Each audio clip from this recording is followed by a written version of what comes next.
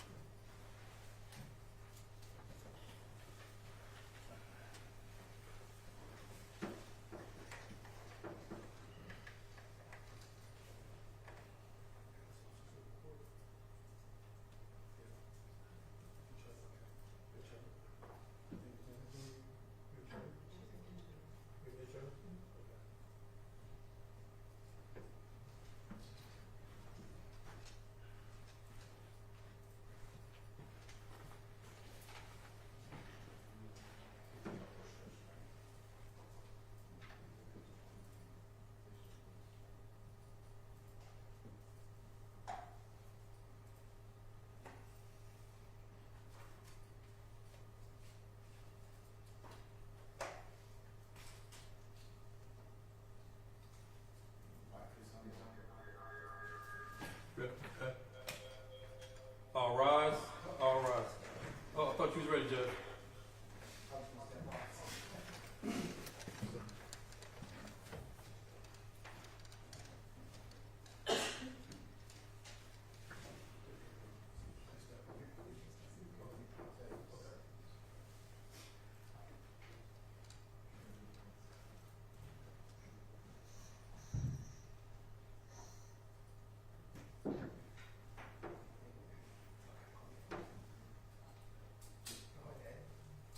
Okay. All rise. All rise. The Superior Court of Fulton County, Atlanta Judicial Circuit is now in session. The Honorable Chief Judge Euro Glanville presiding. Court not in order. All right, good morning, ladies and gentlemen. Thank you for your patience. The court had other business I had to deal with, and you can see that I was not on time this morning, but we're going to get through it. So,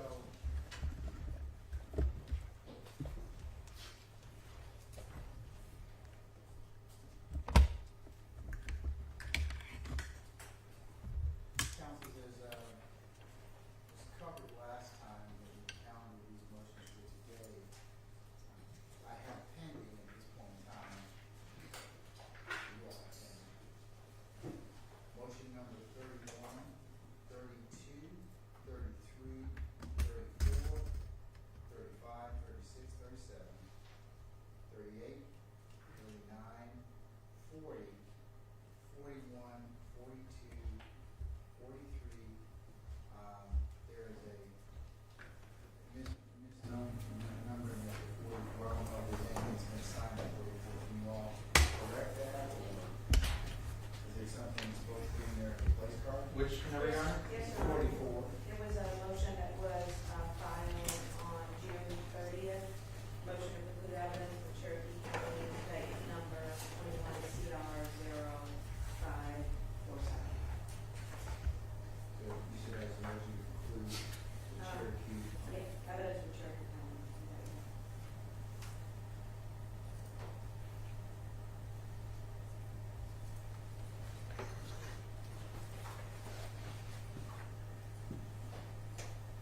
That goes in that space. And then there's a motion to declare, 45 is motion, motion amendment, 46, 47, 48, 49, 50, 51, 52, 53, and 54. And then I also have from the state,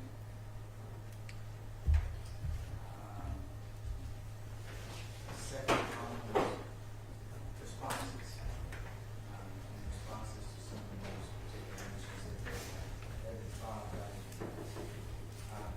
okay, so during the time this week I have you all, folks, it's the court's intention to cover as many negotiations as we possibly can. Some of them we adjudicated to me earlier, require that we do have their evidentiary.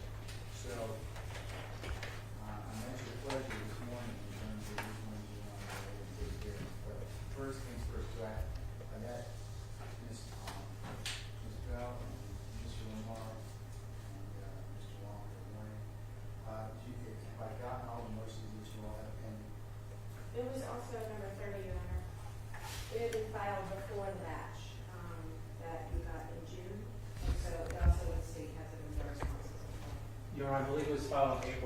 course, and it appears in Odyssey not by a motion number, but as general special demurs, and so it wasn't as easy to find immediately.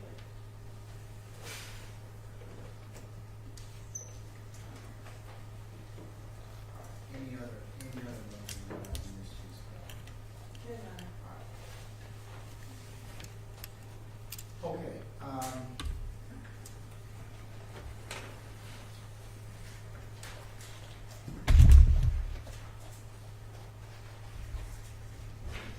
Mr. Biden, John, Warren, John, do you all have any additions or additions, or do you disagree with the motions that are pending? We do not disagree that those are the motions that are pending, Your Honor. So, which ones y'all want to take this morning, or which ones are we going to do the schedule this week for evidentiary? Your Honor, we are prepared to start with, motions number 33, 34, and 35. We have an expert witness here to testify in regards to those motions, and so, we're going to start with that. So 33 is the motion to control prejudicial publicity filed on 5/29/25. 34 is the motion for order restricting prejudicial statements filed 5/29/2025. And 35 is the motion regarding Mr. and Longway to seek a change of venue and requesting evidentiary hearings filed on 16. Yes, Your Honor. And Your Honor, the state would respond that we were unaware of and do not understand the need for an expert or any witnesses of any kind for 33 and 34, since nothing specifically has been alleged at this point in time. For 35, we'd also object to an evidentiary hearing because what 35 is essentially a non-motion. It's the defendant providing notice that it might at some point move for a change of venue, but hasn't moved for a change of venue yet. And so an evidentiary hearing for a non-motion is unnecessary and would actually probably be more cumbersome and confusing than waiting until they have a motion to change venue if they ever file. Ms. Bell, it's 35 a place card motion being that if you decide you, that motion becomes right, that I'm here at that time. It is, Your Honor. However, the reason why we ask that it be considered with the other ones is because the testimony that is going to be provided, we will also be citing it to Your Honor when we get to the time in which we're going to be doing that motion, because certainly a venue motion would be most appropriate closer to when we're beginning a jury trial. You agree with me, it wouldn't be right now. It would be, it's not right now, and we're not asking to have a venue motion right now. However, rather than having somebody come today for the first two motions and come again later, we just wanted to make sure that Your Honor knew that we would be using some of the testimony from today when we do cite our venue. Well, without being particular ones, I think that's Correct. the report or anybody, including the colleagues across the way, we know prepared. So I'm, with all respect, I'll defer that particular motion until you file it, becomes right, and I will guarantee you that we will hear that motion closer to the trial, or if it becomes exactly whatever expert or whatever evidence that you do. Yes, Your Honor. It also may become more clear after you hear some of the testimony. But Your Honor, nothing specifically has been alleged for motions 33 or 34 as far as. I ain't gotten that yet. Okay. I'm still trying to cover 35. Okay, so 35 I'm going to defer, okay? Until the motion is final. Yes, and we would expect to do that closer to a jury selection, Your Honor. Okay. Okay, now, to address Mr. Armstrong's contention about let's do it 34. Is 34 pertaining to statements made by the defense, the prosecution? Yes, Your Honor. In regards to going forward from here, the impact that any extrajudicial statements could have on the case going forward would be more relevant, certainly, than some of the defense or by the prosecution, specifically just talking about statements by the defense and prosecution in the past.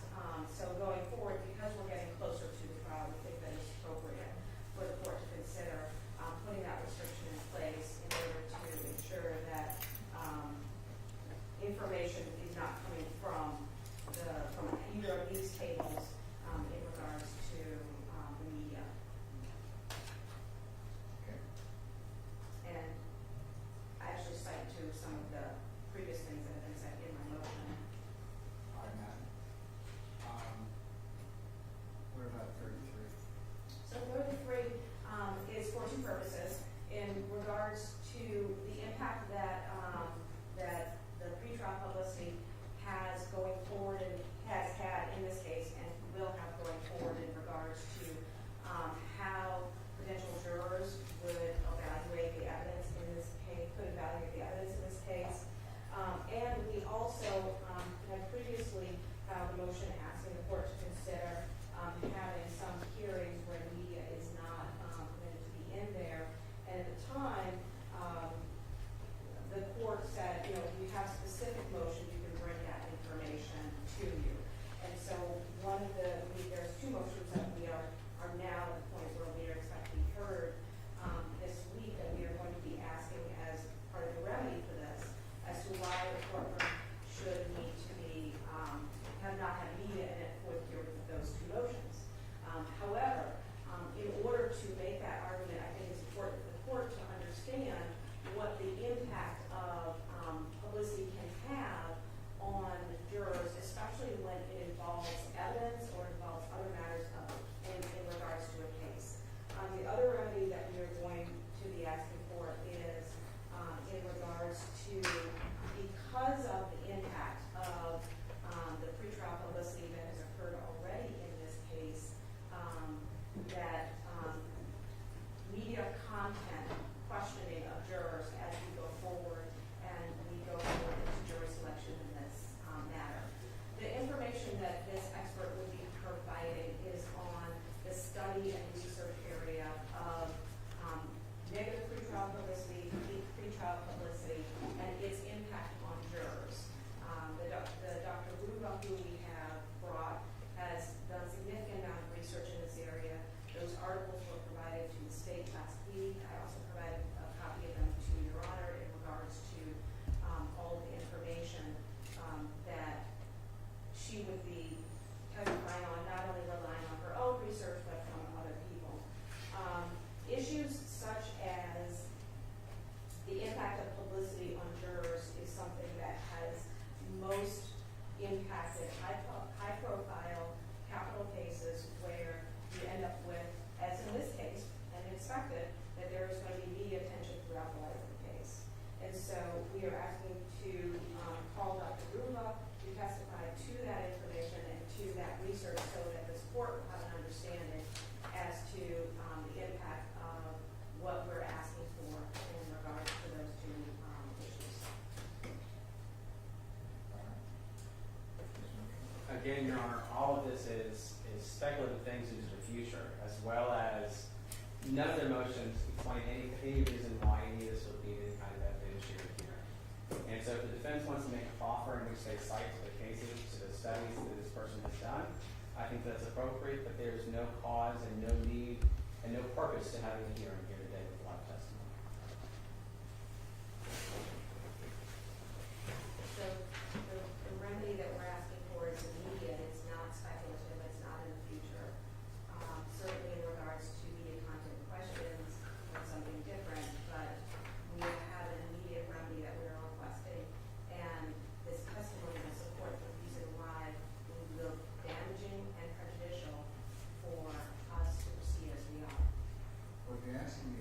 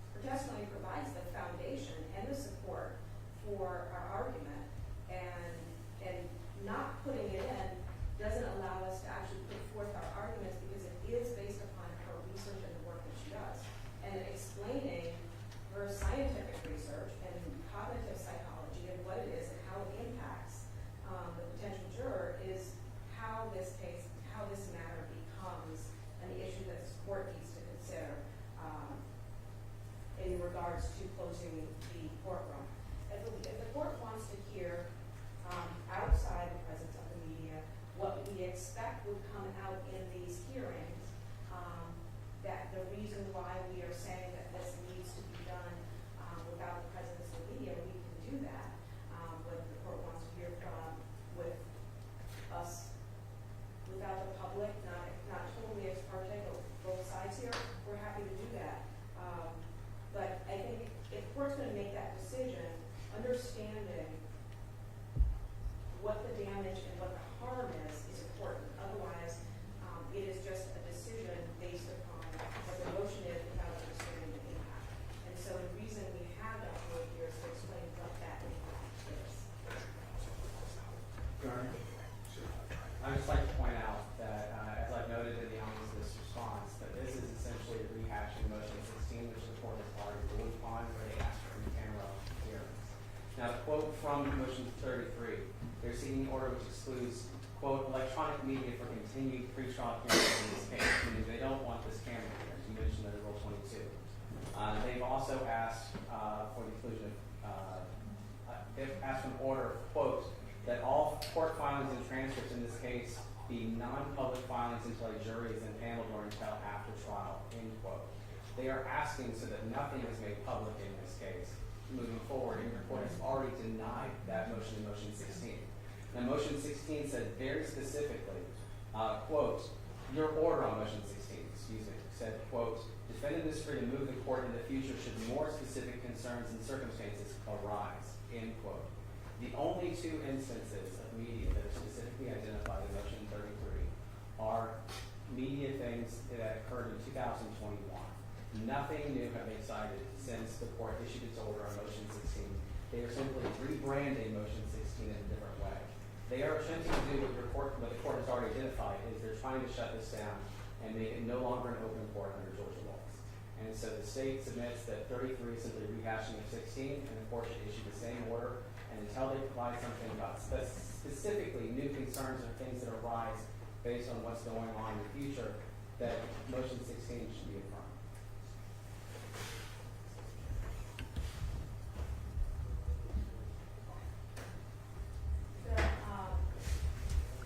So, Mr. Armstrong said it's actually the opposite of what I have just said, is that we are not asking to quash the Rule 22 completely and exclude the media. I've been very clear, we're asking for two particular motions that will be heard today. We are also not redoing 16, we are doing what the court said, which was come back specifically with what you're looking for and why. And that's what we've done. And thirdly, the media content from 2021 is not just old media. It has an impact that has a lasting impact, and that's what the data shows. It's not about the fact that this is diminished over time, so what happened before doesn't matter, and what's happening now or in the future. What Dr. Rubel will testify to is the impact on a cognitive psychological level to fact content and emotional content in media stories, and how they have shown that that takes place, that even jurors that come in and want to say that they will be fair, that they don't think that they've been biased by anything, can still be tainted by some of the media. And what's really important about your data is that when facts that may potentially be suppressed come out in the media, and they're something that people could latch onto from either a fact or emotional perspective, those are things that can come back up not only in jury selection, not only during the trial, but even in deliberations. This has been studied for easily the last 50 years. This is not new territory. We're not trying to say that this is different from other cases. In fact, the case that I'm going to say to Your Honor is the U.S. Supreme Court case that was decided after the Sarnath case went up on specifically on the issue of the media content questions. And so afterwards, during argument, I was going to present that to Your Honor. But that's why it's so important to understand the impact of it, is because, as they said, the U.S. Supreme Court said in the Sarnath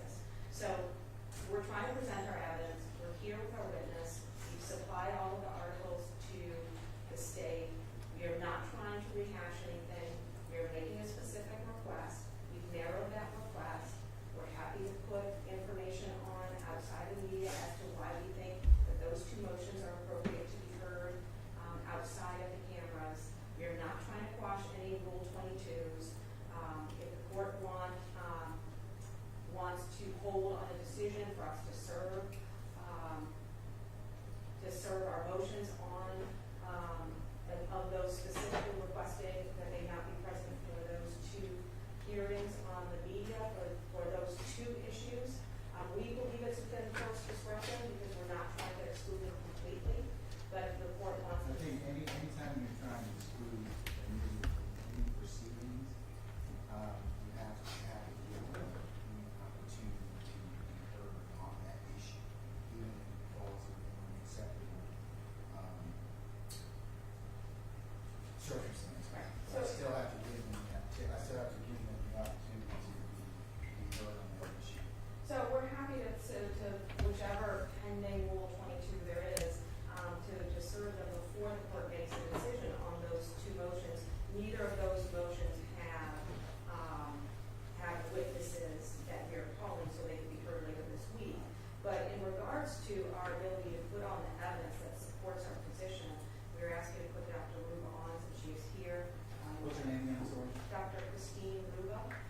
Spelling your name, please. Is it Christine? Yes, CHRISTINERUBA.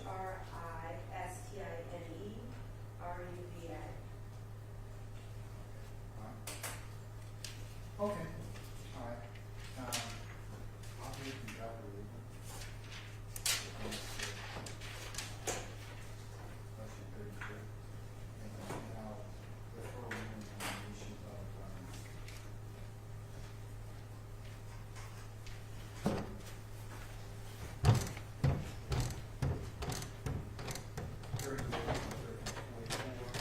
because I will have to do it heard do so on this particular on that issue of whether or not close it. Yes, sir. For those two motions. And I will get the current stations that have the Rule 22s and make sure that they are served.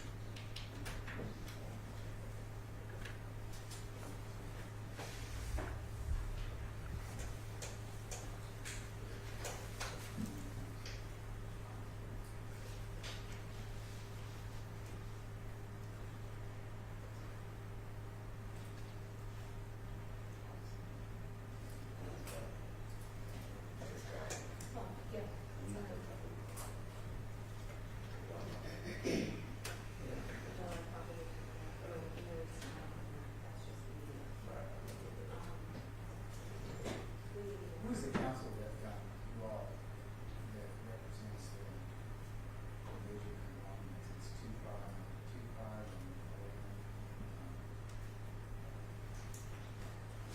11. Yeah. Is that a question for the media, right? Yeah. Sir?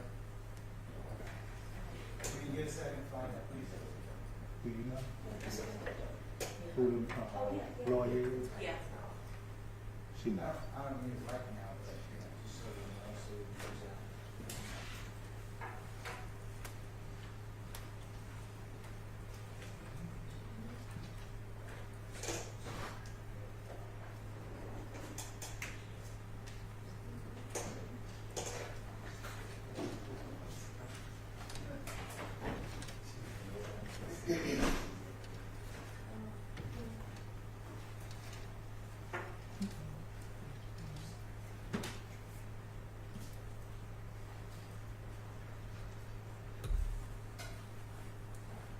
Okay. All right, where do you want to do?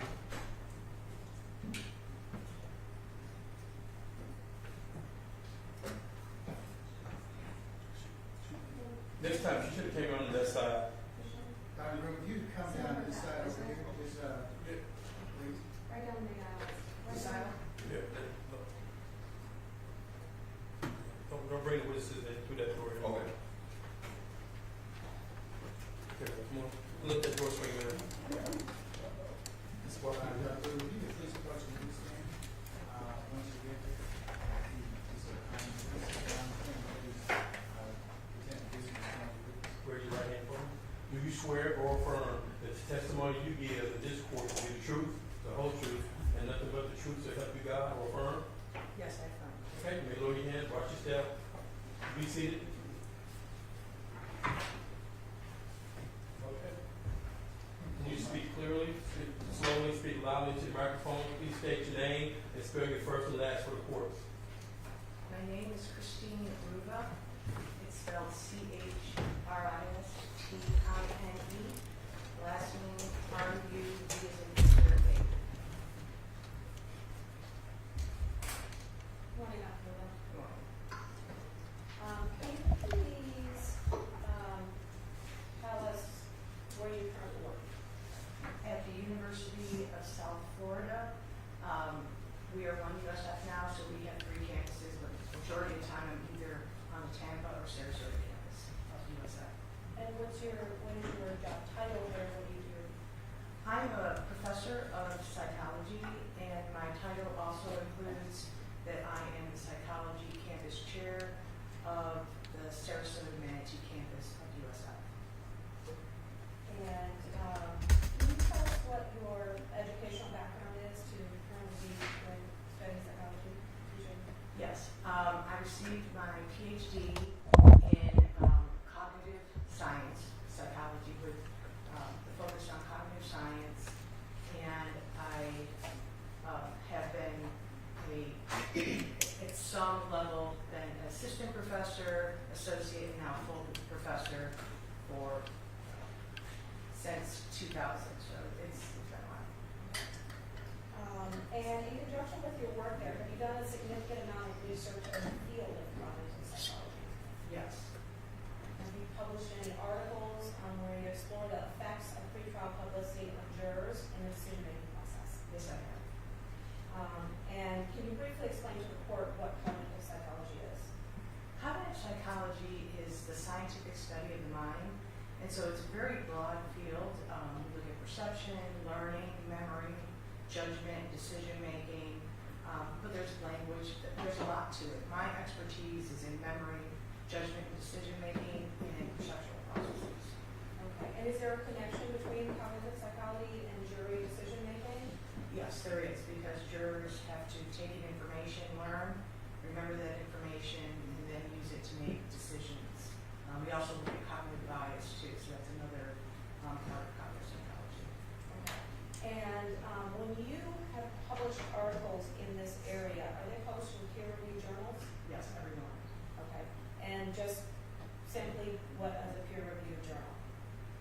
Psychology, public policy and law, psychology and law. I mean, there's law and human behavior, psychology, crime, law, so there's a number of them that I've published in. Okay. And what does it being peer-reviewed mean that the process that it has to go through? So you prepare a manuscript and then you submit it to a journal and follow their guidelines. Then typically there'll be 3 peer reviewers that will review the work along with an editor of the journal, and then they make their decision on whether to accept. And really the best you can hope for on the first submission is a revise and resubmit, what we call an R&R. Then you have to go back and you have to address all of the peer reviewers and the editor's concerns and basically rewrite the paper. Sometimes it's a total, complete rewrite from scratch. And it's not so much, if the method is sound, it might be how you presented the results or your conclusions, or they wanted to see more of the introduction than what you had. Do you know about how many publications you have published in this area? Approximately 20. And going through that process each time? Yes. Okay. Have you ever taught in the area of jury decision-making? We don't have a class per se on jury decision making, but we do have psychology applied to law, which I teach once a year. And in that class, we cover jury decision making along with other aspects of psychology applied to law. I also have taught a pro seminar that's based on psychology and law, and again, we cover jury research in that pro seminar. And have you been teaching those courses? How long have you been teaching those courses? Let's say 15 years at least. I don't know, it could be 20. It's been a long time because we've changed the name, so the name changes, but the content basically stays the same. And in the areas in which you've conducted research, have you publicly submitted your findings publicly in regards to the research that you've done? Yes, I'm a strong believer that if you do research, you should share it. And so in the era of pretrial publicity, I've made over 40 presentations, international, national, and I've also made some to local bar associations, interested parties that would like to hear me speak. Okay. Now, have you ever testified before? Yes, I have. And have you testified in state and federal courts? State court only, federal court I have written affidavits for, but I have not testified in a federal court. Okay. And have you testified internationally? Canada, Approximately how many times have you testified? approximately 10 times, because sometimes it's resolved through affidavit and then I don't have to testify. Okay. And have you been admitted an expert when you testified? Yes, I have. Have you ever been denied expert status? Never. Have you testified in Georgia? Yes.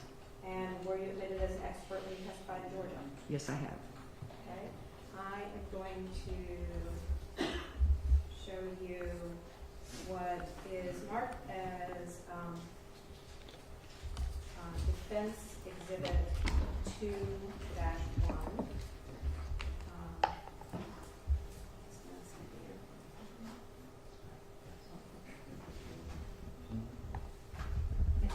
You may not.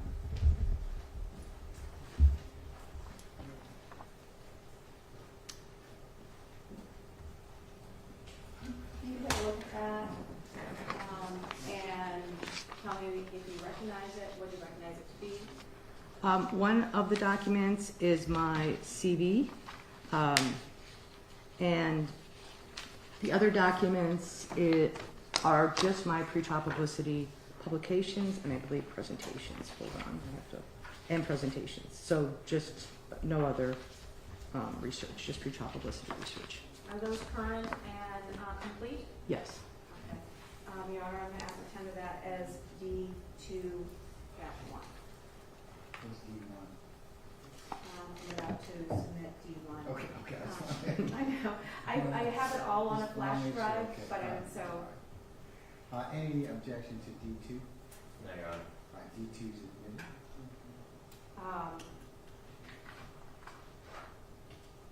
Okay.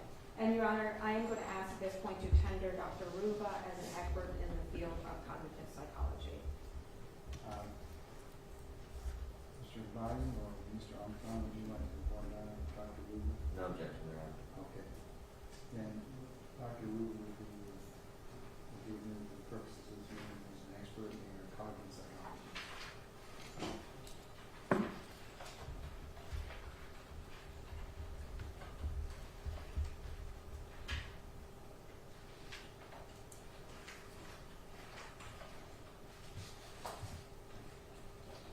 Okay. Dr. Ruba, we just discussed how you conduct research as part of your work in cognitive psychology. Can you explain how you conduct your research, what process you take? I use systematic jury simulations, so experiments. And do you want me to go into the experimental method or just? Just the method that you use, yes. Yeah, okay. So using the experimental method, we recruit mock juror participants and then we randomly assign them to conditions so that we control all, individual difference variables. And we then expose them to, typically, again, sometimes things will vary, but typically we expose them to negative defendant pretrial publicity or some unrelated or no pretrial publicity.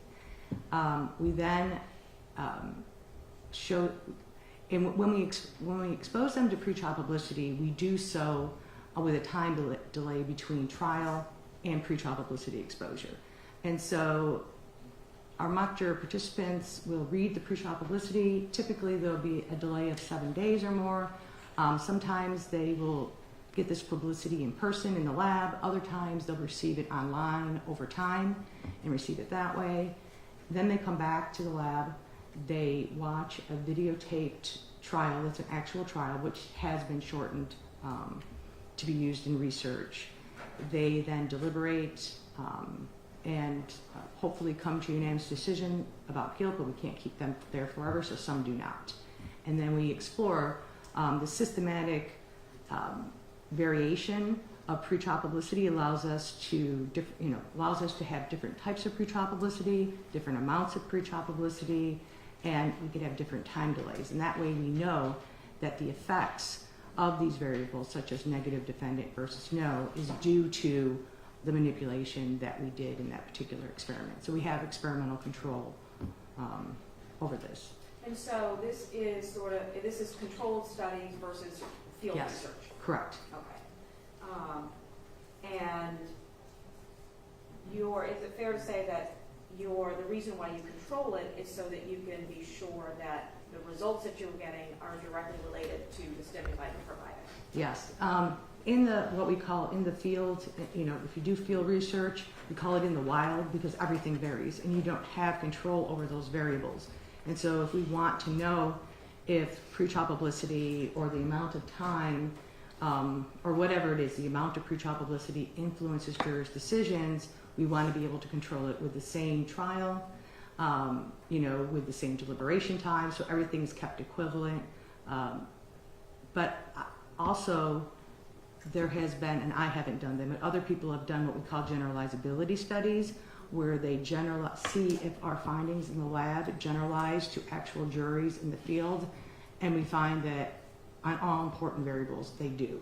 And so this artificiality that we do have in the laboratory doesn't reduce the application to real world findings. And where do you get your sample of mock jurors? So typically for a lot of the deliberation research, it was student samples that were recruited through the University of South Florida. Our campus has a very diverse student population, so we have a lot of people that are returning. So we do have a diverse population in age, coming back to school. And so it's not the typical college sample a lot of times.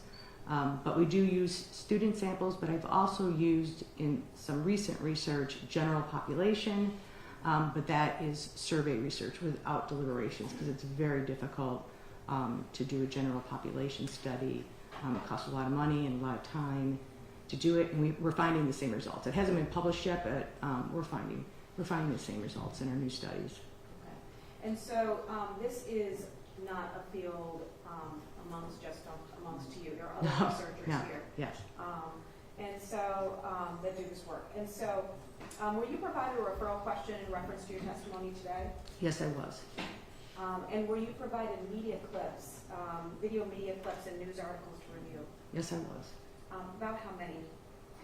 A lot. I think maybe approximately 1,000. But in all honesty, I couldn't count them. There were so many. I did not review every single one of them. One thing about pretrial publicity, if you look through the media clips, there's a lot of repetition and there's a lot of teasers.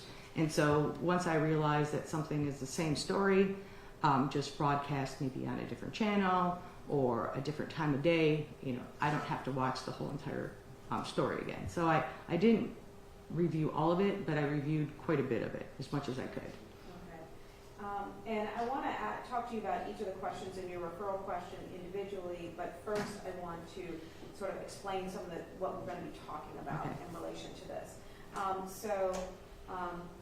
Before we move forward, I'd like to ask you, did you rely on just your own work for the information that you're going to be providing to the court today?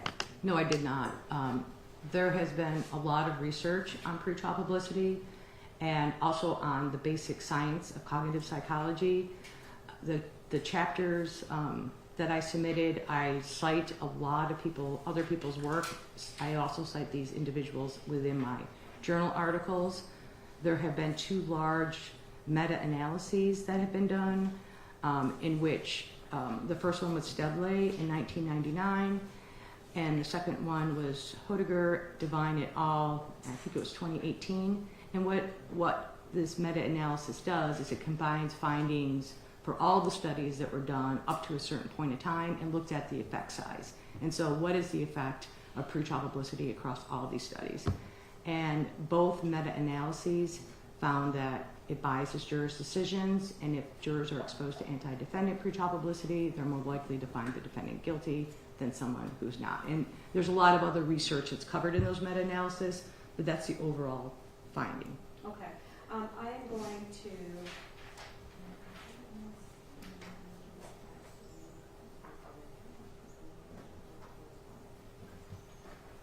I'm going to, if I may approach Your Honor, Yes, you may.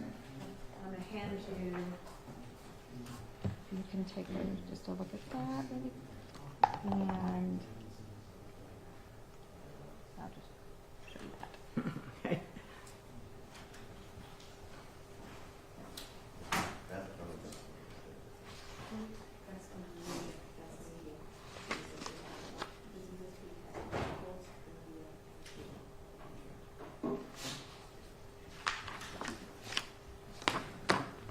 Yes, these are the sources, and I actually, again, I limited how long this could be, because this could be lots of pages, by including the chapters that refer to the pretrial publicity work and also the meta-analyses. But yes, I used all of these sources in my chapters, probably explain to a better degree how much research was used. Okay. And so, I also showed you a USB drive. Did you look at that USB drive in relation to the media that is on it? Yes, I did. And was that the media that I provided to you to review in this case? Yes.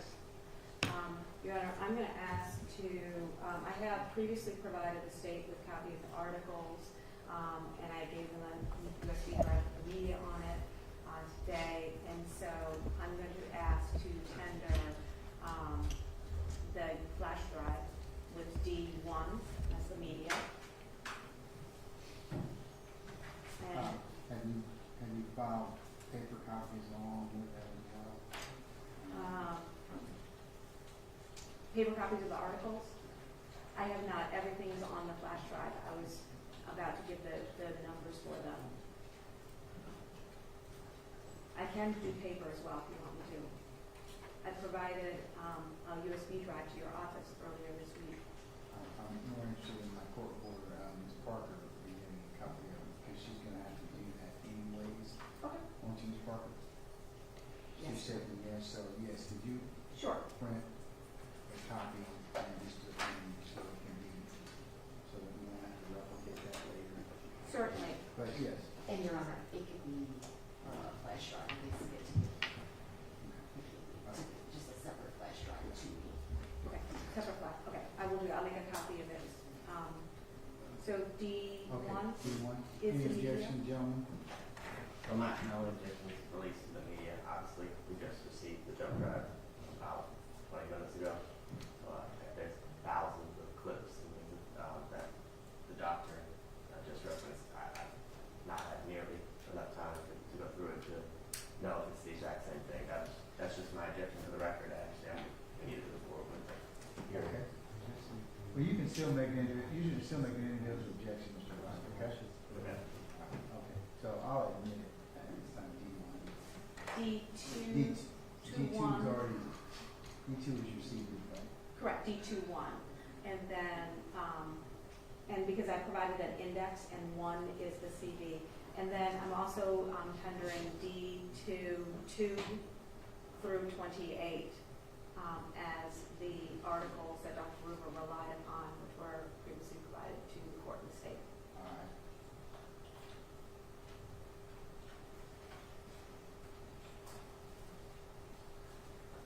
All right, there you go.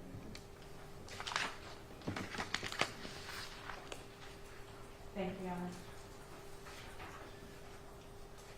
I can show them on digitally reform timeline. No, I don't intend to. Okay, all right.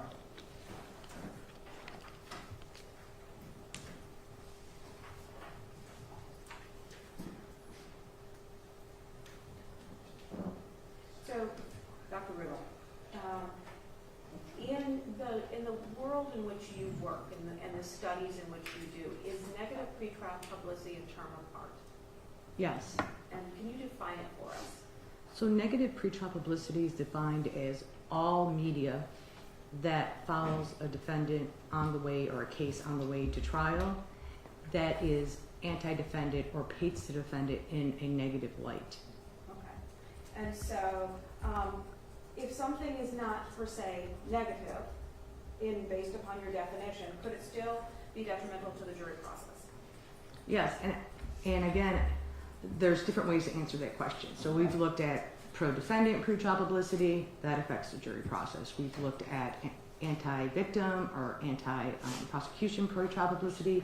It has both have a strong effect on jurors. But something doesn't necessarily have to, again, it's hard to differentiate because a lot of publicity, if it causes adverse negative emotions in jurors, we would define that as anti-defendant pretrial publicity if it's associated with the defendant. Okay.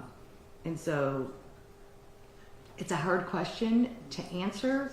It's sort of like you know it when you see it, and you know it by how jurors, like our mock jurors, whether they say, this information strongly supports the prosecution, and this is what we'll do, or supports the defense when we pilot, and that's one way that we can figure out. But in the real world, if it's negative and it's negative statements, yes, it's we look at it as negative pretrial publicity, even if it's emotional in nature. Okay. And so you're getting up to my next question is that some of the items that you've viewed and that you sort of examined here have both fact content and emotional content.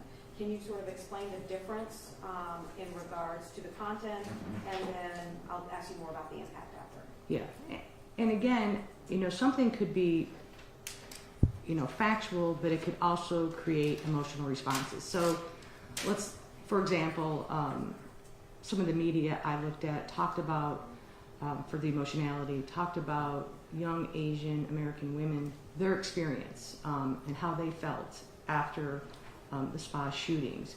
And that was highly emotional. Even though mostly it was verbal, it was highly emotional because they were talking, they were using emotional language, fear, anger, sadness, outrage. And so those types of words, obviously, that's easy to say it's emotional.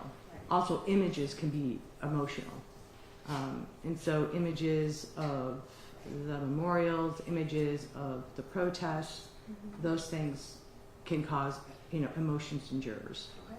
And in terms of factual content? Factual content would be anything that's just stating the facts of the case, and again, it could cause emotion, but if it doesn't cause an emotional reaction and it's just Dumas and Associates, they differentiate between like story facts that tell a story and about the crime. Those could create emotions, where just facts that just say this is the facts and don't add any additional information, that would be factual information. Okay. And so can you explain to the court how bias may be formed through exposure to negative emotional pretrial publicity? Yes. So and again, it's not just my research, there's a lot of research out there.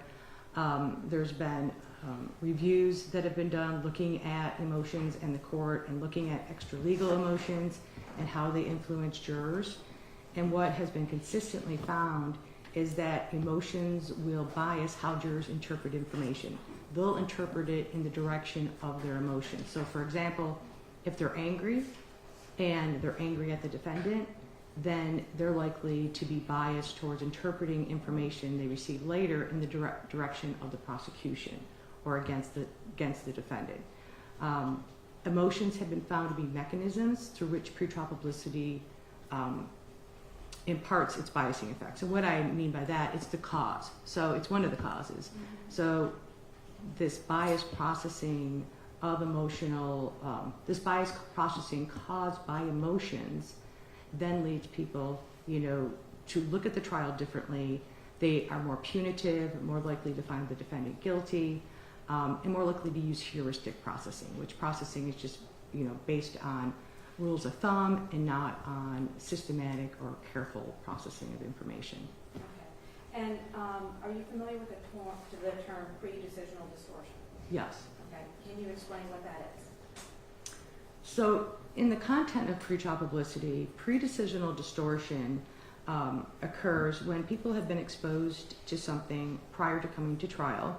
For example, pretrial publicity. They then come to trial having a favored side. Okay, so they have a bias towards one of the sides, either the prosecution or the defense. They then process information in a manner that supports their favorite side, more so than someone who has not been exposed to pretrial publicity. And so my research, Hope et al.'s research, Carlson and Russo's research, there's been a lot of research that has looked at this, has found that jurors who are exposed to anti-defendant pretrial publicity, they will interpret the trial evidence in a manner that is biased towards the prosecution, and that is both prosecution and defense and ambiguous evidence. They then use these biased interpretations when making decisions about guilt. And so again, this is a mechanism, once again, through which pretrial publicity influences jurors' verdicts. Okay. And in some, and mostly, this is often in capital cases, it's years before the cases go to trial. Does this diminish over time if there is, as in this case, a lot of media that you saw from 2021, and here we are in 2025? So this is a cognitive. This is strictly a cognitive question, and but I'll relate it back to pretrial publicity. The way we learn best is by repetition, and so when you have and repetition over time, and so when you have, for example, I looked at the media from 2016. When you have March 16th, 2021. When you have media, and I just looked at March for the most part. When you have media across the March that was that pervasive, that frequent, that biased over time, this creates a very strong memory trace, one that can withstand the test of time. You know, there will be, obviously some forgetting or decay over time, but if it's emotional in nature, we don't find that decay. Emotional memories work different than other types of memories. So the factual information might not be as strong, but then you can count on the media to reiterate all of the facts of the case when there's a major hearing, a motion, and so they get yet another rehearsal, and that's what you see in most cases, and I also saw it in this case. And again, I only reviewed information from 2021 and then 2024 and 2025. And you saw the retelling of Yes. some of the Yes. events that from the very beginning. Now, just briefly, can you talk about how memories are encoded and then retrieved over time? Okay, so when we talk about encoding, we talk about getting information in from the environment. So any stimulus could be visual, it could be auditory. We talk about getting information in from the environment, and it's stored for a short period of time in what we call working memory. And then depending on whether you rehearse it or pay enough attention to it, it gets transferred to long-term memory and becomes a memory that you can later retrieve. Mm-hmm. And again, the more episodes you have of this repetition and this encoding, the stronger the memory trace will be. And when you retrieve information, it's not always perfect. So memory is constructive. So people could add additional information that they were exposed to after the original event, and so memory is constructive. Okay. And what is source memory? Source memory. And so source memory, when we learn about information in the world, there's sources that are attached to it. So for example, since we're talking about pretrial publicity, it's probably best to talk about pretrial publicity. For a case that has a lot of pretrial publicity, jurors have two sources of information. The pretrial publicity they receive prior to trial, and the trial evidence that they receive during trial. Now these are two different sources of information, and jurors have to distinguish between these two sources. And typically this happens unconsciously. Sometimes we do struggle, like where did I learn that? Did I learn it, in a lecture that I had? Did I learn it from the news? But a lot of the time it's just an automatic process. And importantly, Source information is not stored with the factual information.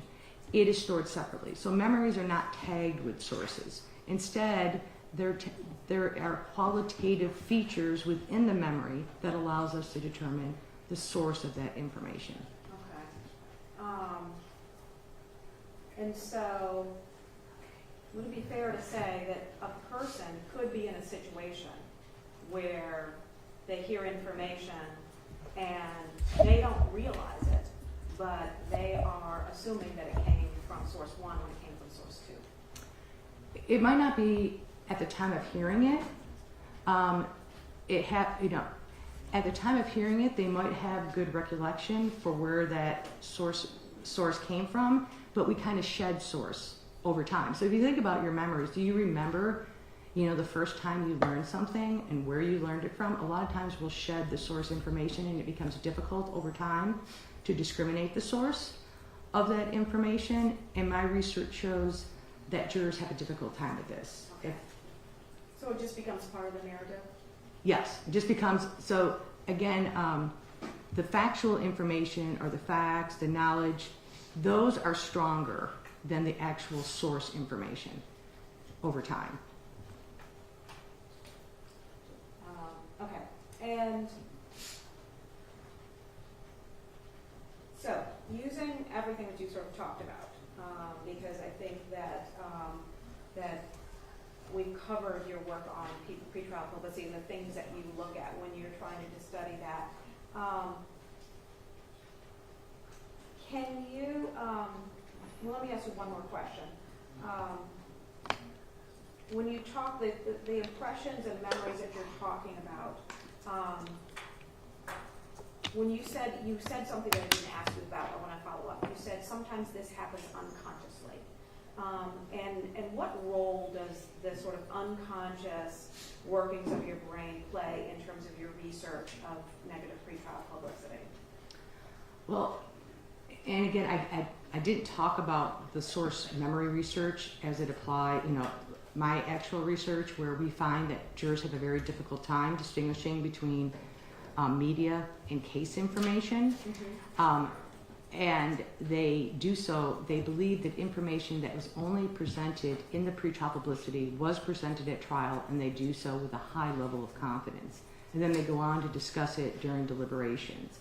And so, going back to your question about unconscious bias, we can't control what we're not aware of. So if something is unconscious, we're not aware of it, and it's difficult, if not impossible, for us to control it.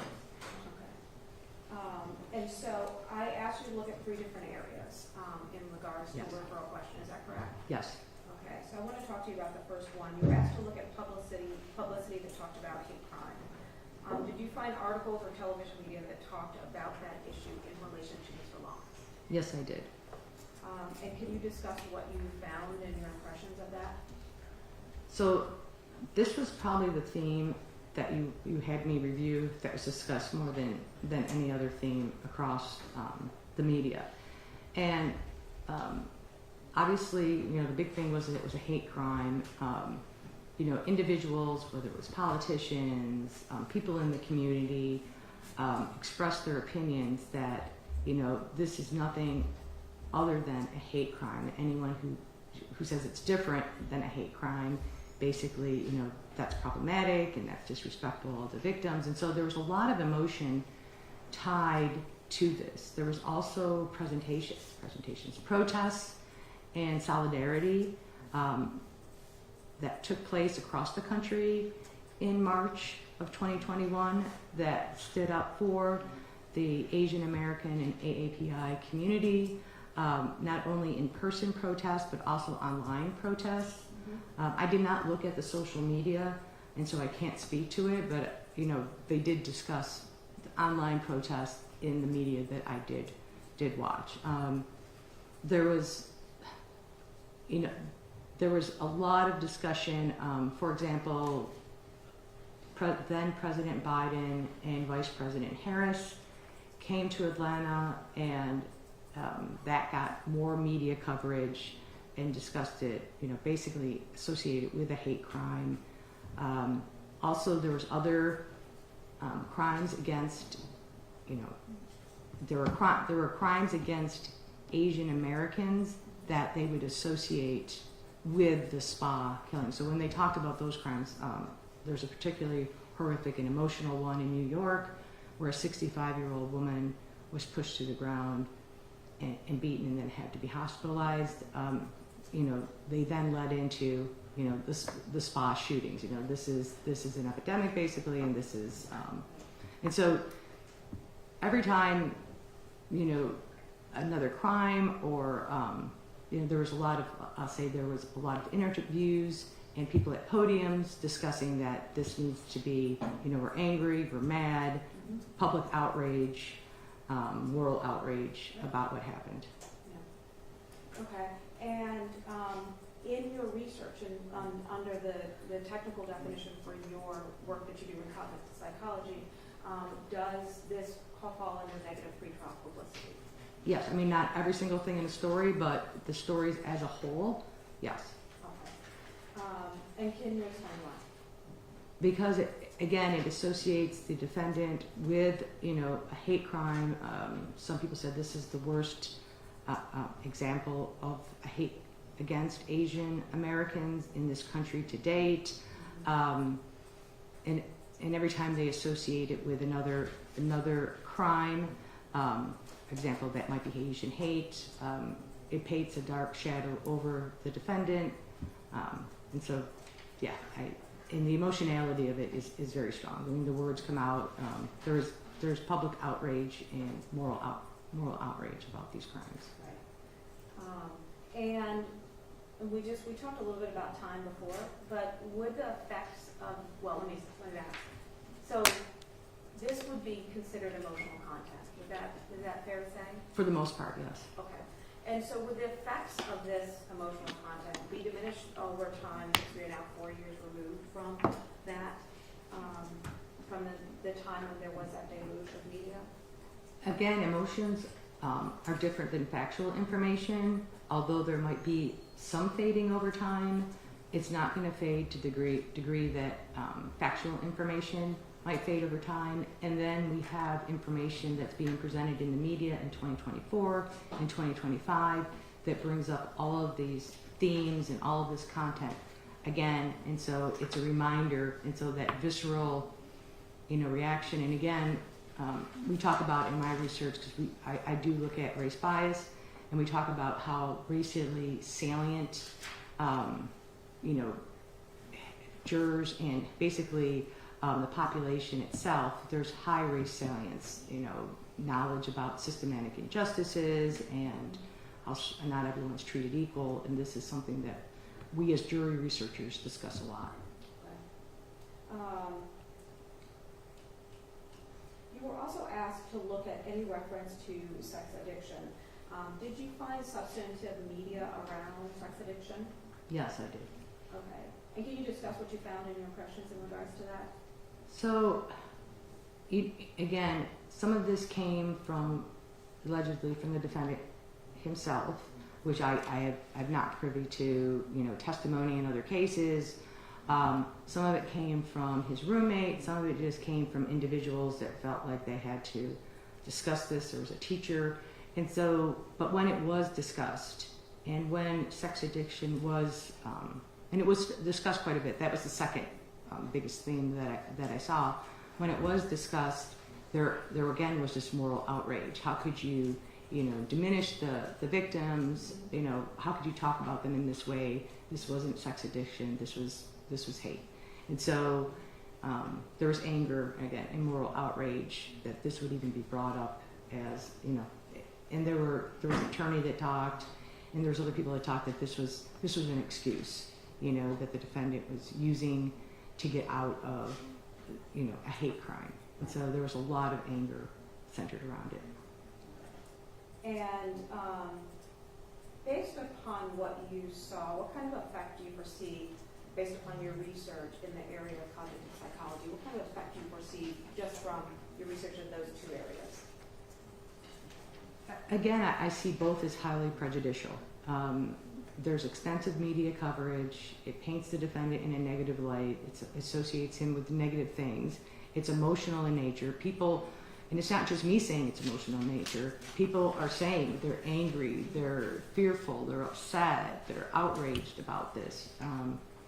And so this is going to affect how they process information, and it's going to affect it in a way that's going to be negative for the defendant. It's not going to be in a positive way for the defendant. It'll be more likely to be positive for the prosecution. And is this the type of publicity and content that, regardless of what is presented during the trial or what is not presented during the trial, would come up in deliberations? Yes. I mean, again, it could come up because jurors feel that they have the right to discuss these things.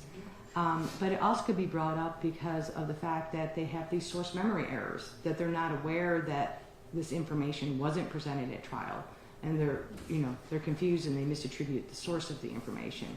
So they could do so knowingly, and my research shows that when jurors are exposed to pre-trial publicity, we content analyze jury deliberations, and what that means is that we videotape the jury deliberations, and then we have 2 individuals, independent coders, go through and code a systematic coding scheme, look for certain things, code for it, and then we have a third independent coder come in and resolve all differences.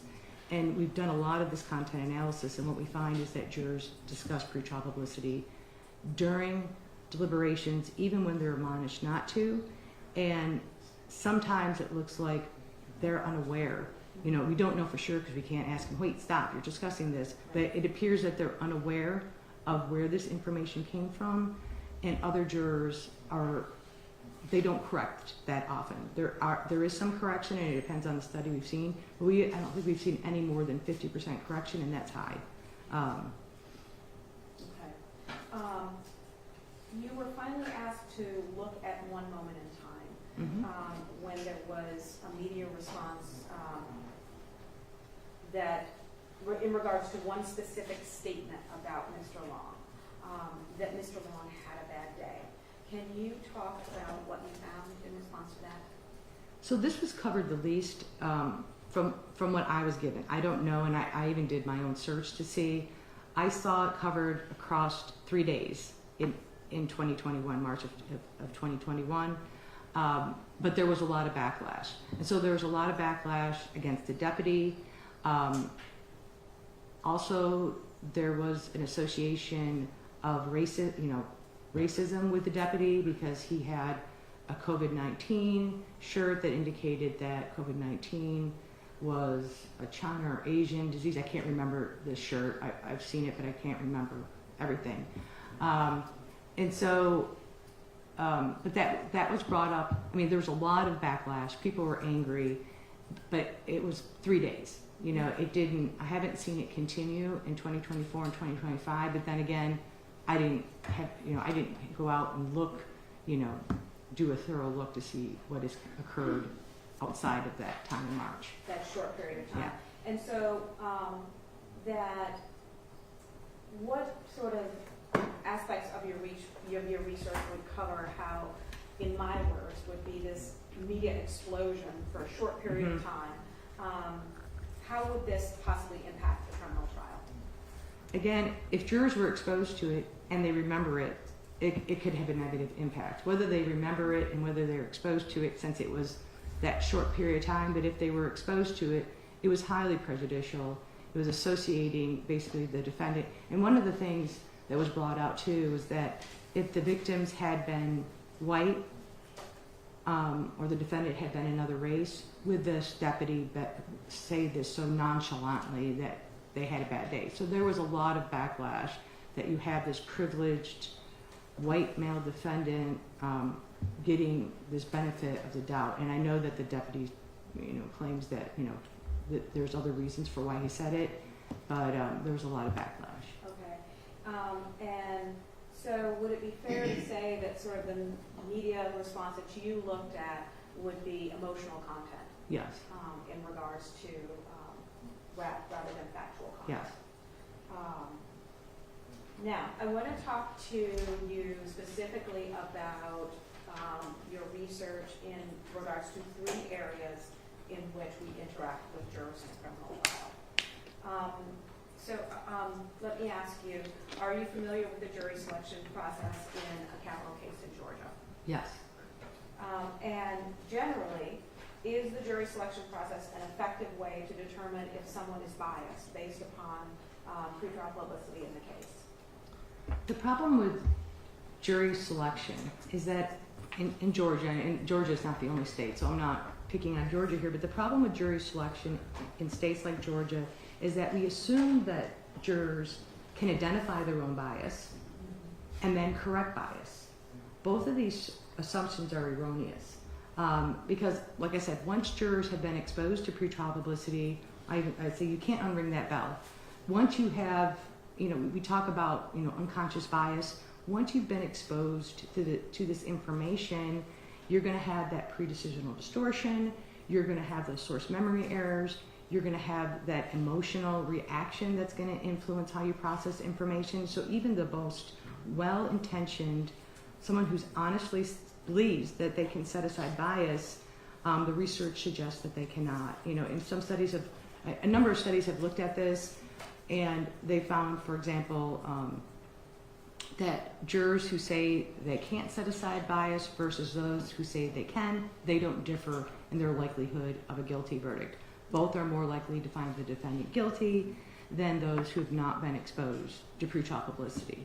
And so, we recommend that this is not a question that should be asked, because jurors, again, they're well-intentioned and they want to do what the judge and what the court wants them to do, and they really want to be good jurors, but we're asking them to do something that's impossible. And just to expound just a little bit on what you were just saying, because I want to make sure that it's clear, when you've done studies in regards to this, in regards to this jury selection process and people being exposed to negative pretrial publicity, you are also comparing them to jurors that were not exposed Yes. to pretrial publicity. Yes. And so that's how you're able to Yes. track the outcomes. Yes, and also, or different types of pretrial publicity. And so we can push verdicts down or up just by exposing mock juries to pretrial publicity. And this is the benefit of the controlled research? Yes. Okay. Now, considering sort of the nature of unconscious cognitive bias, are there safeguards to minimize the prospect of selecting a biased juror? Yeah, and myself and my colleagues were part of an amicus brief that was in the Zarnoff case, the Boston bombing case, and our opinion, when we got done looking at other research as to what was the best method for doing this would be content questioning. And what we meant by content questioning is that jurors be asked about the amount and kind of pretrial publicity they were exposed to, and based on those answers alone, not whether they can say, I can be unbiased, those answers alone, then the judge should make the decision. And these questions should be asked individually, so in private, so not to contaminate other jurors. But again, what's most important is that once they're exposed, you can't unring that bell, and trying to, correct that bias, it's likely not going to work. Okay. And is the amicus brief that you submitted in United States versus Sarnav one of the materials that was provided Yes. in regards to this? Yes. And that is, just for the record, that is D2-3. Okay. Now, I want to talk to you about the second period of a trial in which we talk to jurors and try and provide guidance and boundaries, and that's in jury instructions. Have you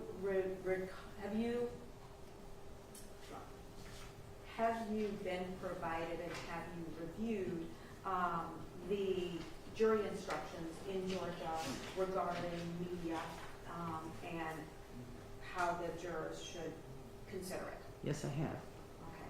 And what are your impressions in regards to that and the impact on being able to prevent a juror from engaging in some sort of bias?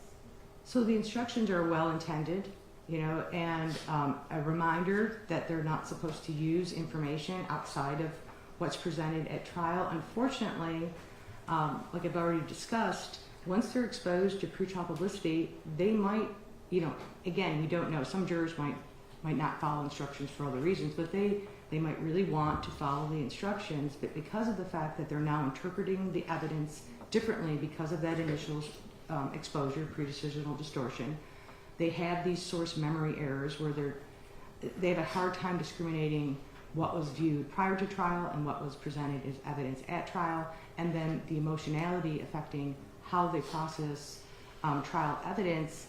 This all makes that instruction, having the same limitations as voir dire, basically. This is unconscious bias. Even if they're well-meaning and they really want to do it, it's going to be very difficult, if not impossible, to set aside that bias. So would it be fair to say that jurors could think that they're following the instructions when they're not? Yes, absolutely.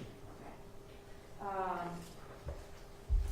And finally, sort of there is what is it should be our greatest check in a criminal trial, and that is when 12 jurors get together and they deliberate, and there you have other jurors that can, discuss, that wasn't heard here, that's not a part of this case, we're not going to consider it. You've talked a little bit about that, but have you conducted studies surrounding cognitive bias in jury deliberations? Yes, I have. And so once again, we do both quantitative, so look at like the numbers, how many people vote guilty, the source memory errors, the predecisional distortion, but we also do qualitative analyses, and that's the content analysis that I've already discussed, where we look at the videotapes and we systematically do a content analysis of them. And what we have found is that jurors who are exposed to anti-defendant pretrial publicity discuss the trial evidence differently during trial than those who are not exposed. Specifically, they interpret all of trial evidence, they discuss all of trial evidence in a manner that supports the prosecution more so than those who have not been exposed to pretrial publicity. They also will bring up information in the pretrial publicity, like I've already discussed, and a lot of times it looks like they're unaware, and then others won't correct them. They're unaware that this was taken from the media and not from the trial, and they feel free to discuss it. I think the most telling study that we did was when I looked at, and again, I'm not the only one that has looked at this, but I've done a lot of deliberation studies. I was curious, well, what happens if we have juries, and I'm making this very simplified because we had a lot more conditions, but I think this is the important conditions for this. What happens when we have juries that are pure in nature? And what I mean by that is everyone's exposed to the same information. Everyone is not exposed to pretrial publicity, or everyone is exposed to negative defendant pretrial publicity. And then we have these mixed juries, where half of the individuals, roughly half, are exposed to pretrial publicity, and the other half are exposed to no pretrial publicity, and then we see what happens. And we wanted to know whether the jurors who were not biased, not exposed to pretrial publicity, would correct the biased jurors. Or would we see a transfer of bias from the PTP exposed jurors to the unbiased jurors? And what we found was the latter, that jurors who were not exposed to pretrial publicity were exposed to this predecisional distortion, this distorting of trial evidence discussion during deliberations. They were exposed to the pretrial publicity, and then their verdicts looked like the negative defendant pretrial publicity jurors after deliberations. So instead of correcting bias, these non-exposed jurors picked up the bias from the negative defendant PTP exposed jurors and became biased themselves. And so, and when you were doing this study, and this study was in your 2017 Keep Your Bias to Yourself?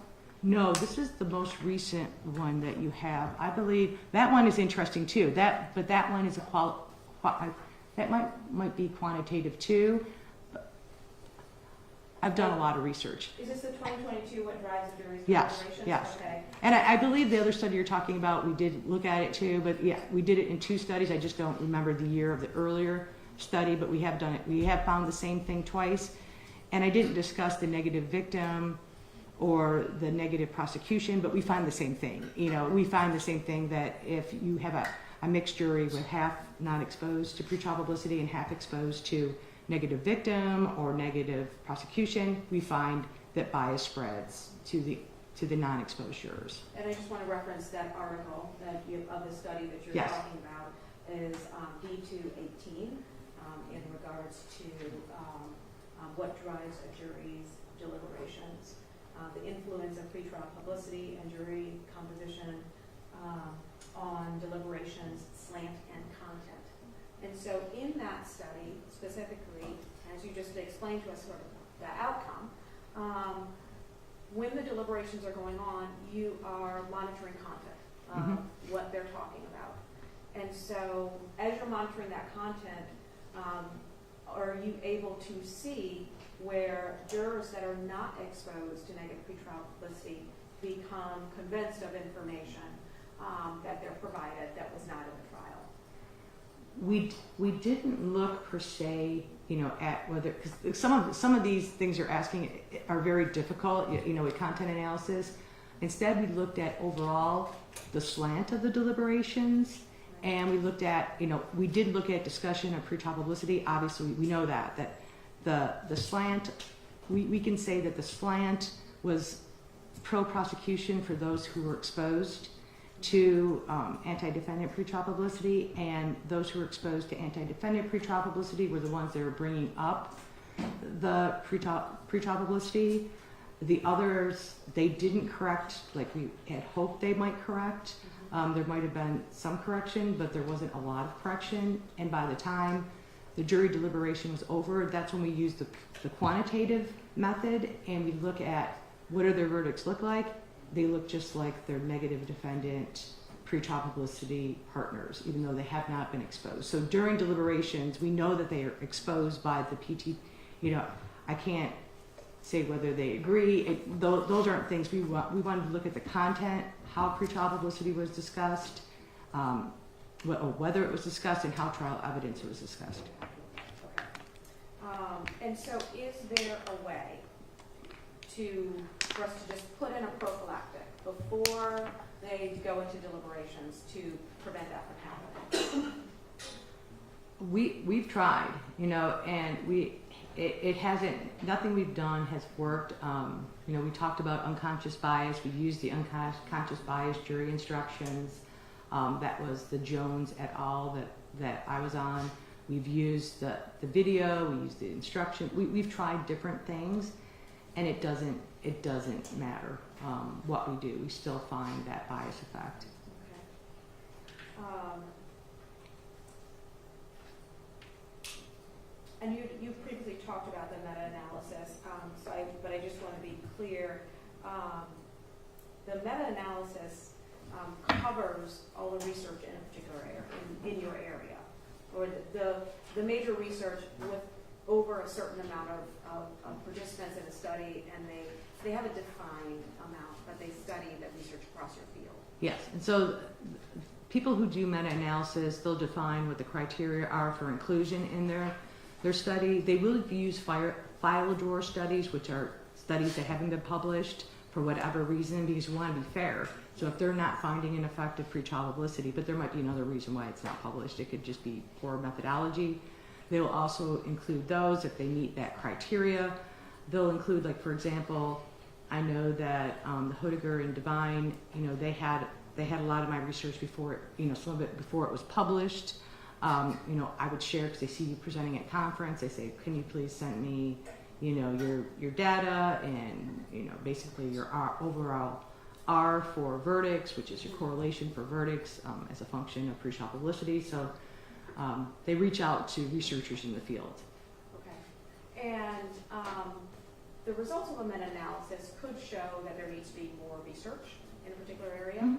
Could show that there's questions that are not being answered. Yes.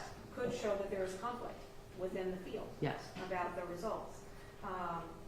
Would it be fair to say that both the meta-analysis conducted in regards to this research of negative pretrial publicity showed that there was consistency across the field of research? Yes. And again, that was Stebele, 1999, and Hoediger and Devine et al. I think it was 2018. One more.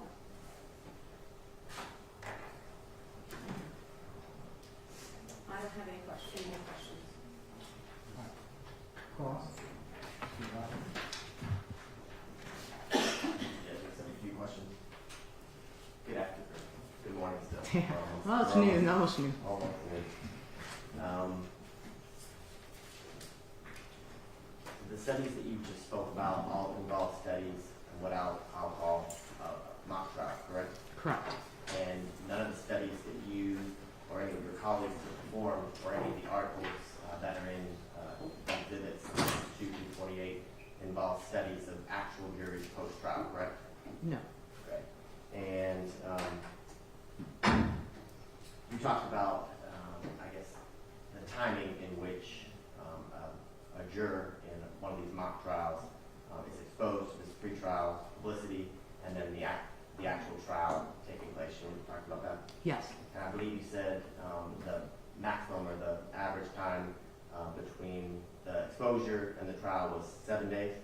For a lot of my research, but others have had longer research. So if you look at Iftari Kapoor, she actually used what she called the shadow jury paradigm. So she had jurors that were naturally exposed to pretrial publicity in New York and Boston, and then she had, exposure you can't control in the real world. So she had some jurors that might have been exposed way before the actual trial, because then she showed these actual jurors, as the trial was happening, clips from the trial. So that was a unique case. There also is some older studies that they might have had 20 to 30 days. One of our recent studies, we've had up to 19 days. And so it's hard to say. A lot of it, my study has been 7, but there's variation across the field. Okay. And it doesn't sound like in any of those studies or the variations of times that any of those studies are include when there is a number of years, let's say 4 to 5 years between the exposure and a trial. That's correct. Okay. So like in this instance, this incident and the articles that you read were from March 16th of 2021 for the majority of the articles. And then now we're being, almost 5 years later. Yes. And you would agree that the more time that passes between this alleged exposure and the trial makes the effect of being exposed less important, correct? Not less important. Memory may fade, and like I said, it depends on the type of pretrial publicity. So if it's emotional, emotions can last for a very long time. We also, as I told you, how a memory, how many repetitions you have, whether it was spaced over time, you can create really strong memory traces. Of course, the memory won't be as strong as it was because there is some forgetting that happens as it was when you originally learned it. We call a saving score, but there's still a good amount of information that you'll save. And so in order to learn that information again to perfection, it takes a lot less time. And so again, we can depend on the media to reintroduce this information. And again, that acts as another repetition or multiple repetitions that once again can increase the strength of that memory trace. Right. And the strength of the memory trace is, I guess, decreased or made much less as the more time that passes, correct? Correct. Okay. And memory traces, I guess, are someone's reaction is going to be stronger or have more of an effect on the decisions they make if they've actually experienced the physical memory. So, for example, if they've experienced a violent crime or something of that nature, that's something that's going to stick with the person versus somebody who just read about it, correct? I think I'm confused. I mean, are you saying someone who's a victim of a crime Correct. versus the emotionality? We also have things where if there's too much stress, like victims of crime, we know there could be attentional narrowing where, we talk about the gun focus effect. We talk about attention narrows, and so they might not take in all of the perceptual information around the event if they're actual victim of a crime, whereas people who are just sitting in their living room watching this, they don't have that same attentional narrowing because they're in a safe space. And so I would say they might remember certain things better, but they have that perceptual narrowing. Okay. And in your studies, you talked about individuals who, I guess, are exposed to specific pretrial publicity and those who are not. Yes. And in those instances, the trials that you are using, are they real trials?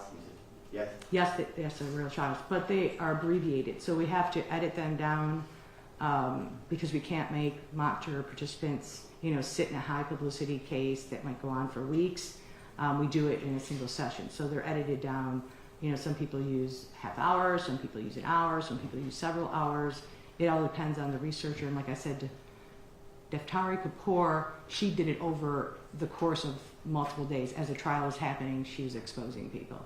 And what were one of the trials that you used in one of your studies and exposed the members of the study to this pretrial publicity? New Jersey versus Bias was one of them. It's an older trial. It was a New Jersey trial from a long time ago. So participants, of course, we ask if they had any, prior information about it before they become participants in it. And so that's one of the trials.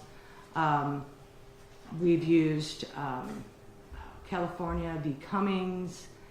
We've used a variety of different trials, but they're actual trials. In the New Jersey trial that you just mentioned, does the participants in the study, are all of those individuals people from, for example, in that case, from New Jersey? No. Okay. And so the individuals that participate in these studies, are they individuals who, I guess, are in South Florida, for example, or at whatever campus in which you are performing the study at? Correct, except for we have like I say, we have a recent study where we found the same, and it's a national sample, so it's across the country. We're finding the same effect. We're doing a revise and resubmit on it right now. Okay. And in those studies with those individuals, there are, as you stated, individuals who are shown specific pretrial publicity that you picked, correct? Correct. And the individuals there are other individuals who are not shown that pretrial publicity, correct? Correct. But of those individuals who are not shown the specific pretrial publicity that you have shown to the other members who were, that doesn't mean that those individuals haven't experienced outside pretrial publicity from your study, correct? Well, we asked, and so they could be lying to us, but we ask if they have any familiarity with this case, and we'll ask that at the end. And if they were to say yes, we would exclude them from the study. So we do ask them that question if they have any information, if they heard about this case before, and if so, we will exclude them. Okay, so you would agree that somebody could have something out of the background and hear something about a trial, but they're not actually familiar with the facts and circumstances of whatever trial they're watching, correct? I guess I need you to. I think I understand what you're asking. So an individual can be exposed to, let's say, one or two news stories when an incident occurs, and then be a member of your study who is not shown any of the specific pretrial publicity that you would show to somebody who is. And they could be unaware that they had been earlier. It's a possibility. Okay. And you talked about the voir dire process or jury selection process for defense counsel. Do you remember that? Yes. And you would agree that all courts throughout the United States go through that exact same process, right? Yes. And all courts use that process to eliminate individuals who can't separate their life experiences, your pretrial publicity, from the facts and circumstances, whatever case they are being asked about as it relates to being a prospective juror, correct? That they use those techniques? Yes. Okay. And those are techniques used throughout the United States? Yes, and there's some variation, obviously. I've testified in Connecticut and some other states. There'll be variations, but yes, overall. And you agree that each court or all courts take measures in instructing jurors that they are to make their decision, if chosen, during the deliberation process based on the facts and circumstances that they hear and learn about in the courtroom, correct? Yes. And jurors are told or instructed by courts that if any member of the jury during the deliberation process is to utilize outside information that they are to bring up to the attention of courts, correct? Correct. And in many instances, that is brought to the attention of the courts if someone doesn't do that, correct? I can't say because I don't have knowledge of that, because I know during deliberations, you can't videotape, and so I don't have firsthand knowledge of that. Let me ask you this question. With any of the studies that you've done, have you spoken to jurors who served on a trial and asked about the deliberation process? No, we have not. Okay. So none of your research or articles and studies have ever been about or included actual jurors and their actual experience, correct? Correct. Okay. And you'd agree that that's possible, right? To do that type of research. To use real jurors? To reach out to real jurors and ask them about their real experience. Unfortunately, because memory is constructive and deliberations take a real time, we know as cognitive psychologists, and this is one of the problems we have, is that if you can't be there and you can't record the deliberations, we can't trust what they say, because memory is constructive. It can be influenced by what they hear during deliberations. So it's something we could do, but it's not something I would want to do, especially in our study, since we have a recording of it. I know that the Arizona Jury Project, the civil trials, they've done recordings, but unfortunately, there's really no way to verify what they tell you. Okay. In the articles that you referenced or that you looked at in I think it's D2, the media Yeah, yes. exhibits, in those articles and news stories, clippings, they're reporting on what they are to believe the circumstances of what occurred on March 16th, 2021, correct? When you say they are, The anchorman, the writer, whoever it may be. yes, but they're not the only one that are discussing the events. And so you're correct that a lot of time the actual media anchor might not introduce the biasing information, but then they present the biasing information by bringing in people that have their own opinions, that are angry, etc. So that's, yes. And their own opinions as it relates to what's been reported to have occurred on here, March 16, 2021, right? And it's not just what, but how they're feeling about it, how it is to be an Asian American or an API individual at a time when all of this was happening and during COVID. And so it wasn't necessarily based on the facts of the case. It was just an overarching thing. So sometimes it was, and sometimes it wasn't. For example, the police chase and the arrest, that was pretty straightforward. But there's a lot of other coverage that wasn't. Would you agree that in this case, Asian females were shot and killed here in Fulton County and Cherokee County, correct? Correct. Okay, so reporting that Asian females were murdered is an actual fact. Correct. That occurred on March 16th. Correct. And that's what the Publicity is reporting in many instances, correct? That Asian females were Yeah, killed. but it's more than that. It's getting the response of the community, and individuals having the president and vice president come in and give their opinions. And so it's more than that. So there is some of that, and those are the facts, that Asian American women were killed, but there's a whole bunch more that's being presented. Okay.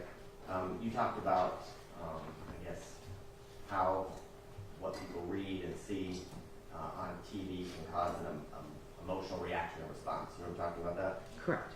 So you would agree that in most instances, most people, when they hear about murder, whether it be on the news or sitting in one of these chairs in the courtroom, when they hear about murder, it elicits an emotional response or reaction, correct?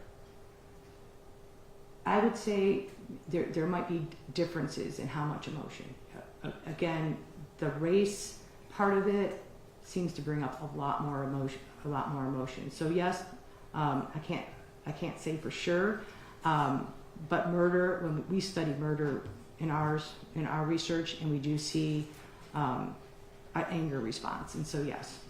That the same response as it relates to race that individuals have exhibited outside of the courtroom, if they hear about the race and murders as it relates to, in this specific instance, Asian females in the courtroom, you would agree that it would elicit the same response that you just talked about, correct? No, I don't think to the same degree. Just because you don't have all the imagery, you don't have the actual individuals discussing their experiences of being an Asian woman, you don't have it tied to other, to Asian crime across America. And there's just a lot more going on in the media than the fact that these were Asian American women. Okay. You would agree that a jury in a trial would not only hear about the murders, but how the murders in this instance were executed or done, correct? Correct. And they would hear about facts and circumstances as it relates to an alleged motive, correct? Correct. And they would hear about the defendant's statements that you referenced earlier about things he said, correct? As it relates to sex addiction. Yes. And in fact, in a defendant's interview, jurors who are selected would hear about that as well, correct? I'm just gonna object to, Basis.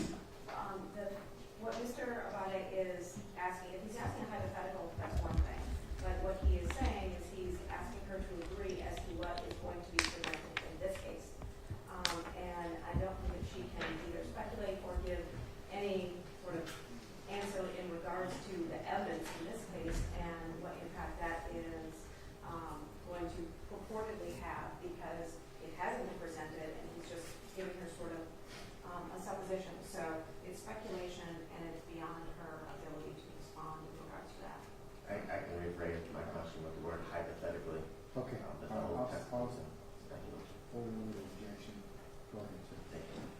So hypothetically, the juror is selected for this case, and hypothetically, if those jurors hear the statement made by this defendant and the specific issues that you referenced earlier on direct as it relates to sex addiction, that would draw an emotional response here in this courtroom from facts they learned from watching the defendant's statement, hypothetically. Hypothetically, that could be true. Okay. So hypothetically, the response could be very similar to what a person may have heard or learned about as it relates to sex addiction outside of the courtroom, correct? The only caveat is that they wouldn't have the opinions of other people and politicians, talking about how it's ridiculous that this is not a sex. So you wouldn't have that moral outrage from the community there. That individual might feel an emotional response, but it isn't the same. And if they don't come into the courtroom already with that information, they might take that information in very differently. Because if they're already coming in with this emotional response directed at the defendant, that could cause even a greater increase in emotion when they do hear it at court. So there are differences, because media can present things that necessarily can't be presented at court. And you would agree that it's those emotional responses you just referred to can be from other outside forces, correct? Correct. It can be from growing up in a childhood experience, correct? Correct. It could be from their religion or the politics in which they adhere to, correct? Correct. It could be because of an opinion their parents had, and it was passed have no idea, or you can't say definitively what the unconscious bias that you refer to came from or was caused by, correct? Are you talking about in my studies or in this? Because I can say definitively in my studies we know where it came from because we randomly assign people, so we level the playing field. We don't have individual differences among the conditions, or negative defendant, or no pretrial publicity because of random assignment to conditions. And so you're just as likely to be in one condition than the other, and so we sort of level the playing field there with individual differences. And so again, unconscious bias we know is an issue, and if these were things important to this case, I'm assuming that they would be asked by an attorney. And so it's like, yes, the individual differences can have an impact. So I guess my question is the unconscious bias, or the pretrial publicity could have absolutely nothing to do with the unconscious bias, correct? In our studies, I can say definitively that it has everything to do with the unconscious bias, just because of what I say. We systematically vary conditions. We randomly assign people to conditions. Nothing differs between the groups except for one thing, and that is the administration of pretrial publicity, whether it's negative or no pretrial publicity, for example. And so I can say that, yes, people might have unconscious bias, but that doesn't explain the differences in verdicts that we find. Okay. When you say nothing differs, what do you mean by that? Yeah, okay. So we look for this too. So we're just as likely to have men and women and different political orientations, ages. We basically, because we randomly assign, and we'll check for this too, we'll look at demographics. People will be, the two conditions will be similar in that, we say identical just because we hopefully we're getting rid of any kind of systematic bias by random. That's what random assignment does.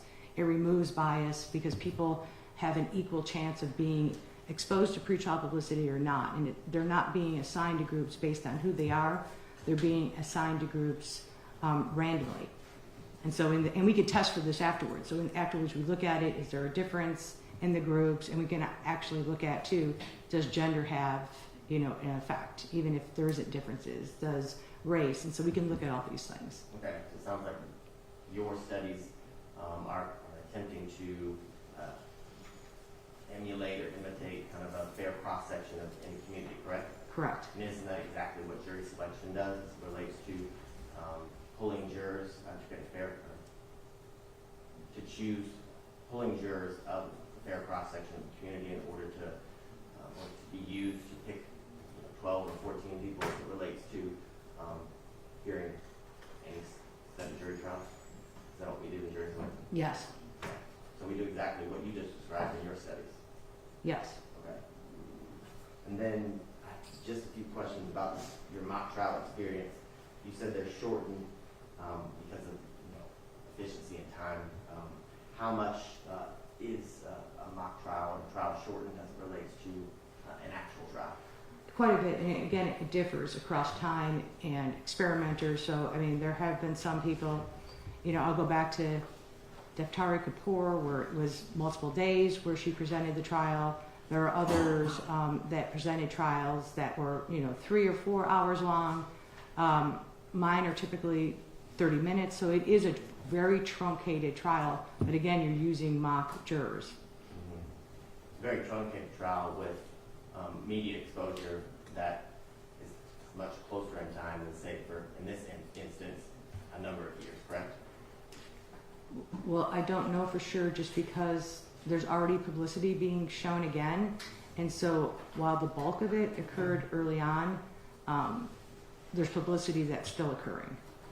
And my last kind of area of question is, you talked about during direct publicity in general as it relates to trials and defendants.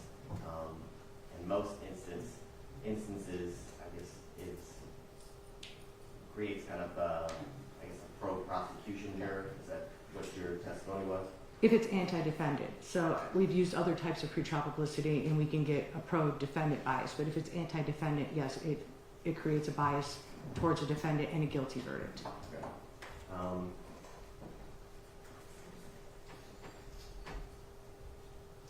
Well, let me ask you this question. There's been a lot of, over the years, high profile trials with a lot of anti-defendant publicity that have resulted in not guilty verdicts, correct? Correct. Most recently, I can think of Casey Anthony, correct? There's a lot of negative pretrial publicity as it relates to Miss Anthony, but yet she was found not guilty. There's also a good amount of pro-defendant pretrial publicity. They painted her as, there was a lot of anti-defendant, but then you had the Dateline, you had the jury that couldn't find her guilty. And so I argued in that case, the media really did a job. I mean, there's a lot of things that happened there, but the media really did a job.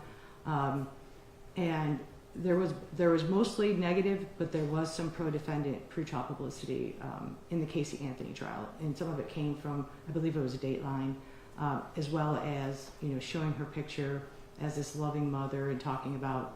But there was a lot of negative defendant pretrial publicity too. The majority of the national pretrial publicity was negative as it relates to Miss Anthony and the killing of her daughter, correct? National, but then there was a change of veneer, so it was actually a Pinellas County jury that sat on that trial and not an Orlando jury. So they did change veneer, so that could be part of it too. I mean, obviously, where the crime occurs, we typically see that's where the heaviest, greatest amount of publicity is, and that was true. And that's why they did the change of veneer and brought individuals in from Pinellas County, which is the county I live in, to hear that case. Okay. But in, I guess, all of the studies that you've discussed today, none of the subjects are individuals who were from, I guess, the county or the jurisdiction that the case would have been tried in or before, correct? Correct.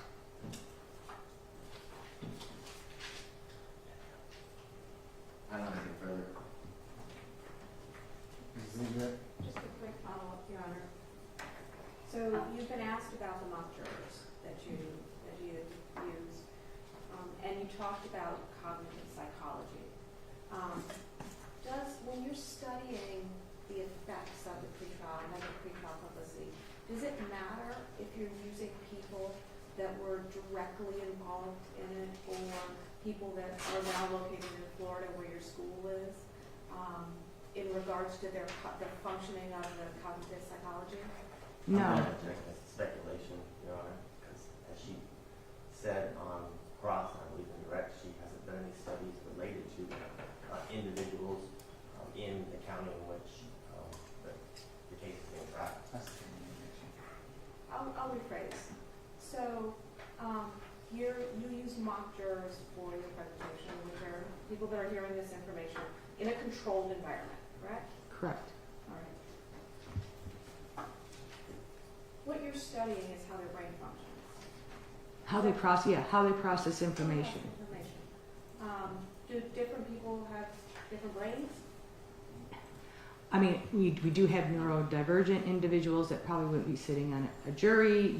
You could have someone with some kind of cognitive deficit, but when we're talking about the general population, our brains, our minds, they work the same. So cognitive bias affects all of us in the same way when it comes to taking in information.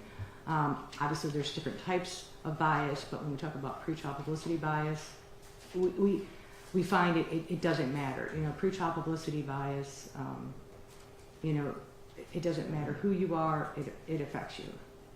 And you're familiar with like a bell curve. Yes. Right? And so to the center, you're looking at the normal.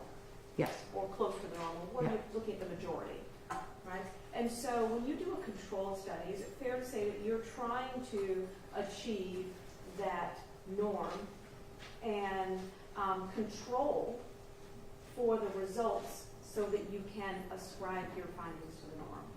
Yes. And so would it be fair to say that's the difference between a controlled study and, as you said, in field research in the wild? Yes, because you have no control in the field, and you don't know what's going on in the deliberation room. You can just ask jurors after the fact. And again, memory is constructive. And so their memory for what happened during deliberation is going to be affected by everything that went on in deliberation. It doesn't necessarily mean that's what actually happened. And we can talk about, you know, I think we're all of the experience that when you interact with other people, our memories can change. And my last question is, you mentioned that there are other people in your field that do this work. Correct. Are you familiar with other people in your field that have done exactly what you're doing, which is presenting this evidence in high-profile trials for the court's consideration? Yes. I have nothing further. Any recross, sir? No. Madam, you may stand. Thank you. You may permanently temporary excuse you for persecution. That's fine, that's Your Honor. Permanent? But, yes. Fine. Madam, I'm gonna go ahead and permanently excuse you, so you're free to go about your use of the application. Thank you for your patience with us, okay? Thank you. I'll make my flight now. Thank you. Yes, thank you, ma'am.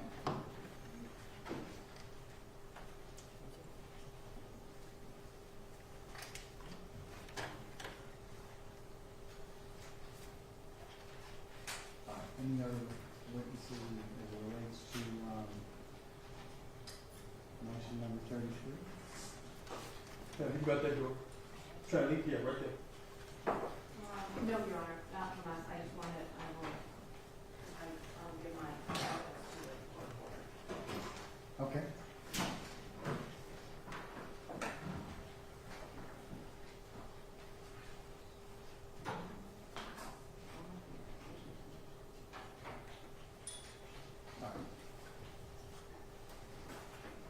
All right, any argument on the motion? Yes, Your Honor. All right, go ahead.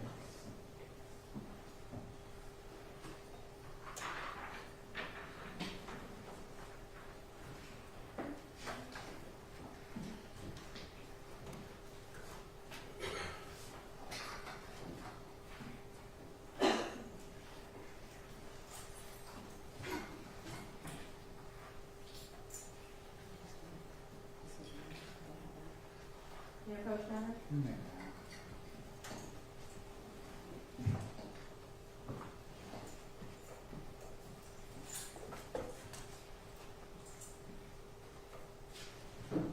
The issue of pretrial publicity is something that has been probably studied and litigated for a very long time, and I think every court sort of struggles with it that has cameras.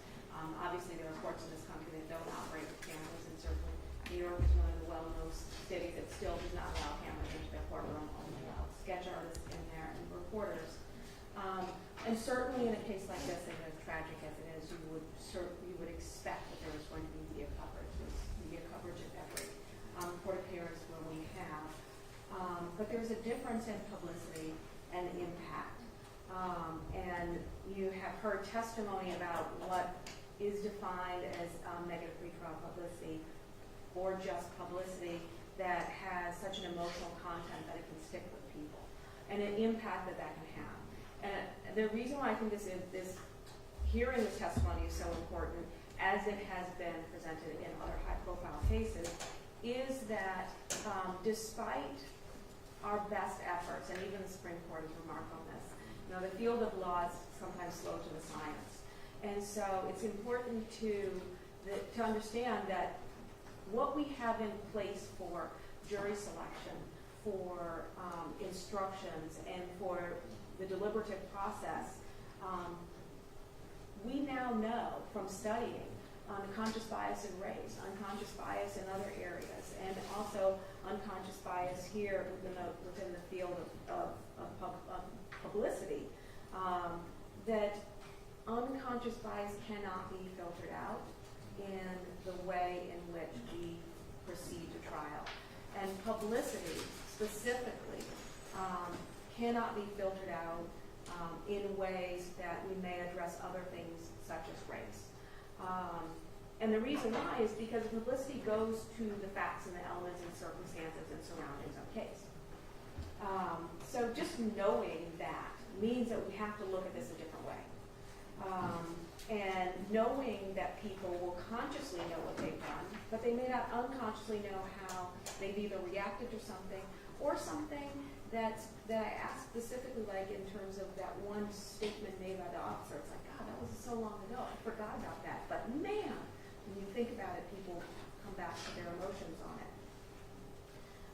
So I asked Dr. Ruba to look at 3 specific areas because when we present this and we're talking to the court about the potential prejudice that we are concerned about, the specific information that she looked at, the 3 areas of hate crime, sex addiction, and the statement made by the officer, those are all 3 areas that are not,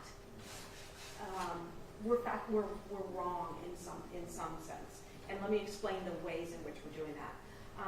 The most pervasive is the fact that of the reporting in regards to a hate crime. And there is many experts that have talked about it and received it and offered their opinions on it.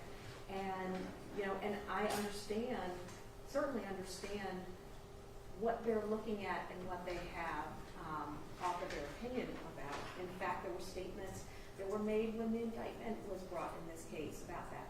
But the reality is, and this court has the indictment in front of you, the reality is that any juror that is selected is not going to receive an instruction by your honor that they have to decide beyond a reasonable doubt whether or not a hate crime was committed in this case.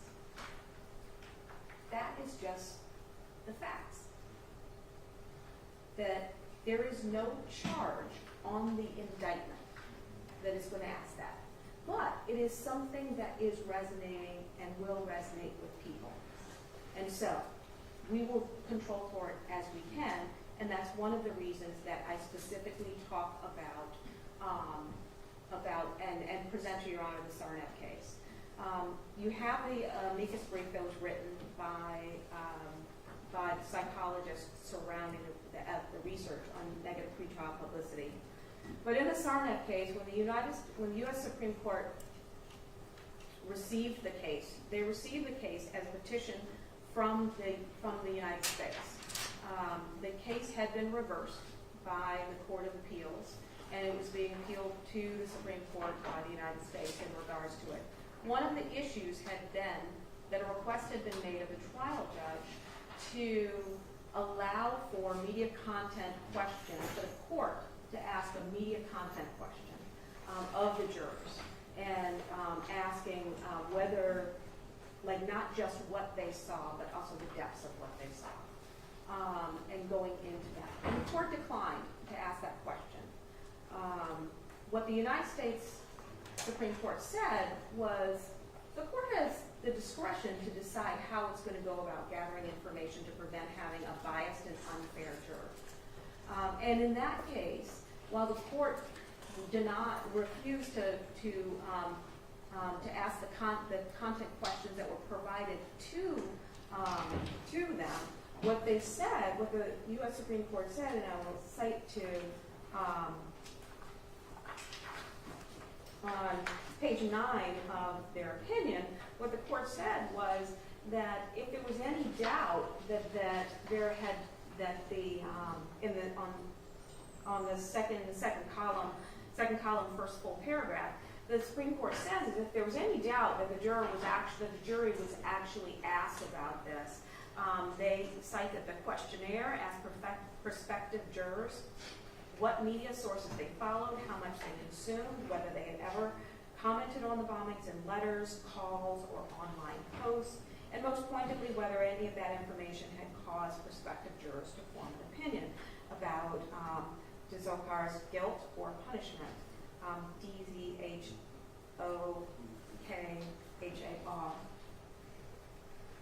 Guilt or punishment. The court goes on to say that the court then subjected the 256 prospective jurors to 3 weeks of individualized voir dire, in which the court and both parties had opportunities to ask additional questions and probe for bias.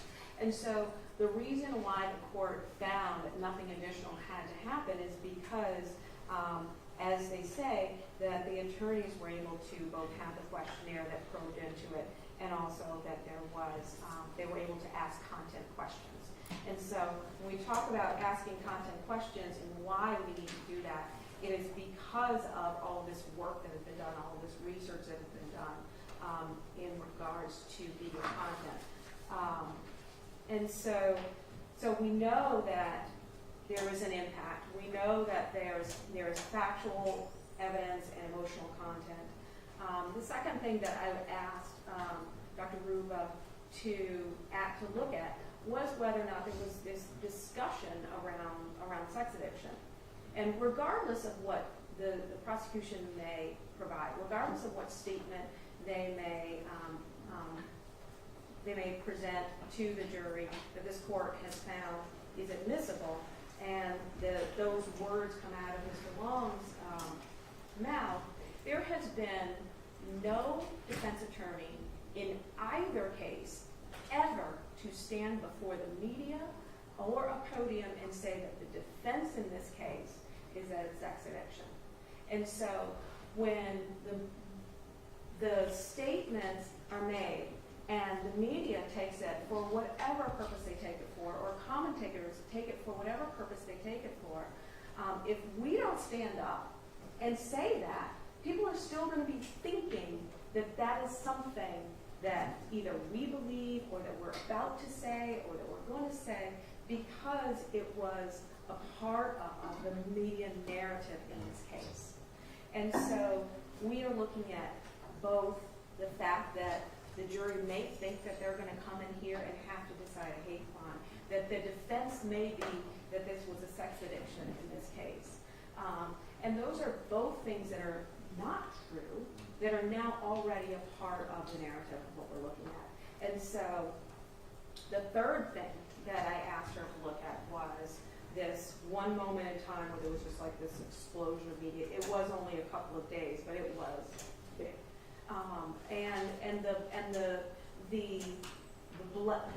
backlash was instantaneous, and it was brutal. It covered across issues of race, privilege, class, and it ascribed a statement never made by Mr. Long to him and to his case.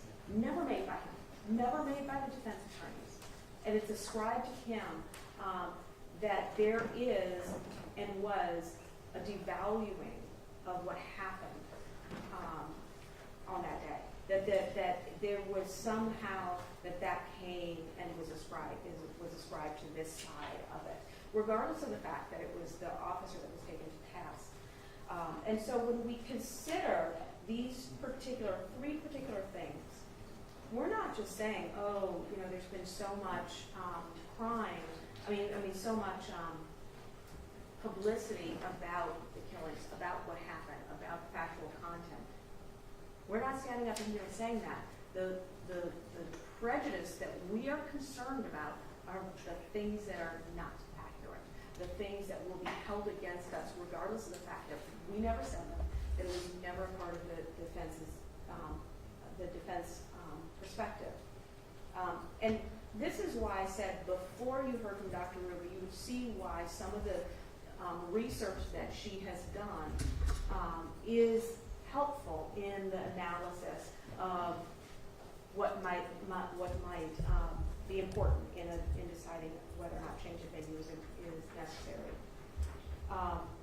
A remedy that we have asked for in this case is once we get to that point where we would be submitting potential questions to Your Honor, we have a motion on file in regards to requesting a jury questionnaire, that the defense be permitted to delve into media content questions as the Supreme Court sort of approved of in the Sarnap case. I would also point out, when you look at the analysis by the Supreme Court, they didn't actually decide whether or not the court should be asking media content questions. they kind of said the court has a discretion and media content was covered by the attorneys.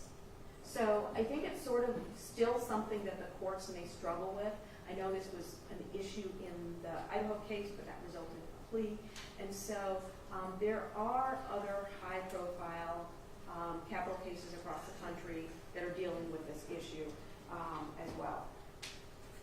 The second thing is that we are asking for an opportunity to have the court hear two motions that will deal with factual information that has the same impact as, maybe not the same into the degree of emotional content, but could have the same impact as what we have been talking about in regards to if it is publicized and the impact that that could have on the bias of jurors, especially if it's information that the court deems to keep out. And then finally, we believe that this goes directly to motion number 34, where we talk about the impact of, where I asked for the extrajudicial statements. This goes directly to the impact of statements that would be made, by people that are officially in the case, speaking to the media that would be replayed, especially because there's not a lot of them, and so any of them would make an impact and would certainly could be replayed. We cannot minimize the impact that the trip by President Biden and Kamala Harris and Vice President Kamala Harris had when they came to Atlanta. As I put in my motion, that trip that was here for the purpose of addressing other instances and hate crimes against the AAPI community, that trip was within days of when the indictment was released in this case, when the death notice was released in this case, and when Madam District Attorney stood up and talked about the bias crime that she intended to pursue, which, as the court knows, is a sentencing enhancement. And so, as a result of that, that had especially, Madam Vice President herself having been a prosecutor and issuing her own statements about her opinion on the facts of this case, as I cite in the motion, can have a very strong impact in the media. And so, in regards to motion number 33, we are asking for the specific remedies of the request to question on media content and the closure in regards to motion number 38 and 43. After 34, we're asking for for restriction on statements by the parties in this case to the media going forward from this point. Certainly not asking for any prior mistake.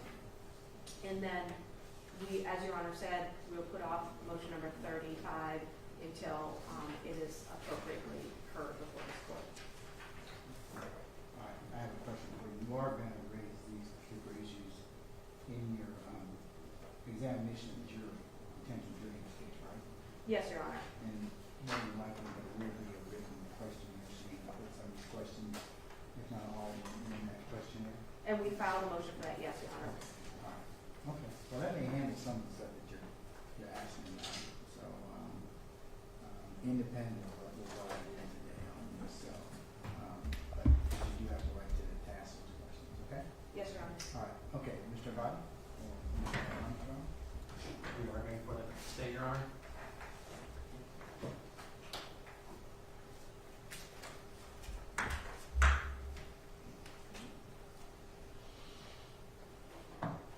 Kevin Armstrong for the state. May it please the court.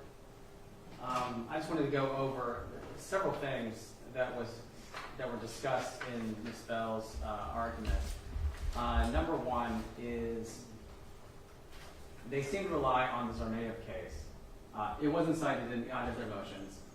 It is a 2022 decision, and so this is really something that they just reached today However, I'll point out that the Zarnaev case does not stand for this court should close a courtroom. And just for purposes of record, it's, U.S. versus Tarzan. It's TSARNAEB at 595 U.S. 302, decided 2022. Go ahead, sir. And so that case was not about closing courtrooms or anything of that nature. It was about whether the trial court had erred in failing to ask a question that was germane to what the expert testified here today about basically to tell them the content of the media that they consumed. The Supreme Court reversed and said that that was not an abuse of discretion. So this is not a decision that holds that either the motions that they are putting forward to this court today is something that should occur. It seems more like they are presenting an expert for other motions that aren't these motions, such as the motion for jury questionnaire.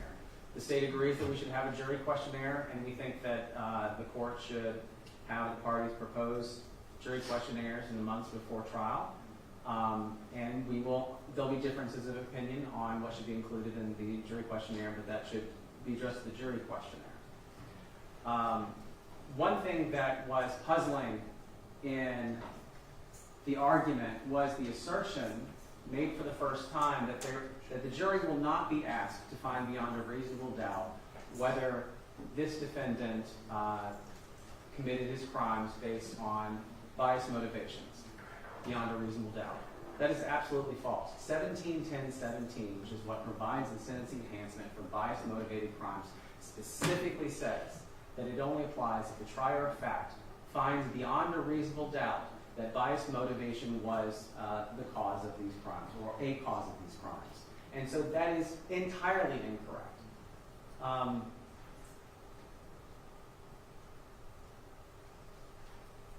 And so that part of their argument, I don't think, was very relevant at all. There was discussion about sex addiction, and other matters. That is something that's going to come out in basically the defendant's statement.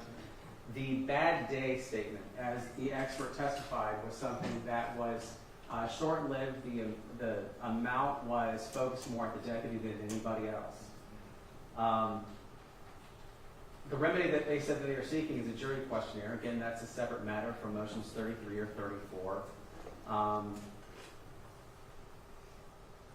For the first time, the defense has mentioned that there's two motions that they would like, specifically that they would like to have heard in camera. I suggest we could probably have them in writing only, and so the court wouldn't have to have an oral hearing if they don't want one. The ones that I heard mentioned were 38 and 43. Given that they have made that request, I'm not going to mention what those motions are out loud, given that that's what they are concerned about. But telling us which specific motions and providing with specificity to this court information is how the court makes the determinations that the court is supposed to make. What you did not hear in any of the testimony presented to this court today is that the media who's reporting on pretrial hearings is doing so in any inaccurate, irresponsible, inflammatory way.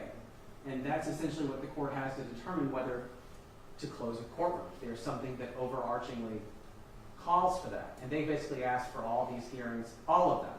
That's what their motion asked for, not just the two. The two, if they can make that showing to the court, and they don't need to say it out loud here today or anything of that nature, but that would be on a case-by-case basis. I already said what two motions there were, Mr. Armstrong, so I've already said that, but go ahead. So. And so, as far as their request to have pretrial publicity canceled by not allowing the media to report in these hearings, and to have all of the filings filed in a way that is hidden from public view, the court should deny those motions, because from all of the law that I've cited in response to motion 16, which the court had already denied, that is law that, given the state's clear preference for open courtrooms, is something that none of the testimony here today dealt with. As far as extrajudicial statements, there's nothing in their motion that cites any clear or pressing needs for such a thing. Their motion requesting that nobody make any statements whatsoever about the case. The state is aware of its responsibilities and will not be making statements that are in any way prejudicial to the defendant, any way to the media. The information provided before this court does not really answer questions about whether this court should allow media going forward or should issue a gag order to the parties. And so the court should deny those two motions as made, given the information that's been provided by the expert. All right, thank you very much. May I respond to one thing?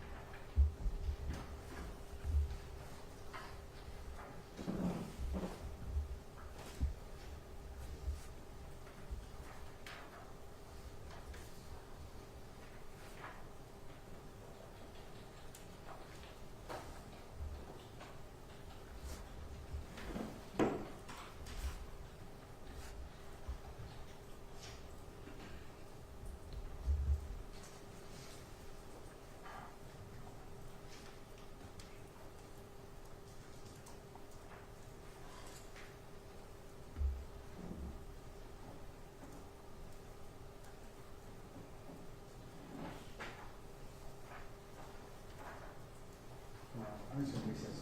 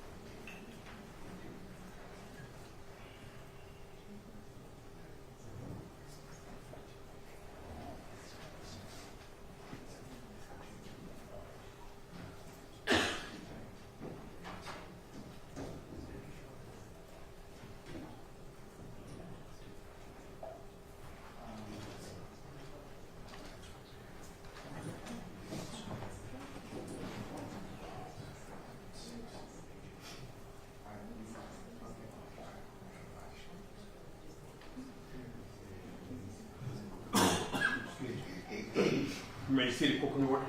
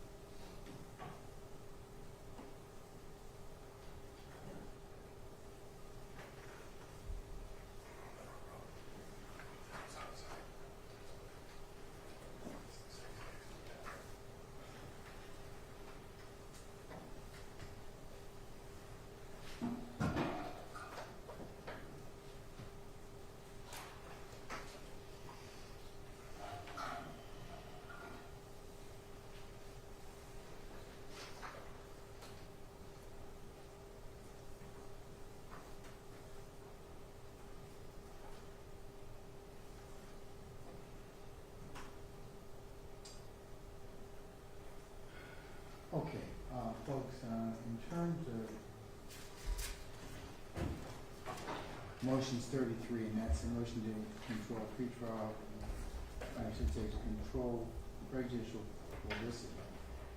And motion number 34, motion for an order restricting extrajudicial statements. I'm going to deny those motions at this point in time. Finding specifically that you do have some, the ability when the jury is in fact examined to ask during the questionnaire or during 1 hour process some of these questions which fairly flesh out your ability to determine whether or not was affected adversely by pretrial publicity. So to that end, this time we're supposed to deny motion number 32. So Mr. Body and Mr. Armstrong, if you will prepare a suit of order and send that to Ms. Bell and Mr. Lamar, that would be fabulous. If you could have that done in the next 2 weeks, that would be even better. In terms of motion number 34, extrajudicial statements,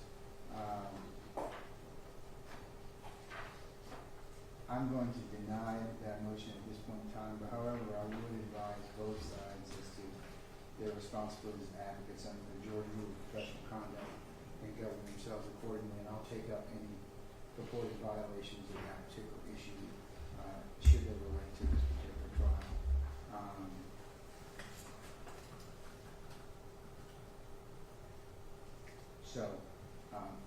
So like I said, if that becomes an issue, I'll take it up.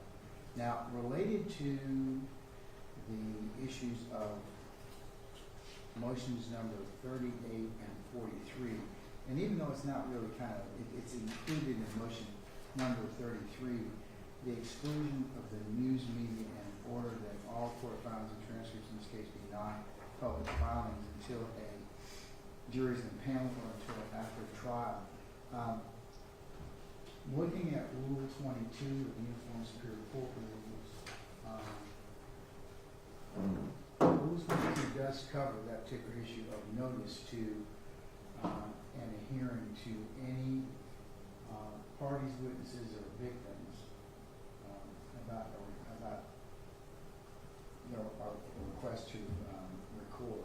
So the media has thus far made Rule 22 requests of this court, and the court has honored those particular requests. If you're asking me at this point in time, Ms. Bell, to rule upon that, then I have to notify the court any witnesses in this case, and any victims about closure, to include the media, because you're asking me to specifically exclude the media. So I've got to notify the major networks and tell them that, look, hey, there's been a motion that has been filed, and it's contained within motion number 33. So that's why I asked who I need to make this directed to, because ordinarily what I do is I just I'd say that and I'll give that, I'll say that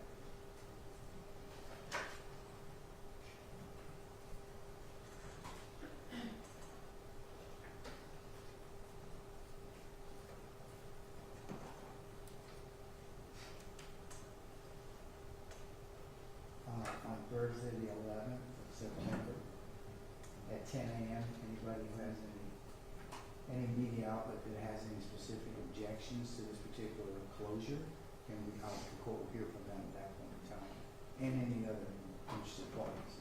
But I have to, so that's my notice. So that can go out, and if you let me know specifically. What time does it say? 11 o'clock. Your Honor, Yes. I believe you said September 11th at 10 o'clock. I think you switched. September 11th is this Thursday, yeah. Is that right? That is correct. I thought you said at 10 a.m. I'm sorry. I'm sorry. 10, I'll do it at 10 a.m. That's fine. This coming Thursday at 10 a.m.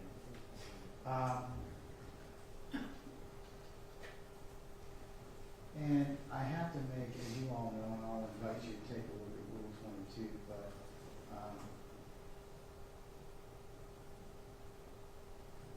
I'll have to balance the consideration of the right to an open courtroom versus the standard of looking at the denial of a request to avoid the court requirements. So obviously, you want to take a look at that. It goes under Rule 22 in current case law. But, and you all should be prepared to argue that in terms of several things. One, the closure just for the purposes of motions 38 and 43, and the closure for and denial of access to court filings and transcripts, because the media also has the ability, once these are entered and filed in Odyssey, to go ahead and pull those. So, and they have in the past. So, I would have to kind of also decide that particular issue. So, so this coming Thursday, 11 o'clock. So I will defer ruling on that until for motions 38 and 43 until that time, until I make that ruling. Okay. Okay. Yeah, just in regards to your ruling, may I just say two things? Yeah. So one of them is that I just found out this myself, but that down in the clerk's office, the way that they have this, because of the case it is in, is sealed off.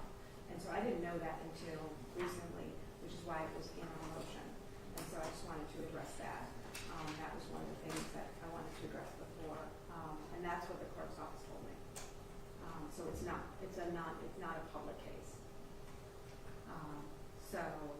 I don't know, maybe you can ask Mr. Body about that, and you all can check with Clerk Alexander, but That's what I was just I like. haven't signed anything, so, and to the extent that she may have a policy in regards to that, but I don't know, so. Right, in terms of how there's access. I don't know. I just wanted to But let you know. there are several non-third parties that can get access to, Right. or the general public, I mean, can get access to most of our records, honestly, unless they are sealed for specific reasons, like juvenile records, divorce records, Yeah. that kind of stuff, that there's no order. But I have not signed a sealed order in this particular case. So I just didn't At want, least I wanted you to I know. don't think so, so. I just wanted you to know what I heard. There was, What you heard, I mean, so find okay. out for sure, The- and I can certainly take that as appropriate on the list, okay? Yes. The other thing, Your Honor, that I had wanted to address is that I was just accused of making a wrong argument to Your Honor, and I wanted to respond to In that. regards to what? In regards to the indictment in this case and the jury charges that this court would give, and maybe, I mean, we Well, all. let's parse it out, okay? Yeah, we all. We know- have the indictment, okay? Correct. Okay, but in terms of jury charges, that's dependent upon evidence that will in fact be presented And the if appropriate in this trial, so. Correct, and the charges end at the appropriate time. And we all know that there is two parts to a death penalty case. There is the first part that is the guilt phase, and that is where the indicted charges, this court will give instruction to the jury. And what I had said to the court, and I am accurate about, is that there will not be an indicted charge of a biased crime that this court is giving to the jury in regards to that. And so to allege that because there's a sentencing enhancement, which by the way is the capital case, so that is actually negligible at that point, but that there is a sentencing enhancement does not mean that I am incorrect about it. It's a different perspective that they may have, but I was specifically talking about the indictment. I just want to make that clear. I don't think there's any confusion, Ms. Bell. Okay. There appeared to be, and I wanted to make it clear because I was being said to have misrepresented. So I just want the record to Remember, be clear. arguments of counsel, not evidence, okay, so, all right? So, But accurate. but I'll take your word as officers, okay? Yes, So, accuracy is. without impugning, that you have otherwise misrepresented anything to this court, okay? Okay, so that controls that. So what's next? That was only a witness that we had specifically for today, Your Honor. We have two witnesses that are coming tomorrow. If Your Honor wanted to proceed differently. Okay, which witnesses are coming for which motions tomorrow? Witnesses for motion, Yes, there will be witnesses for motions 45 and 41. 45 and 41? Yes. Mr. Lamar? And the witness for 41 would be in the morning, and the witness for motion 45. What time in the afternoon? I think we said he would be here around 1:30 or 2. One, let's just say 2, Your Honor. Where's he come from? Can I have some input in that, please? What you say, Your Can I Honor? have some input in that? Of course. Please, if you don't mind. Of course. Is there any reason that both witnesses couldn't come tomorrow morning? Well, when we spoke with the witness, he did have something going on this morning. He's a doctor, and I believe that conversation was about him having to work and see patients Okay. tomorrow. So that's what that's about. I'm sorry, Your Honor, that we didn't check in with you on that. Well, I asked you this months ago, remember? I said, Right. what day are you going to have these witnesses, and what time, so I can go ahead and plan to have them? Right. So, but that was what we ended up getting from him when we spoke. Okay. We'll ask if he can come earlier. Yeah, if you can come earlier, that would be fine, you know, but certainly no later than 1 o'clock, that would be great. What time is your witness for the 41 coming? What time will we start tomorrow, Your Honor? 10? 10 a.m. Huh? Yes, 10 a.m. 10 a.m. Yes, sir. 10 a.m. Yes, sir. Okay. All right.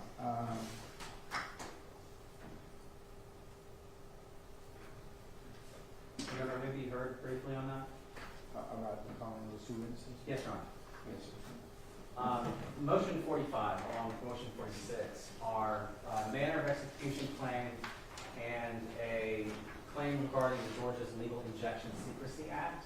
As the state's response, shown as we previously mentioned to this court in these proceedings, is that this is not the correct forum, it is not the correct time, and we are not the correct respondents. That is something that is to be done after the defendant has been convicted, sentenced to death, and had his direct review completed. Only after that point in time, when there is a death notice essentially pending, is that something that is ripe for review of those claims. And beyond that, we are not the correct respondents, as both Georgia case law and 11th Circuit case law basically hold that that's constitutional litigation against those who are in charge of carrying out the execution, which is currently the Department of Corrections. And so that we are not the correct respondents, which is shown very clearly because the exhibit list, which they gave us late last week, shows an entire wealth of material that the Department of Corrections has access to that I don't. And so I'll be objecting to basically every bit of evidence other than this curriculum vitae, because it's not something that I have possession over or can verify, or know how to verify through the authentication process. We are not the appropriate respondents. The defense has indicated that because of the Dawson case from about 25 years ago, that this is an appropriate forum for that. However, in the Demetrius Willis case, which I previously cited the court for this purpose, said very clearly that in no previous case, even though they considered things raised in the original trial court proceedings, had they considered whether that was the appropriate procedure and location for those hearings, and then determined in the Demetrius Willis case that that was not the appropriate time, agreeing under Owens v. Hill, I believe is the name of the case, that essentially that was something for litigation against the Department of Corrections at some future period of time. And so the court is unable to grant them the relief that they're asking for under 45 and 46, as that is entirely for later proceedings against the Department of Corrections. We are here to determine issues relevant to guilt, innocence, and sentencing, not how the sentencing would be executed if and when the defendant does get that and fails to reverse his case on direct review.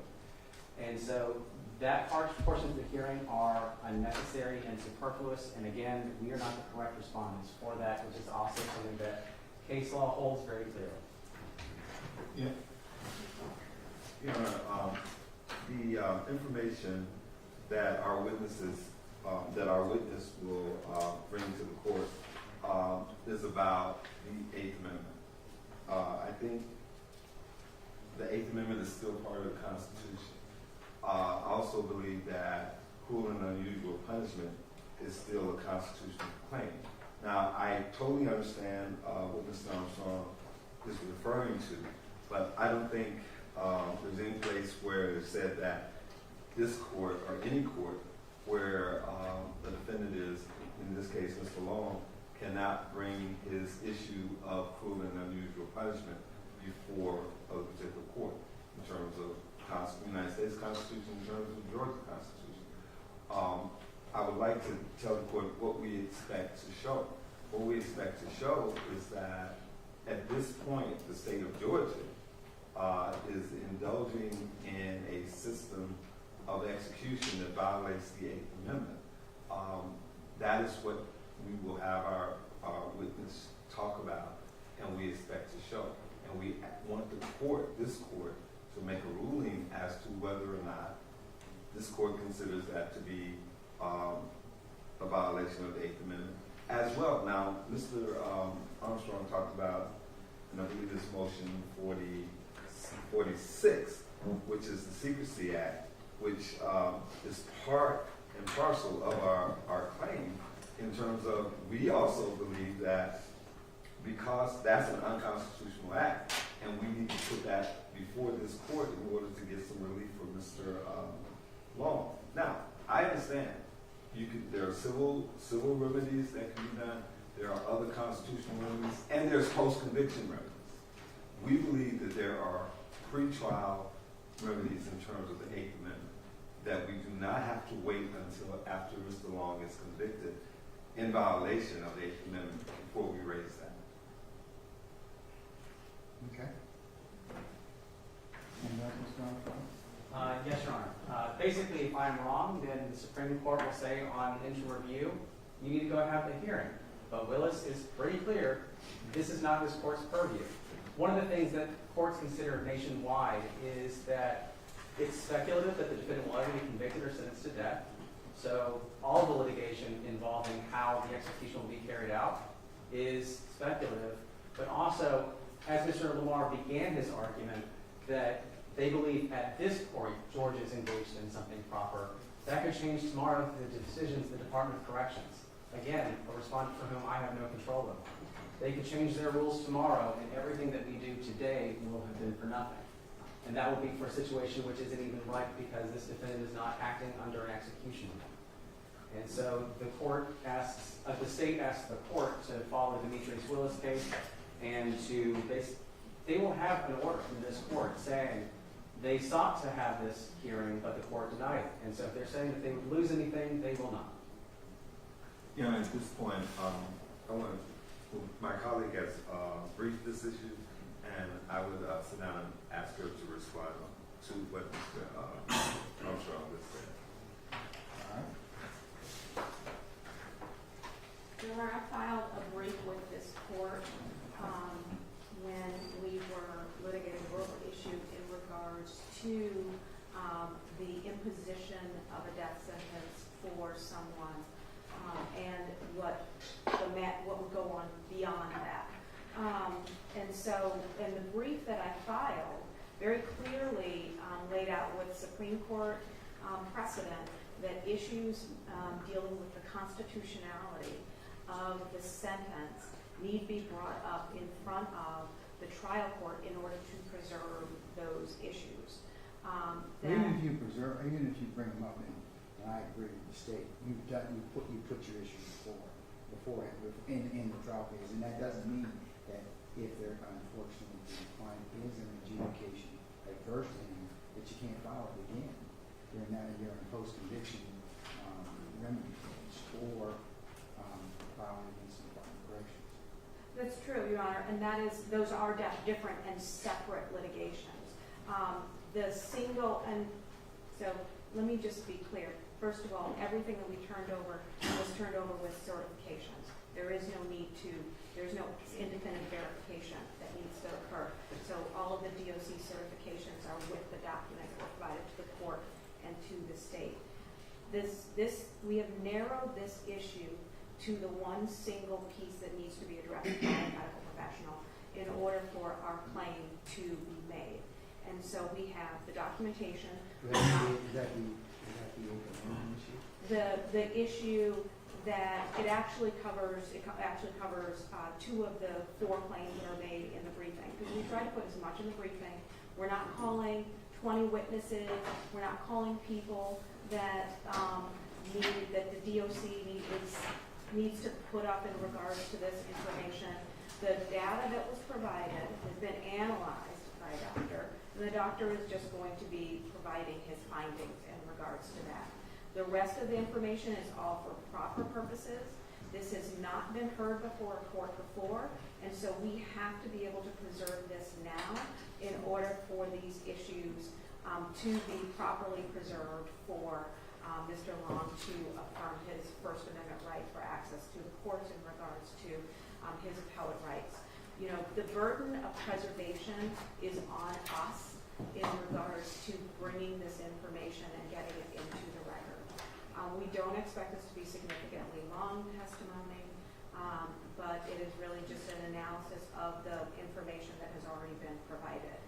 But it may not be right. I mean, Willis seems to indicate that Willis versus State, Georgia, 686. Yeah, no, I remember the Willis. So, yeah, I mean, so The Willis case was also a different argument. As I said, this hasn't been heard by a court. The Willis case was also dealing with the fact that the prior lethal injection motions that have been filed about the unconstitutionality of lethal injection had been heard before by courts. So that we are not in that same boat. When you look at the 11th Circuit decision in Gissendanner, the 11th Circuit said that the court doesn't need to. As Mr. Armstrong is saying, well, you don't need to hear this now because those issues have been heard before. We are not in that same boat. What the court said was that if there was something different, then the court would need to hear this. And this is that claim. And the reason I know that it hasn't been heard by another court is because we have those cases. We're the Capital Defender's Office. So we have the cases where these motions have been brought. We know what has been filed in the cases that are on post-conviction. And so I understand what Willis says, and I understand what the other cases say, but those cases were tried, 10 years ago. Those cases were tried before this research has been done, before this data was compiled. And so we've done our best to narrow this down, put as much in the briefing as possible to make those claims. But his testimony would go to 2 of the 4 or 5 claims, 2 of the 4 claims, and it would make the connection that we need to make in regards to that. what connection? The connection between what we're seeing in the data and what it means. Because we're talking about actual drugs and sort of what is that actually, how does that show up? Because we have both where it's provided, where it's given under the protocol. So we're not challenging, we're not saying like, oh, the protocol says this, that, or the other. It's where it's given under the protocol, and then these other drugs that are given, and in what the toxicology shows the result is, and what that means. We can't interpret that. We're not doctors. We're not scientists. And so, putting that testimony in from someone that can say this is what it says and this is what it means is what we're asking to do. Yes, Your Honor. If you look at cases nationwide that actually address the issue of ripeness, the earliest I was able to find is upon completion of the direct review. I have not found anything that says that this claim gets ripe.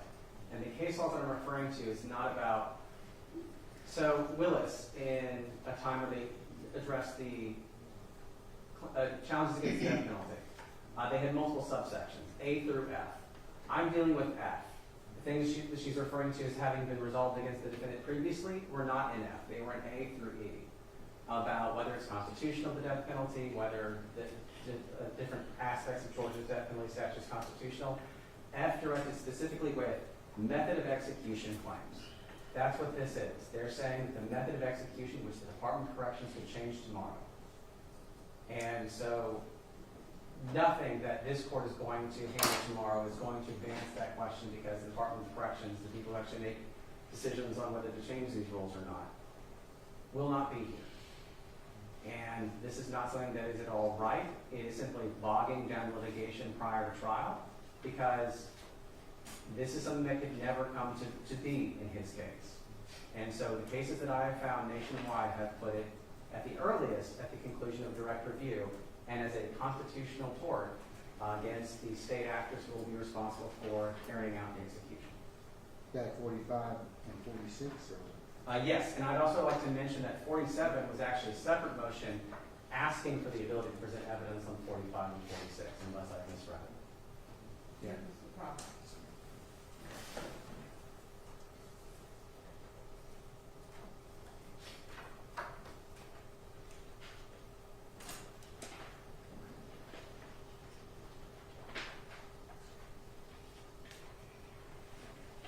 Hey, I'll take 15 minutes and I'll come back and talk to you all about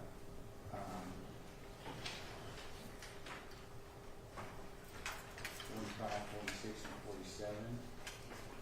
And then we'll cover, we'll see what else we can cover for the balance of the afternoon, okay? All right, so we'll be in recess.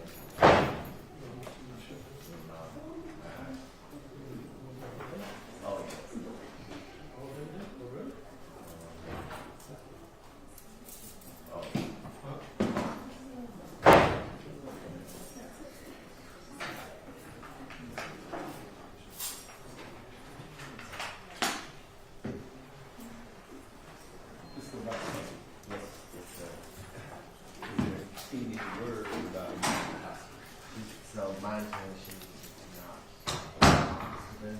So She's out of town. yes, No way she might be back. I want to turn it up. No, I'm just messing with I know. you. But I put in her, the people who need to know, hopefully they'll make something happen. I don't,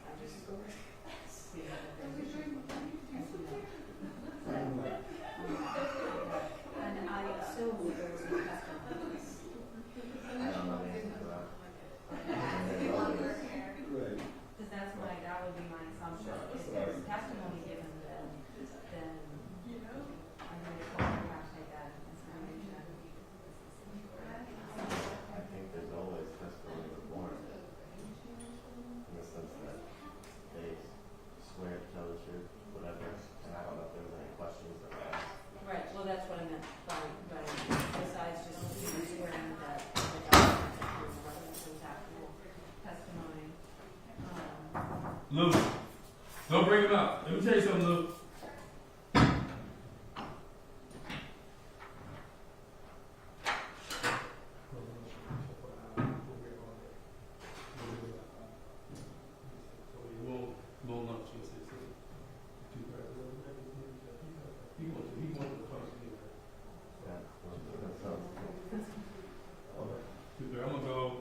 I'm gonna go across the street and give you something real quick. I'm gonna lock the doors and tell everybody they can come.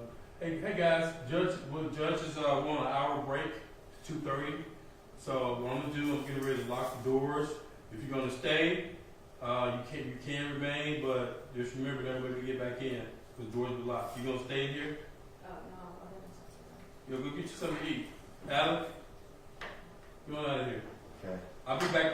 I'll be back by 2:20. Unlock the doors, okay? Let me just make sure Kevin knows. Okay. Kevin's in here. All right, Lou. And it's, You good? Okay. You want to get something to eat? You got it? Okay. Okay. Bet. Everybody going to break till 2:30. So I'm going to kick everybody out and lock the doors. 2:30. Sorry, 2:30. So until they get some to eat. Okay. 1306, 1300. 06, go ahead. 1300. Show courtroom 8F. F is in Frank. Is in recess until 14:30 hours. Courtroom's going to be locked and secured. Detention area is not clear. Detention not clear. Proceed. 1321. Hey, one break about for an hour, guys. So I'm gonna keep you guys out. I'll be back. I'm going to get something to eat. I'll be back probably about 2:20 to unlock the doors. Okay. Okay.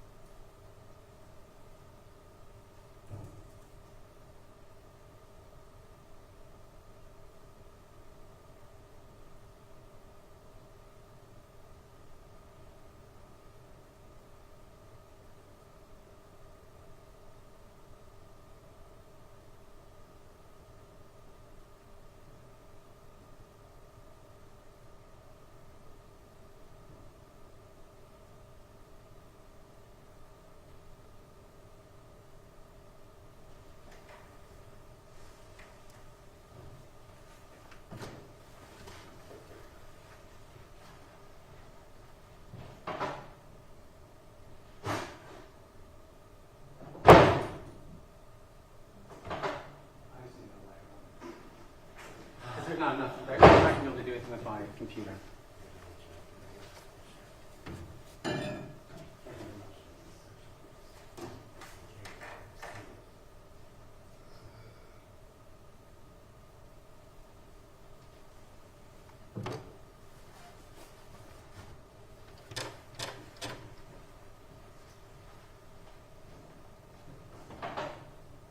Do you need anything? No, I'm good, thank you.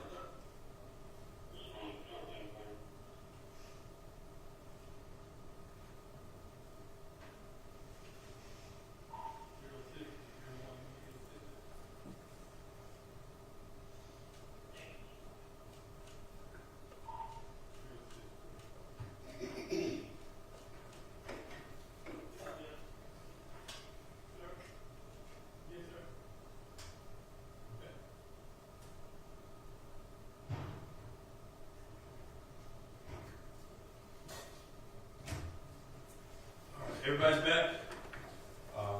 Miss Bell stepped out just for a moment. Okay. But her stuff is here, she's right. Okay. Go ahead and text her, because he's gonna come out in a second. Okay. Is Adam coming back? He will, but, well, I guess we can start with that one.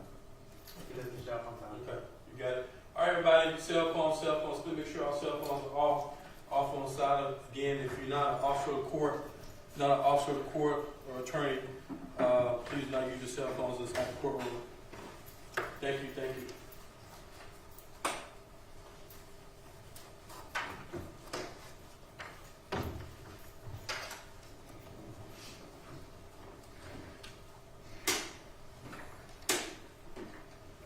You guys don't have any more witnesses today, right?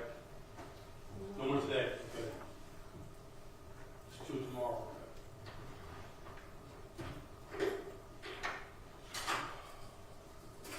Hey, look, he's gonna come out in a minute.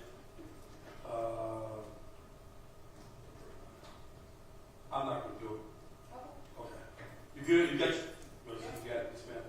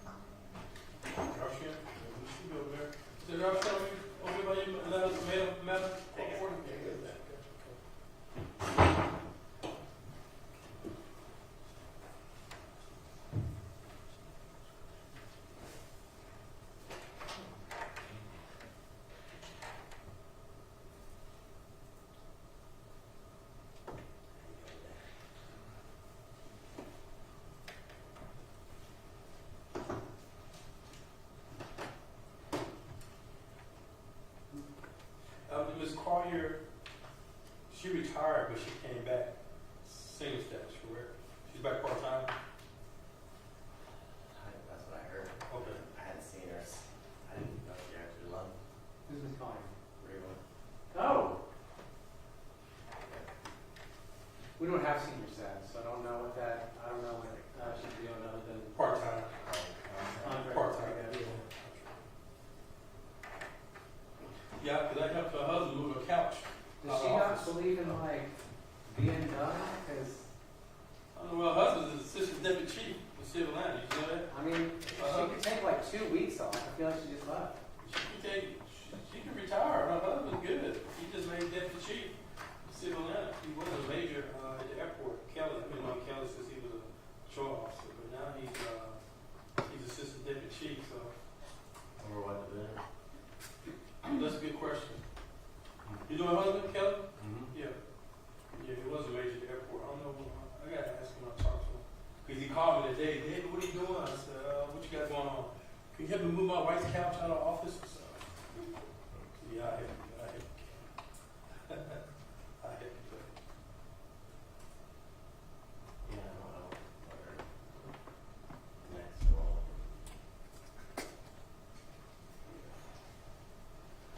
Oh.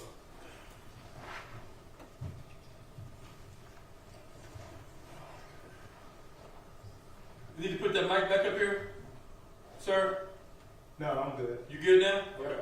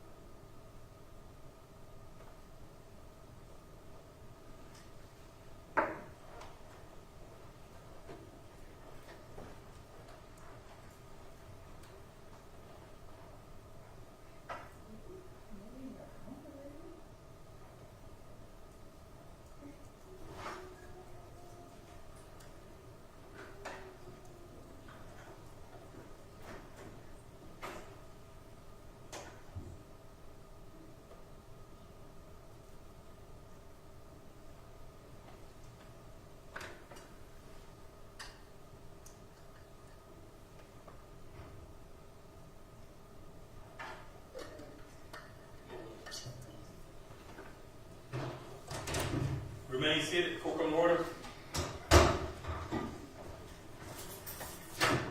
Luke, you ready?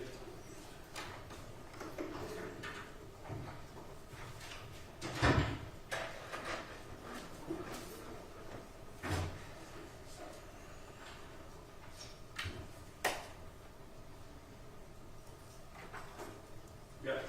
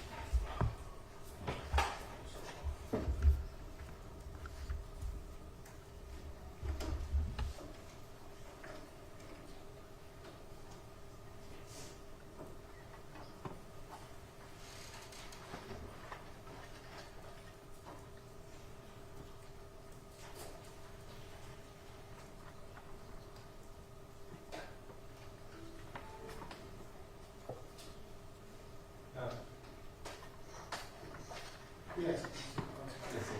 I figured before we get ready to rule, so I just had one last thing I wanted to put on the course of my before the rules, if I could. What if I say no? You say no, You still gonna put it on. So go ahead. I wouldn't do you that way. Thank you. Even though you didn't tell me when and where all your witnesses were going to come from. Right. So I'm not gonna do you like you do me. Right? I appreciate it, God. Thank you for your grace. I appreciate it. I think we were in May or either June when the court asked us, the court sent these things and said, hey, this is what we want to do. We want to do evidentiary hearings. We want to do non-evidentiary hearings. We'll set aside this week. What we did once we had that mission was that we went ahead and got our witnesses. Some we flew in from out of town, the one we had today, another one in the morning. And we also put the state on notice that we would be doing these evidentiary hearings. At that point, I think there's a kind of protocol to be followed that if the state, and look, and talking about grace, no problem. Certain point, we read Mr. Armstrong's responses actually this morning, and we understand, they got a lot of work going on, but I think in terms of the witnesses that we brought in terms of the evidentiary hearings, we believe that at this point, it's basically almost like a waiver. It's too late to say, okay, now, no, you can't do this because this is not the proper form. Now, we're arguing that, and I think the court may be getting ready to rule on that. We disagree with the state, but also we believe that based on what the court had instructed us to do, based upon an agreement between the parties about what this week would be, we came in prepared to put our witnesses on, bring them in here. Sorry I didn't get to certain times with the court, but we were prepared. I'm not giving you a hard time. No, it is that's what you. That's far from any consideration, but to your point, I understand. Go ahead and finish up. Well, that's all I wanted to say, Your Honor, is that we think that the state had chances to object earlier, saying that we don't need these hearings, and then have given the court a chance to rule, and we wouldn't have brought those witnesses in. My memory seems to be to recollect that this isn't the first time Mr. Armstrong has said that he believes that these particular motions that you filed in terms of the death penalty will not be where the state become objective. So they filed a written motion. Certainly I've had a chance to look at it. And now I appreciate your diligence in getting the witnesses together as requested. It's just that from considering what is the sum and substance of motion 45, which is the motion to declare villages legal objection statute, institutional justice, and constitutional rights.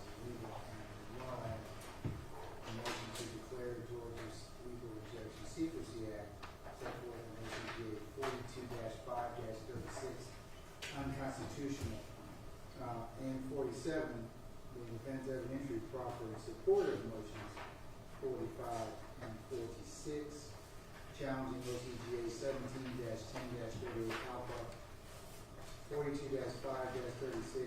the legal objection statute of the Georgia secrecy statute. As I mentioned earlier, I've had an opportunity to take a look at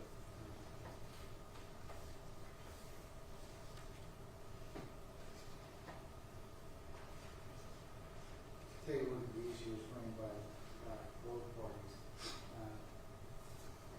I reported his other opinion, taking a look at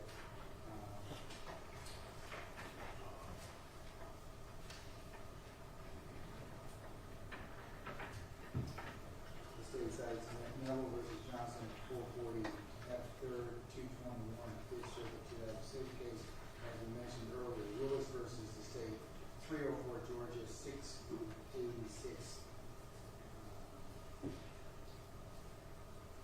and Dawson versus the state, 274 Georgia 327. It is the court's opinion that it's not right as of yet. I do believe it was stated that you don't have the right party.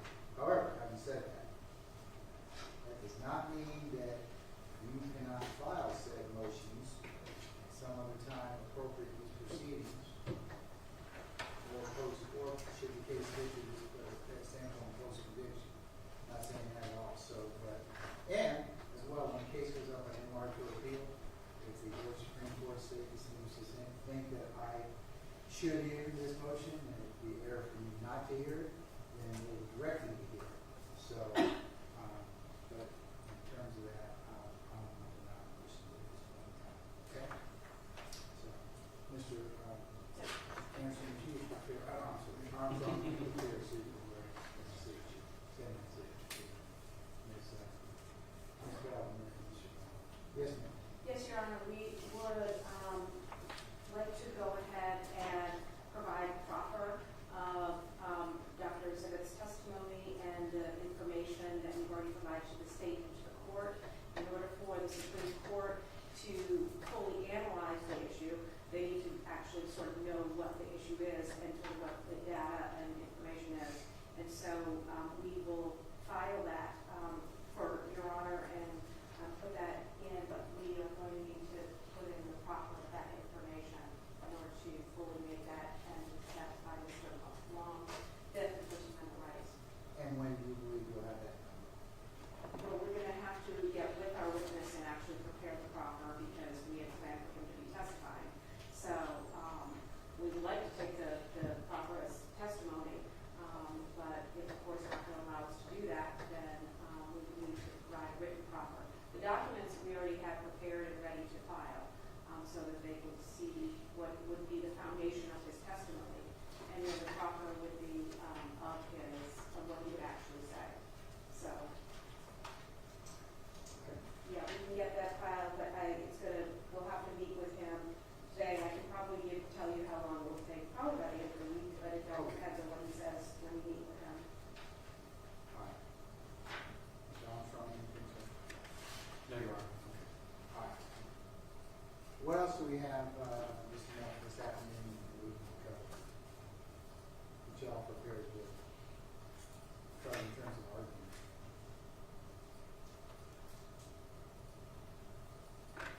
Remember, the state prepared to argue the non-evidentiary motion. I believe Mr. Body has at least some of the certified search warrants that are subject to the particularized motion 37, which they particularized the 37A, I believe, on Thursday or Friday. However, I will note that when the defense, their very last motion had asked to do the non-evidentiary motions near the end of the week, because I don't know if they are prepared to do the non-evidentiary motions, but the state is.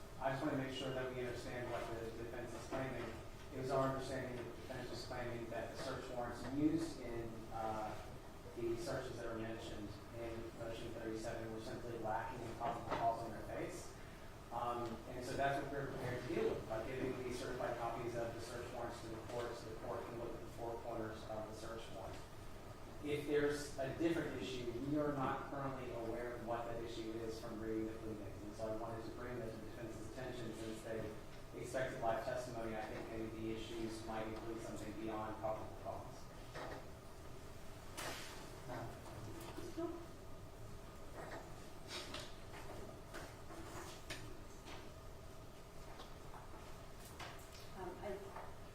I filed a supplemental under the authority that, you know, we have an obligation to put other side on notice of anything that we would be arguing. And I filed supplemental motion 37A that addresses that on search warrant 21 SW 066 that we intend to argue that it is that the search warrant that was issued is overbroad in its request without identifying probable cause for acquiring location data from March 1st of 2021, and that the request in the warrant that the company be prevented from telling the subscriber is unwarranted and unsupported in the affidavit. Again, we only have the face to go on. On search warrant number 21 SW 067, that it fails to establish probable cause for the search warrant. Additionally, the request is overbroad in the information that is requested, and again, that the company be prevented from telling the subscriber is unwarranted and unsupported in the affidavit. And search warrant number 024178 is for the Samsung cell phone, that it does not provide probable cause that evidence would be located on the phone. Moreover, that the warrant establishes that the applicant does not know what evidence they are looking for, or if there will be evidence at all. Search warrant number 024182 is the phone record data for Verizon. It fails to state a cause or purpose for the search warrant. The warrant does not assert that there is any articulable evidence to be located on the phone.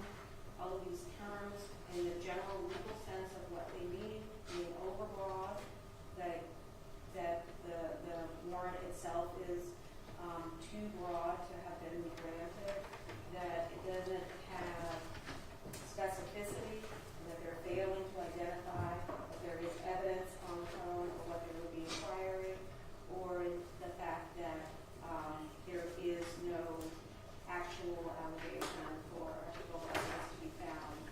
Those are the bases. If they're unclear beyond that, I'm not sure what else I could provide. Okay. All right. Anything else? Yeah, I mean, Okay, go to the, those are, so 37. Okay, all right, Mr. Armstrong? We were just inquiring whether there was something that we're not aware of as far as the claims. It sounds like whether the affidavit on its four corners stands or falls is the issue. And so I just wanted to clarify that given the defense's expression of surprise that we were not calling a live witness to those witnesses. I don't think that Ms. Bell is articulating anything else. Do you wish to argue your side of the motion? Since you're not presenting anything live. Oh, no, that's the one we asked for tomorrow. I was Okay. asking simply, in case we needed to call a witness if there was an issue that we were not aware of. Okay. That's some, okay.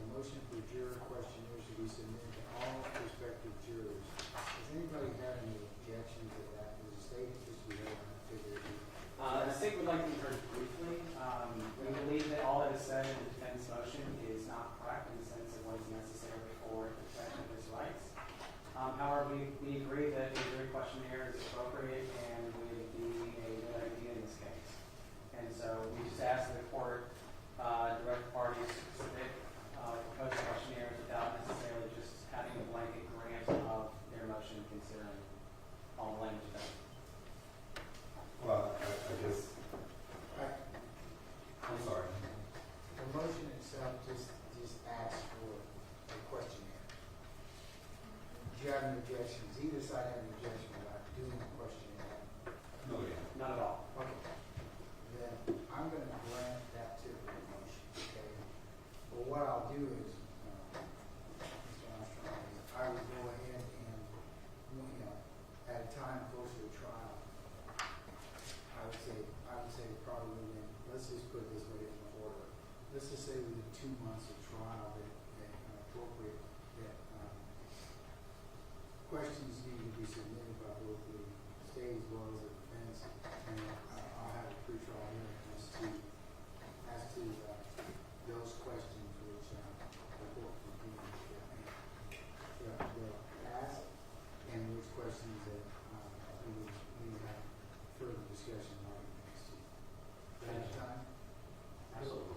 Where are you? Okay, all right, so you all will prepare an order, Mr.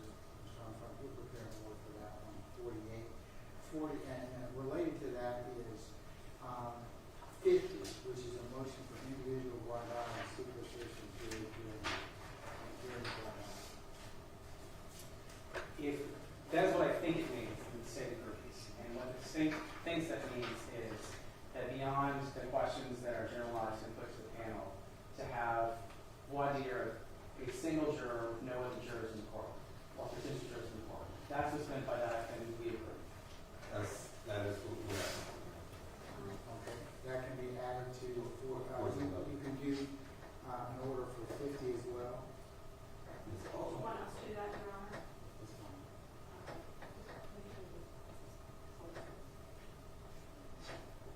And also, when you do individual one hour, if you would also, or do your questionnaire related to 48, if you all will please propound the statutory questions as well. Okay? All right. What about 51, motion to prevent restriction of jury to persons willing to impose the death penalty violating Robert right that to is a- due process and fair trial? I think that's a big bone of contention there. I think that's one that we would like to have a little time on because, I mean, it's a Witherspoon issue, and I think we talked about that as part of Witherspoon that we believe is unconstitutional. And Would that require asking some questions first and then seeing what your panel looks like to begin with? well, I mean, usually within the questionnaire, you get that. Because we'll have, see, I'm not gonna let you ask questions that are improper, that violate Witherspoon, okay? no, I understand that, John. You guys will get a chance to ask or put in the into the questionnaire something that violates the dictates of Witherspoon. So No, I was just in the questionnaire. Usually there are questions about the death penalty, and usually people will put. Sometimes, most of the time, people will write in those questions like, "What's your view about the death penalty?" Some people say, "I believe do it," an eye for an eye. Or some people say, "I will never get it." So I think that gives us kind of a purview into what we're going to have to deal with. but wouldn't you follow that up with individual one hour and flesh that out? I mean, in terms Yes. of, Yes. So this motion, Your Honor, if I can just interject, I believe they're contesting the law that says that people who cannot conscientiously consider the death penalty are excluded from the jury death penalty case. And so that's a matter of contention on the issue of whether an individual says, I could never give a person who, no matter what this person does, I could never give a person the death penalty. The law basically directs that person to be excluded from the death penalty jury. And so they're contesting the law as to that. And our basis behind that is that it skews the jury to be a more conviction-prone jury, and that violates our class rights. By death qualification, you're going to get a more conviction-prone jury. but this one's a law. I mean, that's kind of I don't have, unless there's some other law I'm supposed to consider when it comes to death penalty matters. I mean, but they have to be death qualified, right, the jury? That is the law at this point. Okay, so I don't think it's going to require that much. I mean, and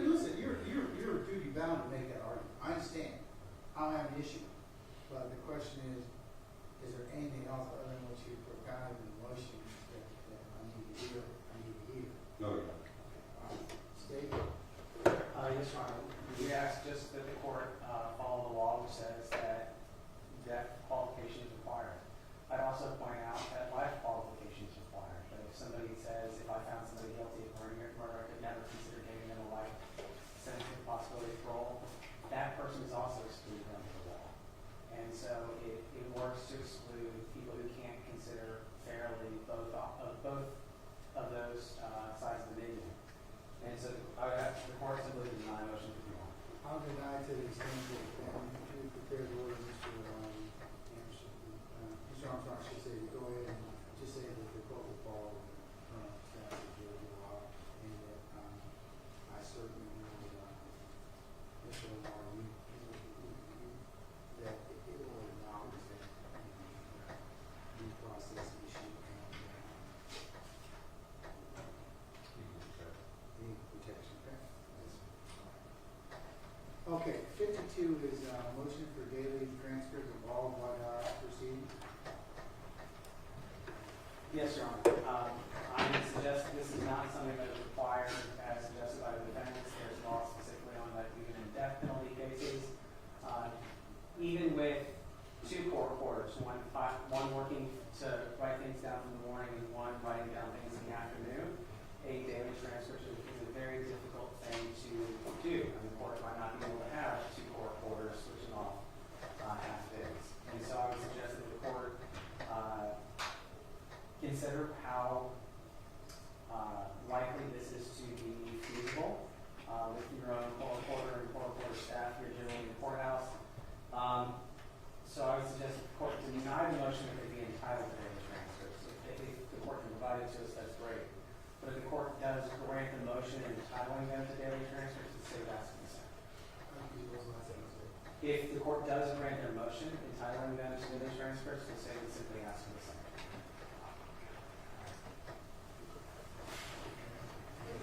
Obviously, we have no problem with the same for the state, but if you read the motion carefully, what it put in there was draft transcripts, which is much different than having a certified transcript, which takes much more time and much more effort and less staff. And so that is why that request was made, because typically there is more than one court reporter. And when it comes to jury selection, that is the time in which we are most going to need access to what jurors specifically ask as to whether or not we need to bring them back in to ask some additional questions, whether there's some question as to whether or not they equivocated in regards to the death penalty views, certainly in regards to the immediate views, which is the purpose of the individualized sequester when we do it. And so that's the reason that we're requesting that. It doesn't, certainly the court can craft an order where it is to the best of their ability getting it to us when necessary. The court can say we'll hold on arguments until we have the transcripts, if we have specific language that we need to deal with, but in a way so that hopefully make things go smoother with the courts and being able to make arguments as they happen. What's going to be a lengthy process for jury selection, it's helpful to have that. And so that's why I specifically put draft in there, because it helps us to be able to use our notes and the draft transcripts to make the record. Let me confer with the clerk.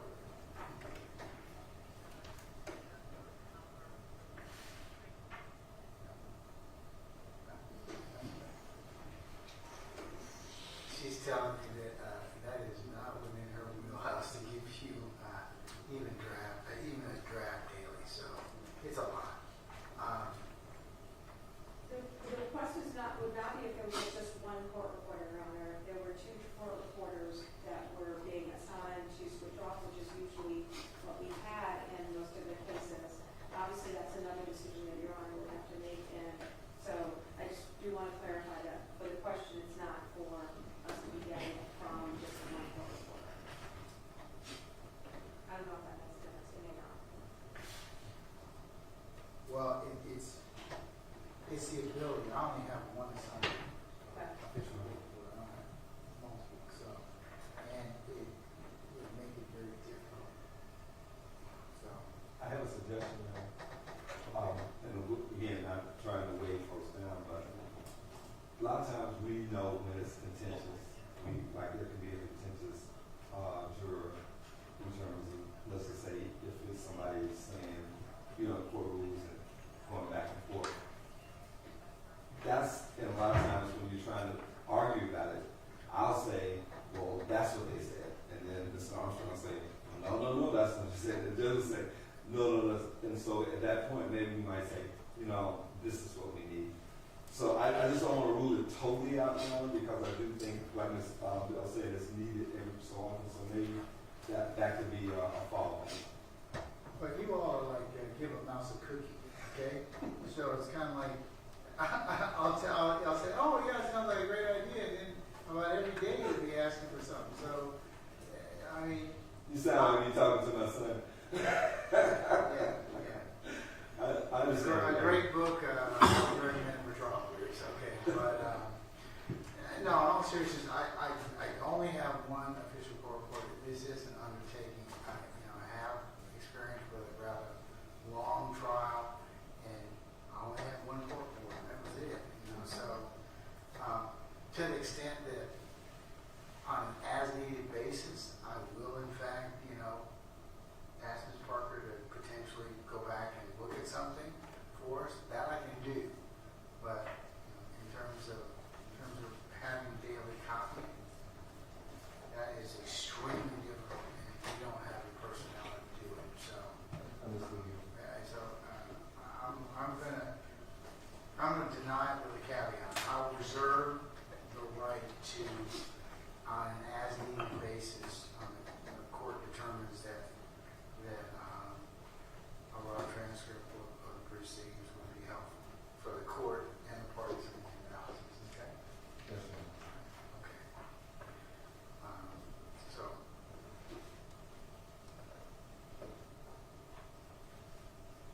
Mr.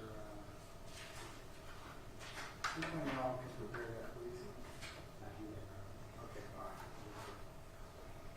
Okay, number 53 is a motion to approve the use of preliminary jury qualification questions in OCGA 15-12-164.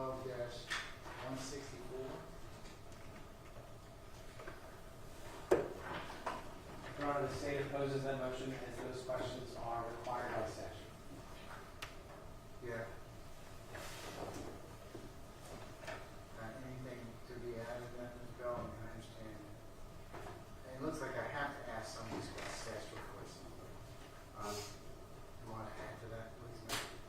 Only that, we have, I decided to, with a motion that it's not mandatory that the questions be asked. We've also had judges that have amended the questions that they ask in them.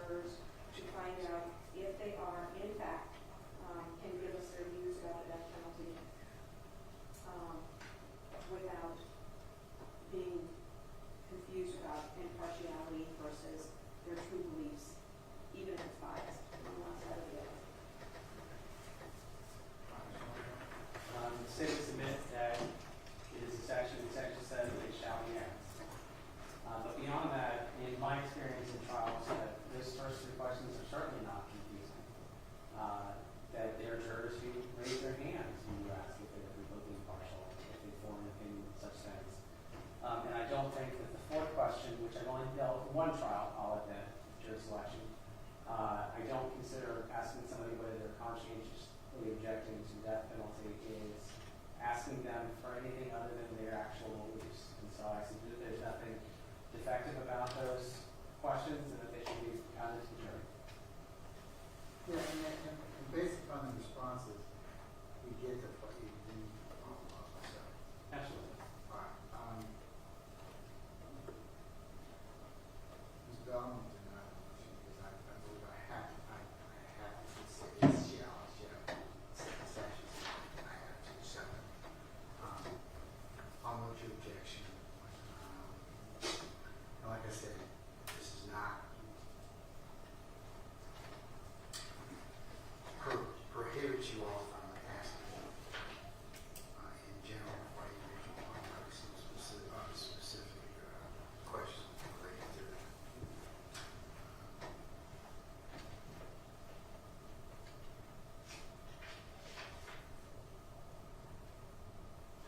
All right, so, Mr.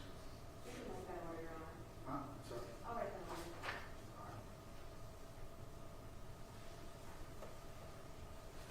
Okay, 54 is a motion to schedule evidentiary hearings.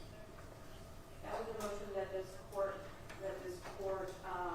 required me to file after our last, we met on June 3rd, to see about the motions that had been filed. The court wanted an analysis at that point as to which ones were evidentiary, and I had not yet met with Mr. Lamar. And so I asked for an opportunity to meet and then to set them forth. That's what Mr. Lamar was referencing before, is that you asked us to provide notice as to which ones that we were going to have witnesses on, and so that's what motion number 54 was just complying with this court's requirement to put notice on the state and the court. Can you prepare an order for that effect, saying that's been satisfied? Sure. Okay, okay. All right. All right, let me go back up to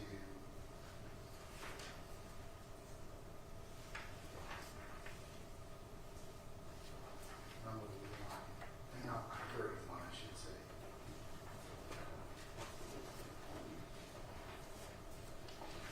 Motion number 31 is contingent upon motion number 30. 30 is the demurrage, general and special. Yes, Your Honor. You prepared to argue those, Mr. Lamar? Yes, Your Honor. Okay, all right, let's go ahead and handle that.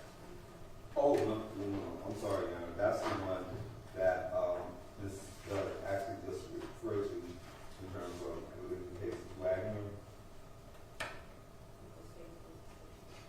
Right, in the state's response, and we wanted some time to look at that. So 31, I'm sorry, 30 and 31.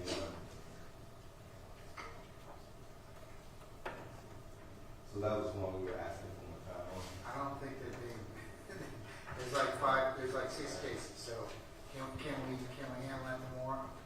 Yeah. Excuse me. All right, so we're gonna do 30, 31, 21, 16.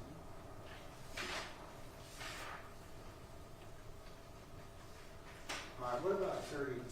Okay, now 30 is the emergency threat beyond special. 31 is a motion reserving the defendant's right to have grand jury proceedings recorded. So we'll do those tomorrow. 32 is a motion to order governing the timing of discovery pursuant to OCGA 17-16-1, etc.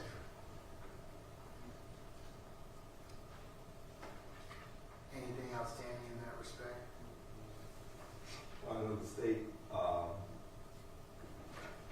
totally objected to this in their response. Not so. Well, seems, okay.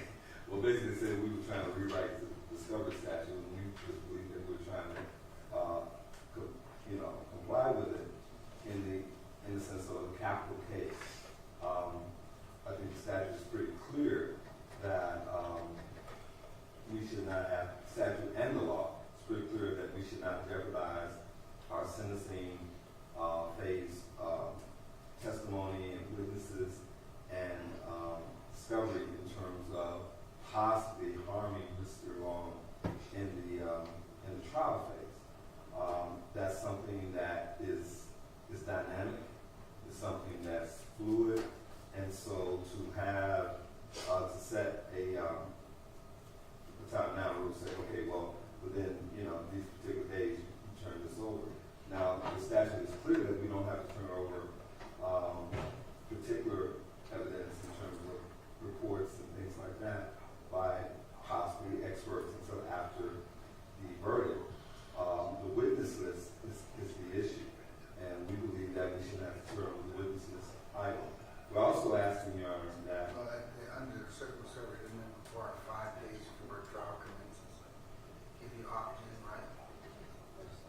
That's the first phase.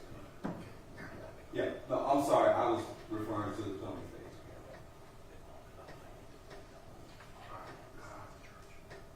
And particularly we're asking for 30 days after the state concludes discovery to file additional motions, and also asking for 30 days to provide reciprocal discovery. Within this, I mean, this case, the discovery is ongoing. The discovery here is fluid, and we believe that if we are in the trial kind of situation where we actually believe that we're about to go to trial, that there's going to have to be a certain amount of, let's say, pre-planning under that. Okay. That's why we're asking for the court to set a schedule. Here's the issue.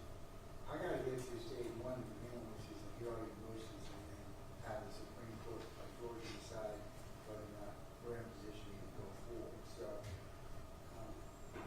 while there may be other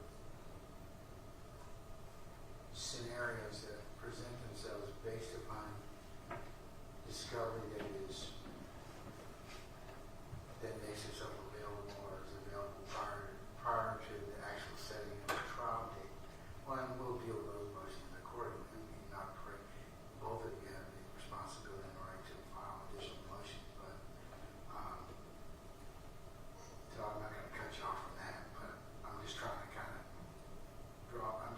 by me trying to hear these motions, I need to package up whatever you have at this point with a bigger time period and move on them so that they can go and the appellate court can decide yes or no.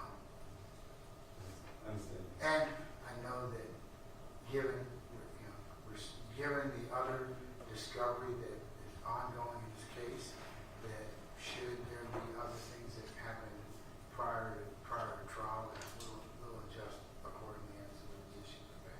Yes, sir. But I think that the Supreme Court also would like us to hear everything that's possibly within our purview to hear. Okay? You know, Sir. I just wanted to state a couple things and then clarify what the state does not object to in that motion. Okay.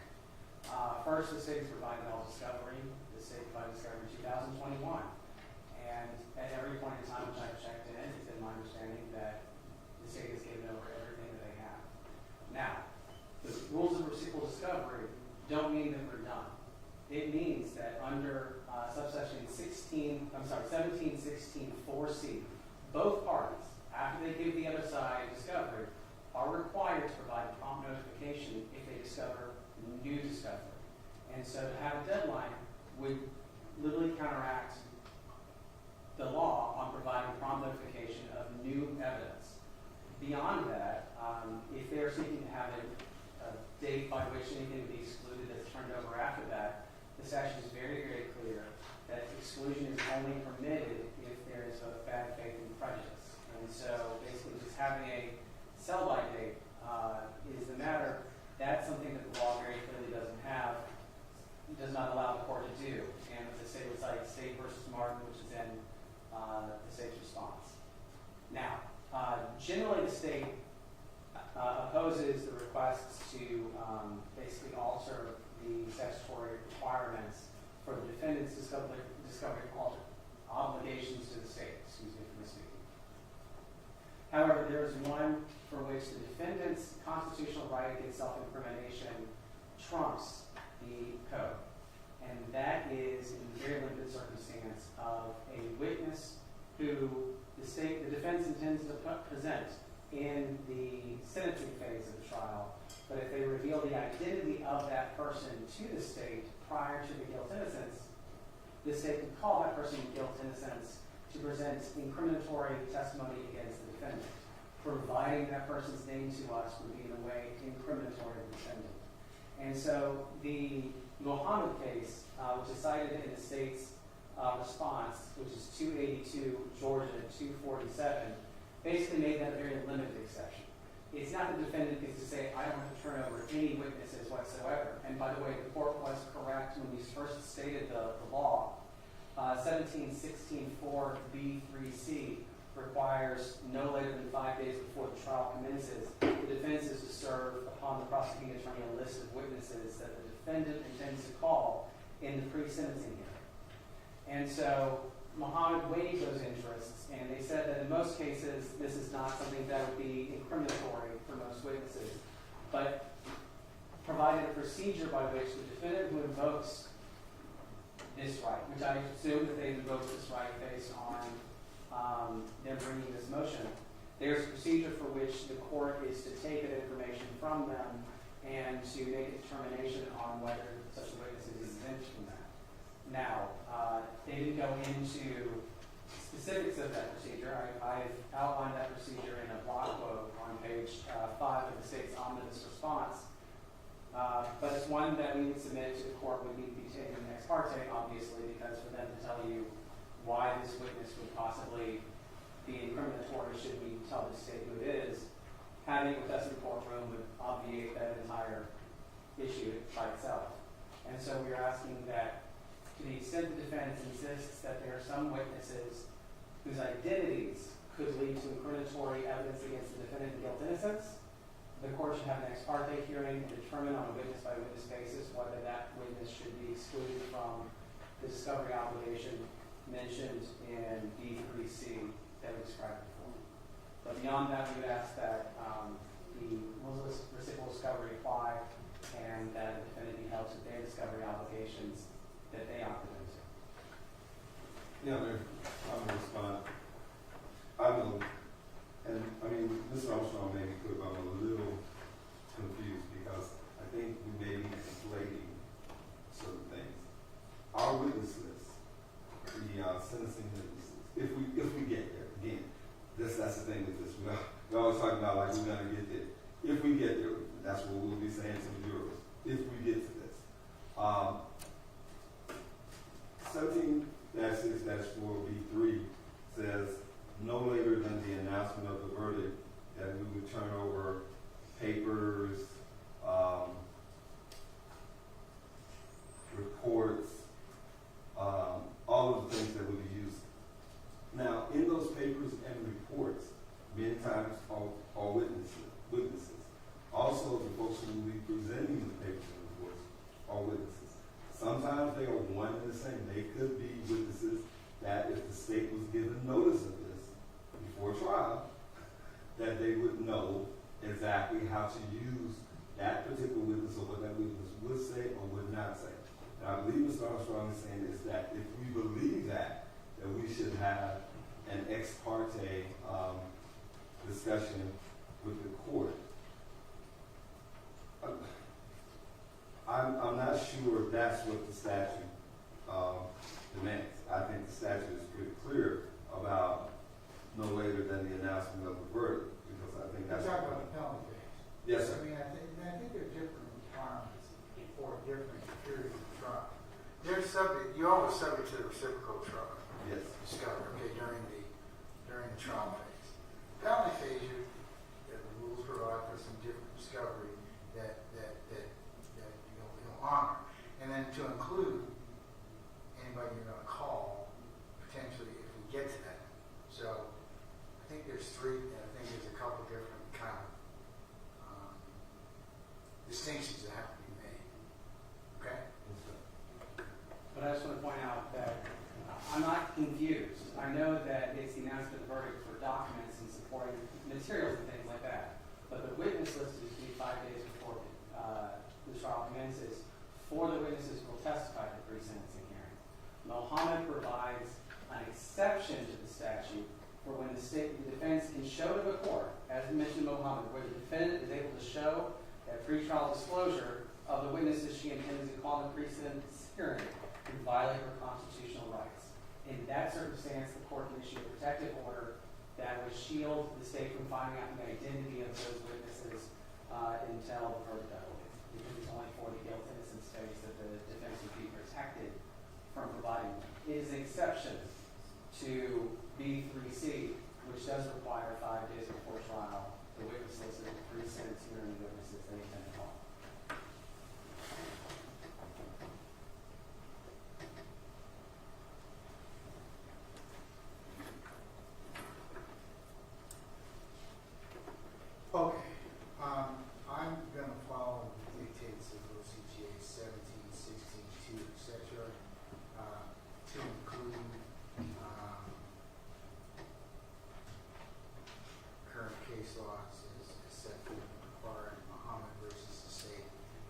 Georgia 247.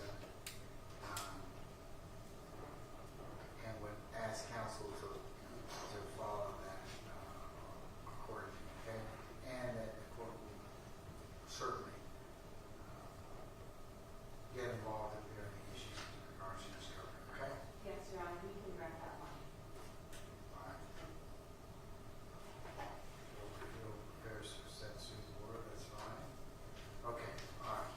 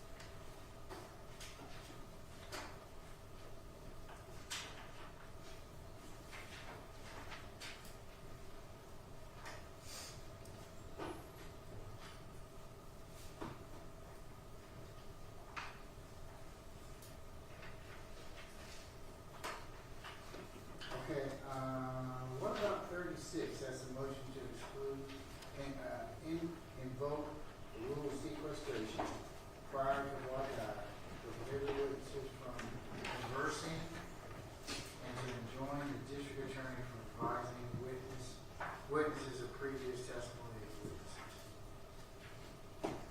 Yes, Your Honor, we're asking that the court do that simply, especially in a case like this, where, I mean, we've got possibly witnesses from several police agencies. I mean, not several, but at least two. Well, maybe, yeah, several, yeah, three at least. And it's just, I think it's a great prophylactic to stop anything that could happen. I mean, I understand the state, and I know states that we will do our duty, good faith, but folks talk. We all know. Witnesses talk. A particular witness may not even know that this other person is a witness, and then they'll start talking, and then somebody will know this, and the next thing you know, they've been, privy to testimony. So we think that in all cases, but particularly in this case, that we invoke the rule of sequestration prior to court order, that the district attorney be instructed and their assistants not to advise the witnesses, including police officers, as to their previous statements and the testimony previously given by other witnesses, and any witnesses that violate this be excluded from testifying, and told not to discuss the testimony which they intend to give. We should, and that goes for both sides, but I just think because we do have such a breadth of police agencies, investigators, that this is the best thing to do so that we don't have any issues moving forward.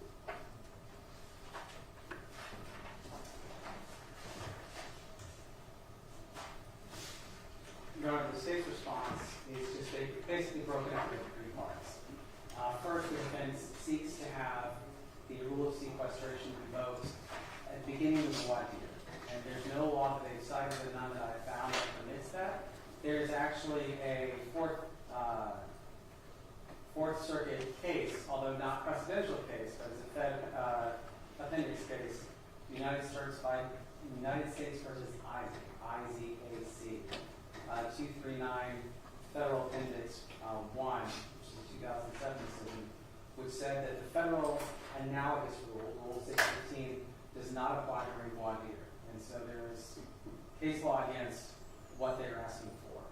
Now,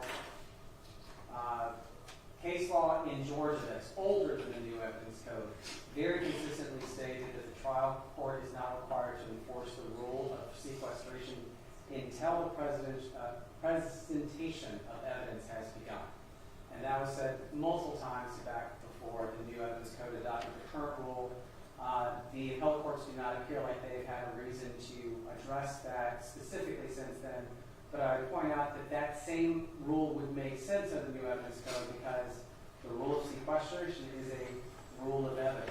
So applying to the presentation of evidence makes perfect sense. The next part that the state would break down the defendant's request to is the defense essentially seeks to prohibit the state from showing their own witnesses' prior statements. And they cite a 1980 decision named Lackey for that proposition. Lackey does not stand for that proposition. It was about showing one witness somebody else's stuff.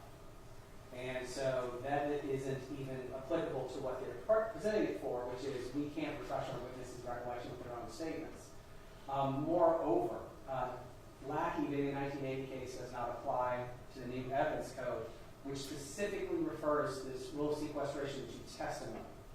And so the decisions that have reviewed this have talked about one witness hearing another person's testimony or being given a written recordation of another witness's testimony. So it applies specifically to testimony.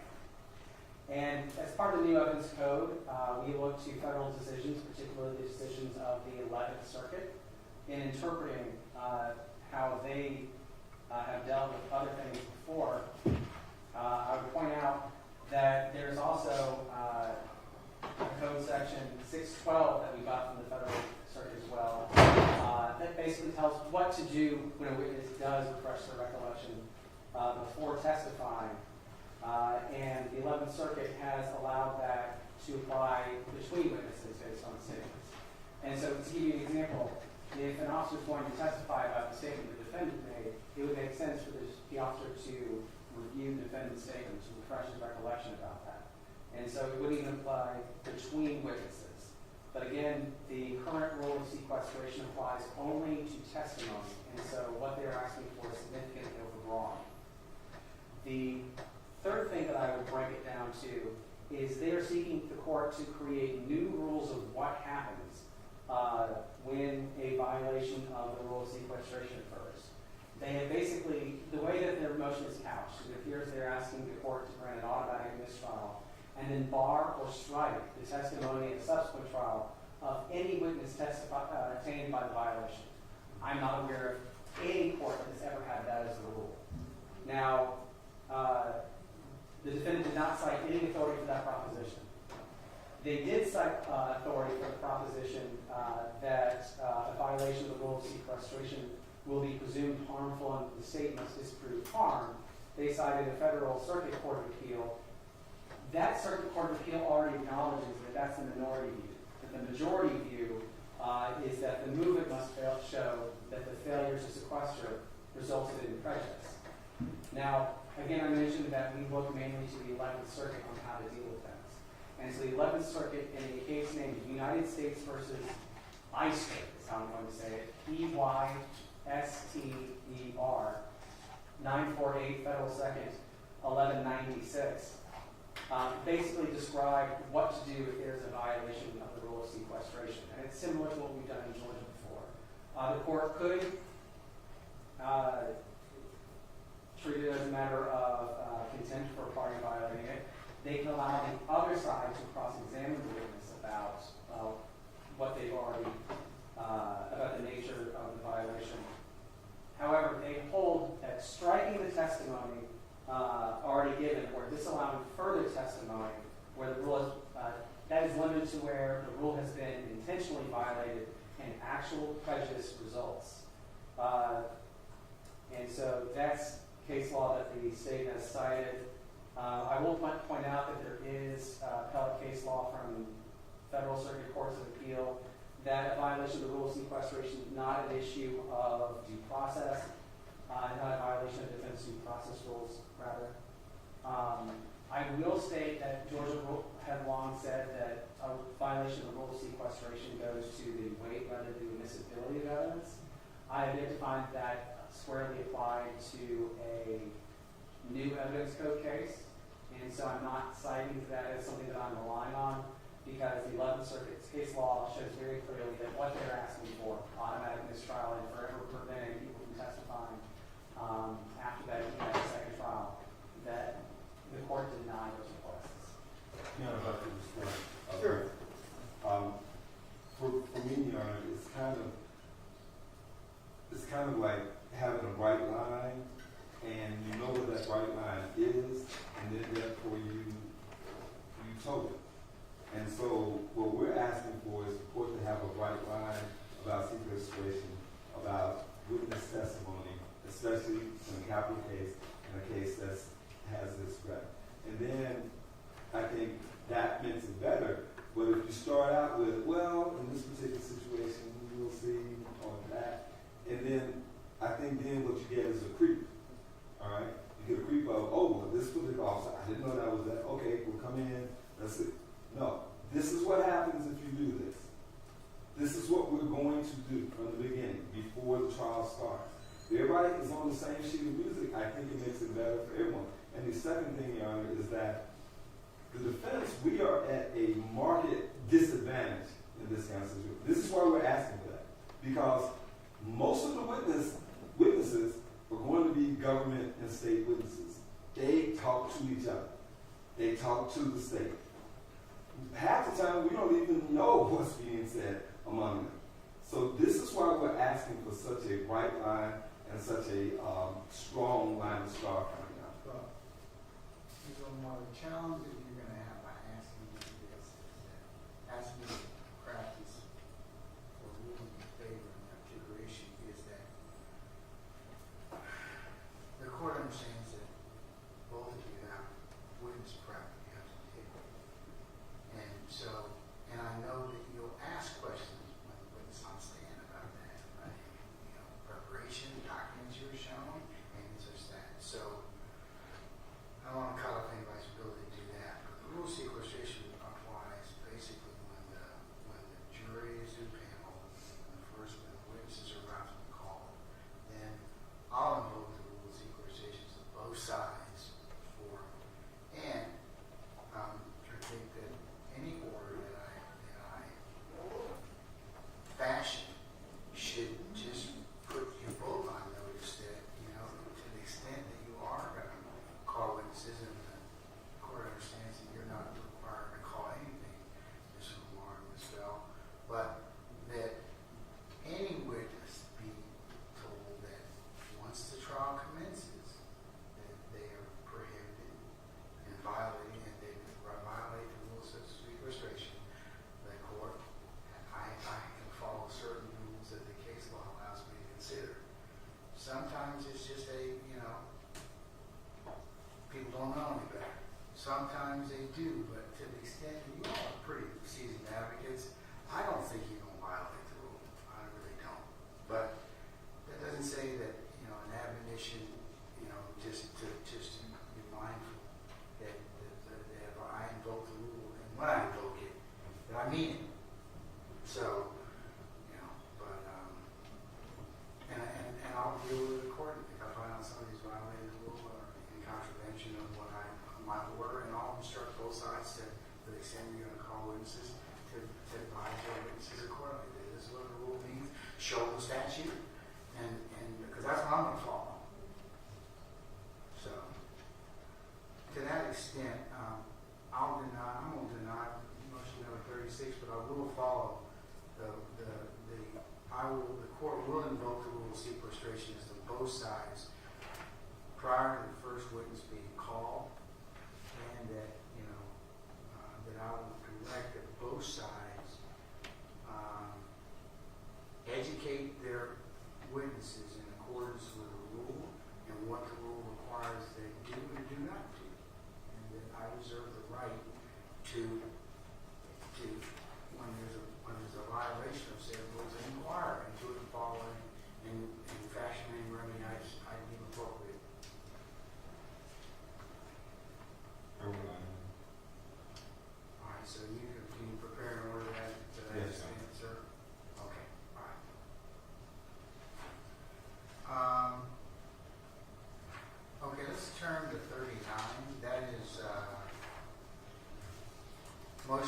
prevent any state actor or state witness from referencing or commenting on the exercise of any constitutional right of the defendant. Yes, Your Honor. I think particularly when Ms. Bell and I were talking about this motion, it is very, should I say, pointed toward this particular case because we believe that that's going to be something that's possibly going to be a lot of what the state may try to do. And we believe that at this point, the court should be clear that that is a violation. And I believe in reading Mr. Armstrong's response, he had another view about it in terms of what exactly is Mr. Long's constitutional rights in terms of what happened in Cherokee County. And that's probably where we are at odds, and we may need more briefing on it. It is our position that Mr. Long's actions in Cherokee County in terms of any particular plea, his right to remain silent here, his ability to be innocent until proven guilty beyond a reasonable doubt, here should not be commented on even within 1,000 feet. I believe the state is saying that some of the statements that Mr. Long has made and statements that other folks have made could possibly venture into that territory. Our belief is that anything that talks about his right to remain silent, his right to have a trial, juxtaposing them to what happened in Cherokee County is unconstitutional in violation of his rights. And we want this court to be clear.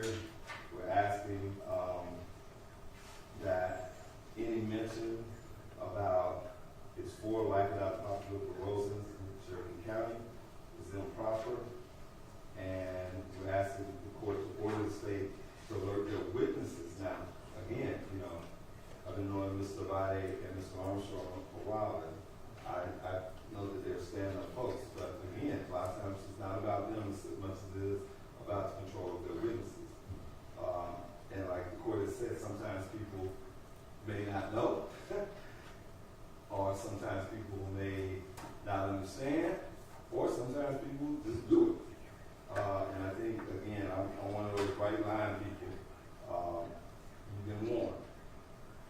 So that's why we're asking for that, because we think that this is a real issue in this case. Well, you're kind of using 2 things. One of them would be, are you talking more about third parties, or are you talking about state making argument as appropriate that your client entered a guilty plea, or the proceedings in Cherokee County? All of that, yes. There's issues in terms of third parties, but there's also those third parties making comments about what Mr. Long did or what he hasn't done. We're worried about that. We're also worried about how the state characterizes what happened in Cherokee County, where that it could hinge or touch around his constitutional rights that he still has in Fulton County. His right to remain silent. I mean, there should be no talk about, well, this is what he said in Cherokee County, and then somebody said, well, no, did he talk to the folks in Fulton County about this? I mean, I'm using that as an example, but there should not be any compare and contrast going on from anyone. So, Your Honor, I will admit up front, and I've looked back over it using both the word sentence and parole. I did not understand their claim to be specific to the sentences. I have not thought about that in response because, quite frankly, talking about the sentences from Fulton County isn't something that I would ordinarily think of. However, the fact that he got up in open court and said, yes, I'm the person who committed these 4 homicides that are related to these 4 homicides is absolutely relevant in the case of these 4 homicides in Fulton County. And so we submit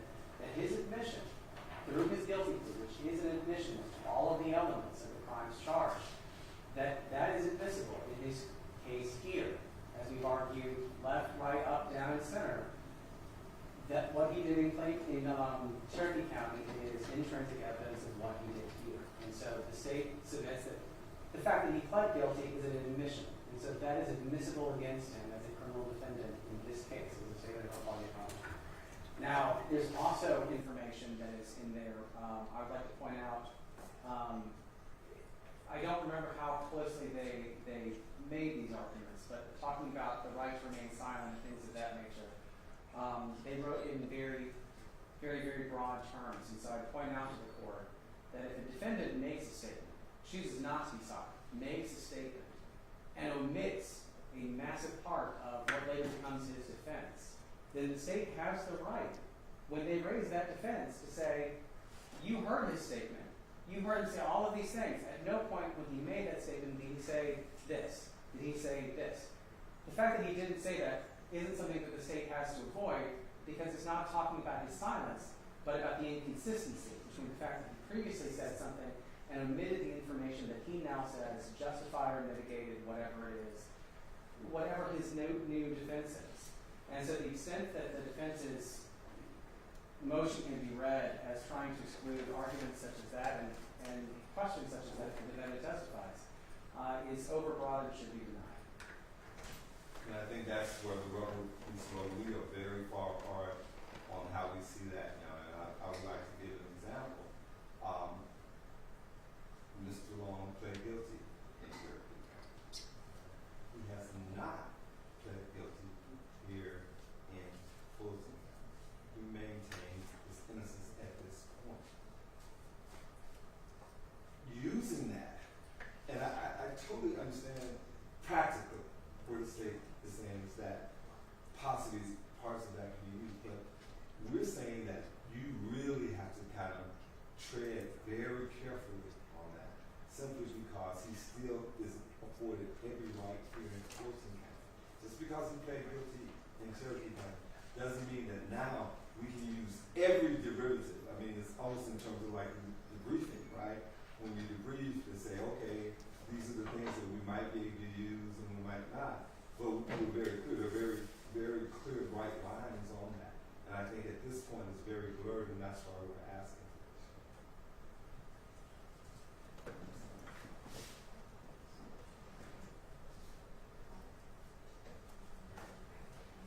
Yeah, and we were also saying that there are restrictions on what they can argue in terms of using the evidence that Mr. Long admitted to, pled to in Cherokee County versus that being used here.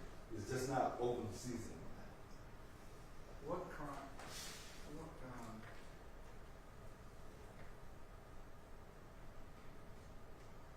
Mr. Abadi, I'm trying to think that you all, page 13 of your response, the fact that the defendant was guilty of Clayton County crimes, is that the right count, or are there other charges in Clayton County? I apologize. I'm the one who first started saying Clayton or Cherokee County. He says Cherokee County. Because it's intrinsic evidence of this, it is a continuous set of acts committed on a single day. The fact that he admits he did this half of the acts is evidence, relevant and highly probative that he committed this set of acts. And it is an admission of guilt. He got up in court and pled guilty. And so, any other circumstance that is considered an admission, which is admissible against a criminal defendant in a criminal trial, where it is relevant. And it is absolutely relevant whether he admitted that he did the crimes here. Just as his statement admitting to basically committing all these crimes will be evidence against him, so is that admission that he committed these crimes. He committed those crimes, evidence of these crimes. And I think, of course, that's where we absolutely disagree. I totally understand, even though we may not like it, right, in terms of a statement made to the police. I get that. We've been doing this long enough to know that that comes in, or that the state can try to bring that in unless we can get it suppressed. But a statement about his guilt in another case, using that, bootstrapping that in to show guilt here, we believe is improper and violates this. I don't think it's to show guilt. It's for a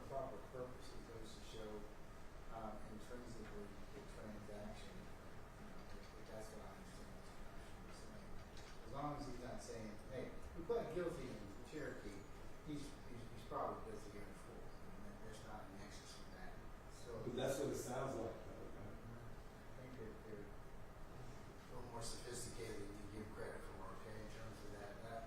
I don't believe that that's the argument. I do believe that it can be argued, especially if your client did in fact enter a guilty plea in Cherokee as to intrinsically, and since this is a course of conduct, and it's purported that he left Cherokee and came down came to Fulton. So.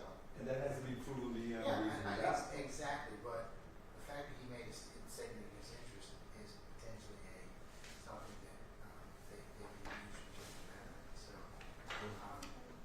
at this point,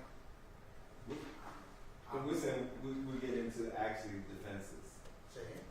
In terms of limiting the defenses that Mr. Long can use it. I mean, I understand, yes, we're just very far apart.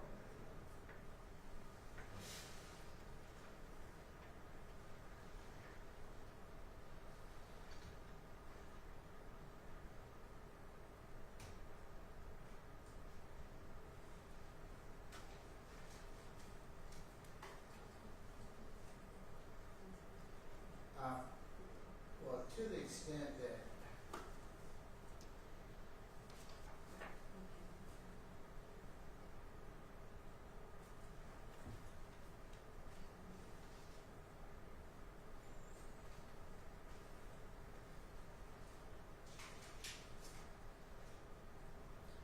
I don't believe the state's going to improperly comment on the defendant's decision in terms of writing and sound like they not guilty, but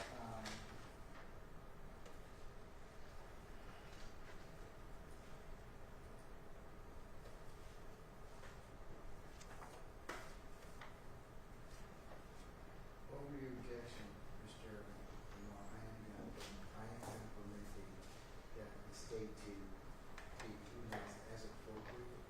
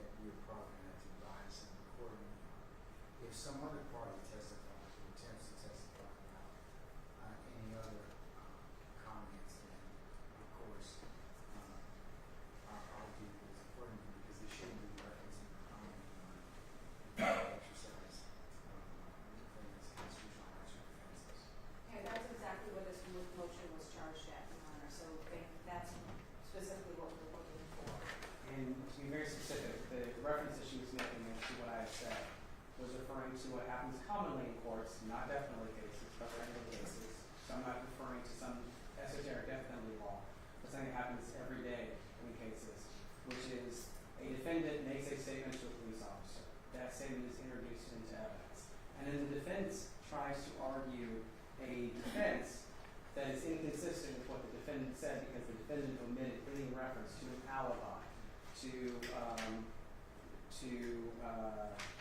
his fear of others or anything of that nature. And so that's what I was referring to, is basically impeaching the defendant or the defense Well, it based could on come up, the it could come up on the bottom if that's the case, but somebody else directly, my concern, I think the defense's concern as well, it can't be like just talked about, okay? Like it just can't be brought up unless it's a statement that's put, okay? But if, to the court's comment on this, if somebody brings up or the defense starts to, depending on how they present their case or somebody else, then indicates that it may go to impeachment. But it's going to depend on what I can't give you a blanket rule at this point in time. It really will depend on who says what and what is being introduced for. So, while I'm sensitive to the fact that no witness should comment directly on the exercise of the defendant's constitutional rights, that should the door come open due to the testimony of others, then I will revisit that. But I'm being very clear that his plea, and that particular colloquy is a statement against interest. Yes, Your Honor, and this was only framed for improper comment. Yeah, well, I mean, and you all can make objections, timely, or whatever. If you think somebody's getting into something they shouldn't be getting into, stop and let me just hear it before they, I can't unring the bell, okay? So to speak, now, all right? Okay. I think we can, make people feel better if they're concerned about new one. The state has no intention of calling any lawyers for the defendant as in the motion that was presented where the issue arose or came about. Yeah. That's not going to be an issue at trial, and I don't plan to call Mr. Burns as a witness for the state. Which would be admitted as self-authenticated. So I think we can alleviate any concern. There'll be no questions asked to any lawyers who represented the defendant at place of trial. Or any officers about that. The officers weren't there, so they wouldn't be able to comment on it. Yeah. But about any constitutional rights or anything like that. I've never done that, but I don't know what experience. Yeah. I have the experience, but I've never asked an officer, does the defendant have a fifth amendment right? I think we understand the point is it's not a direct question like that. Yes, ma'am. But they just can't make random comments on, he didn't say anything nice about this or whatever, I mean, or Right. intimate the fact that, you can't comment on pre-arrest silence or he didn't say anything else about that particular issue. He said be very careful about that. Okay, number 40 is the motion to eliminate, to exclude the admission of highly prejudicial photographs of the deceased, to limit the use of color photographs, to relevant, non-prejudicial, and non-duplicated evidence, and to exclude admission of cumulative color photographs. Your Honor, what we've done in the past has been, as we get closer to trial, the state determines which pictures showing the deceased's bodies. The state intends to introduce a trial and to give the defense notes of which specific ones, and they let the state know which ones they think are duplicative or not relevant, and then any issues that we don't resolve between ourselves that we bring to the court's attention. And so I would suggest that procedure in this particular case. The state doesn't intend to prejudice the jury with photographs. The photographs are going to be relevant, specific to show what happened is the actions of defendant's hand. Okay. And I think for judicial economy, that's probably the best way to go, Your Honor, so that we know kind of what we're working with, and then we can raise objections appropriately.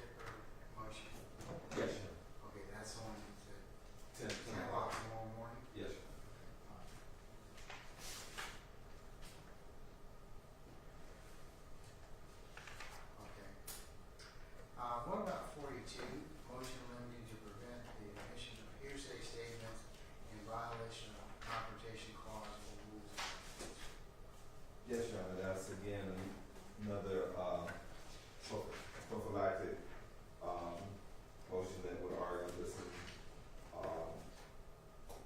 to make sure, because of the kind of cross county nature and the different police agencies involved, we believe that there's a possibility, a strong possibility, that the state could possibly either mistakenly or even just negligently try to do an end run around Crawford. Not saying that they would do it on purpose, but there's just so many irons in the fire, so many things going on. So this is why we filed this motion. Because if you look on page 4 where we talk about it, to repeat it, the statement of the declarant was made to a police officer who was investigating crime, and the declarant is not in court testifying. The statement to the police is automatically and without exception inadmissible unless it's hearsay. And if there's something that they have a exception for the hearsay, then they need to put that forward. But we got a lot of police officers, well, not maybe a lot, but enough police officers possibly talking about what folks have said. And this is not necessarily talking about what Mr. Long has said, but these are claims and statements that were made to police officers in this case who were investigating the crime. So, Your Honor, the state would respond that it does not intend to submit anything that would violate the Confrontation Clause, and it doesn't intend to introduce any hearsay that does not fall under a hearsay exception. Now, regardless of the hearsay exception, if something is testimonial, then the one thing that is required is that the witness testify and the defendant be allowed to cross-examine that witness. It does not have to be at the exact moment that the person provides somebody else's statement. The declarant just has to testify at trial. To the extent that there are very emphatic languages in the present tense ongoing, that is incorrect. I don't believe Mr. Lamar meant this, but it sounded like he said that it's a violation of confrontation unless there's a hearsay exception. That's incorrect. I don't think that he disagrees. I think it was just a misstatement. If it's a violation of confrontation, no hearsay exception would allow it to come in regardless. The state does not intend to violate any of those rules, and the defense has an absolute mechanism for dealing with this, because if the state asks a question that elicits hearsay, if they believe that we have not laid an objection or laid the foundation for a hearsay exception, then they have the ability to object to that period of time. What they're asking the court for, in part, is to basically have us list every possible hearsay statement that could be elicited that falls under a hearsay exception that we might want to present at trial, and do that before trial and have hearings on. There's no basis for that in the law. There's no procedure for that in the law. And I imagine that they would use that if we mentioned 20 cases and there's a 21st case, to say that the court should exclude that because we didn't raise it prior to trial. So absolutely, the state is asking this court to deny this motion because it is asking the court to create new rules regarding the presentation of evidence that do not exist under Georgia law. Well, in light of, I don't think it's new rules, but I do think that maybe we can meet halfway. And the halfway is that I think Sprinkler said, if sometimes you know what it is, and sometimes you don't know it until you see it or you hear it. And that's what we're afraid of, is that it could, with this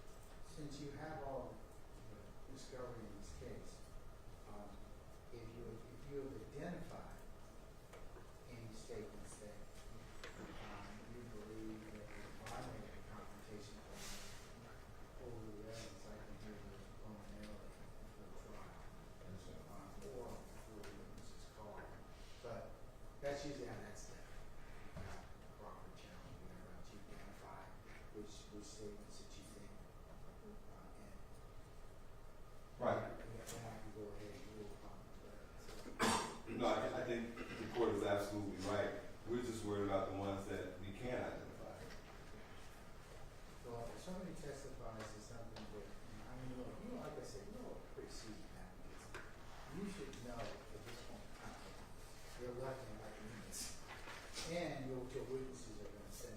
Because I don't think anybody wants to intentionally tank the case by saying something like this, that is clearly outside the limits of what is allowed by law. So, to the extent, I'll advise both sides that if you believe you have a confrontation issue, that you bring that to the court's attention so that I can go ahead and make a ruling or before the evidence is presented. Okay, Yes. and I can do that for witness on the stand. I prefer to do that for trial and in subsequent motions than themselves. To the extent that 42 is I'll deny the motion. I'm going to say that both sides are required to follow the rules of hearsay and confrontation clause issues, and that these issues may be raised prior to trial for the court to consider what specific hearsay statements may be in contravention of the confrontation clause of rules of evidence. All right? Thank you. All right, so Mr. Armstrong, if you'll go ahead and prepare that. Yes, sir. Okay. All right. What about number 44?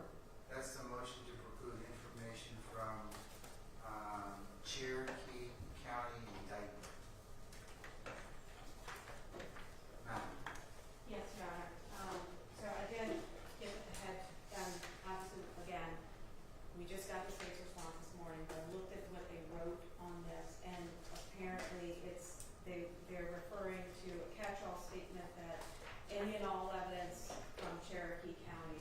So this motion is a motion to preclude, as I just stated, that Mr. Long's case in Cherokee County led to the very first appearance in front of the court in Cherokee. The Detective Demeester has already testified about, working with the Cherokee officers, and, we haven't gotten to the search warrant motion, but we'll be talking about that tomorrow, where he did search warrants of his own, that some of them had been done by Cherokee, but he did search warrants of his own to gather information in this case. He's also lead detective in this case. But there was an extensive investigation that occurred in Cherokee County with officers and detectives speaking with family, going to do interviews, and collecting evidence from different places. Some of them were warrantless searches, some of them were warrant searches. Some of them are at issue in other motions that we filed in this batch. And so what this motion asked for is, notice if there is specific evidence that was collected by Cherokee that the state intends to introduce. Because as I said, Detective Demeester did some of his own search warrants. And while the testimony that we sort of covered in the confrontation clause motion that we were just talking about, that if they were not going to call a witness and they wanted to introduce that information, the courts just covered that. Here we're talking about sort of physical evidence, because it's not automatically admissible, because there was never any adjudication in regards to evidence that was seized and that was brought in, or that was seized and acquired by the Cherokee County officers. And so if we are here in Fulton County and the state wants to sort of bring in evidence that was recovered by a Cherokee County law enforcement, then we're asking for notice of that so that we can know what items we would need to file any motion to challenge the admission of that. As of now, the state filed a couple of motions in regards to introducing the plea transcripts and obviously his statement in regards to that. We know that that about 3 or 4 of the search warrants that were issued in Cherokee were also issued from, in Fulton County as well. But, a blanket statement that just anything and all things from Cherokee County is not sufficient notice as to what the state intends to introduce, that obviously at this point has been not adjudicated and would be subject to a potential motion to suppress, because those issues were not waived, and are not waived, in any of our motions. And that's what that's the basis for this motion, and the state's objection is unclear, but I think it's unclear to me. I mean, when they say all, do they intend to put on every single piece of evidence that was recovered versus what Detective Demeester recovered, should we be expecting that they intend to relitigate the Cherokee case in the Fulton case? Because there's a difference between introducing the plea and what was said in the plea transcript as intrinsic, is what Your Honor was saying, and then sort of putting in the entire case as the evidence in this case. So those are two different things.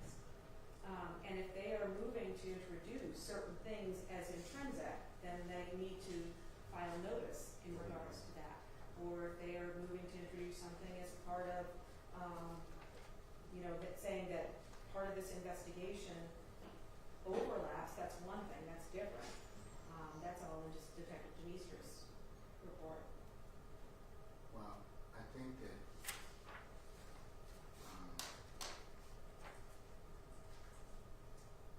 if you look at 404B, and if you look at the state's citing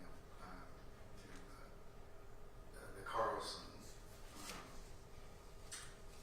in Carlson Intrinsic Evidence, page 118, 7th edition, 2021, Rule 404B does not restrict the commission of other crimes evidence when it is one and in charge of the offense which arose out of the same transaction or series of transaction as a charge offense.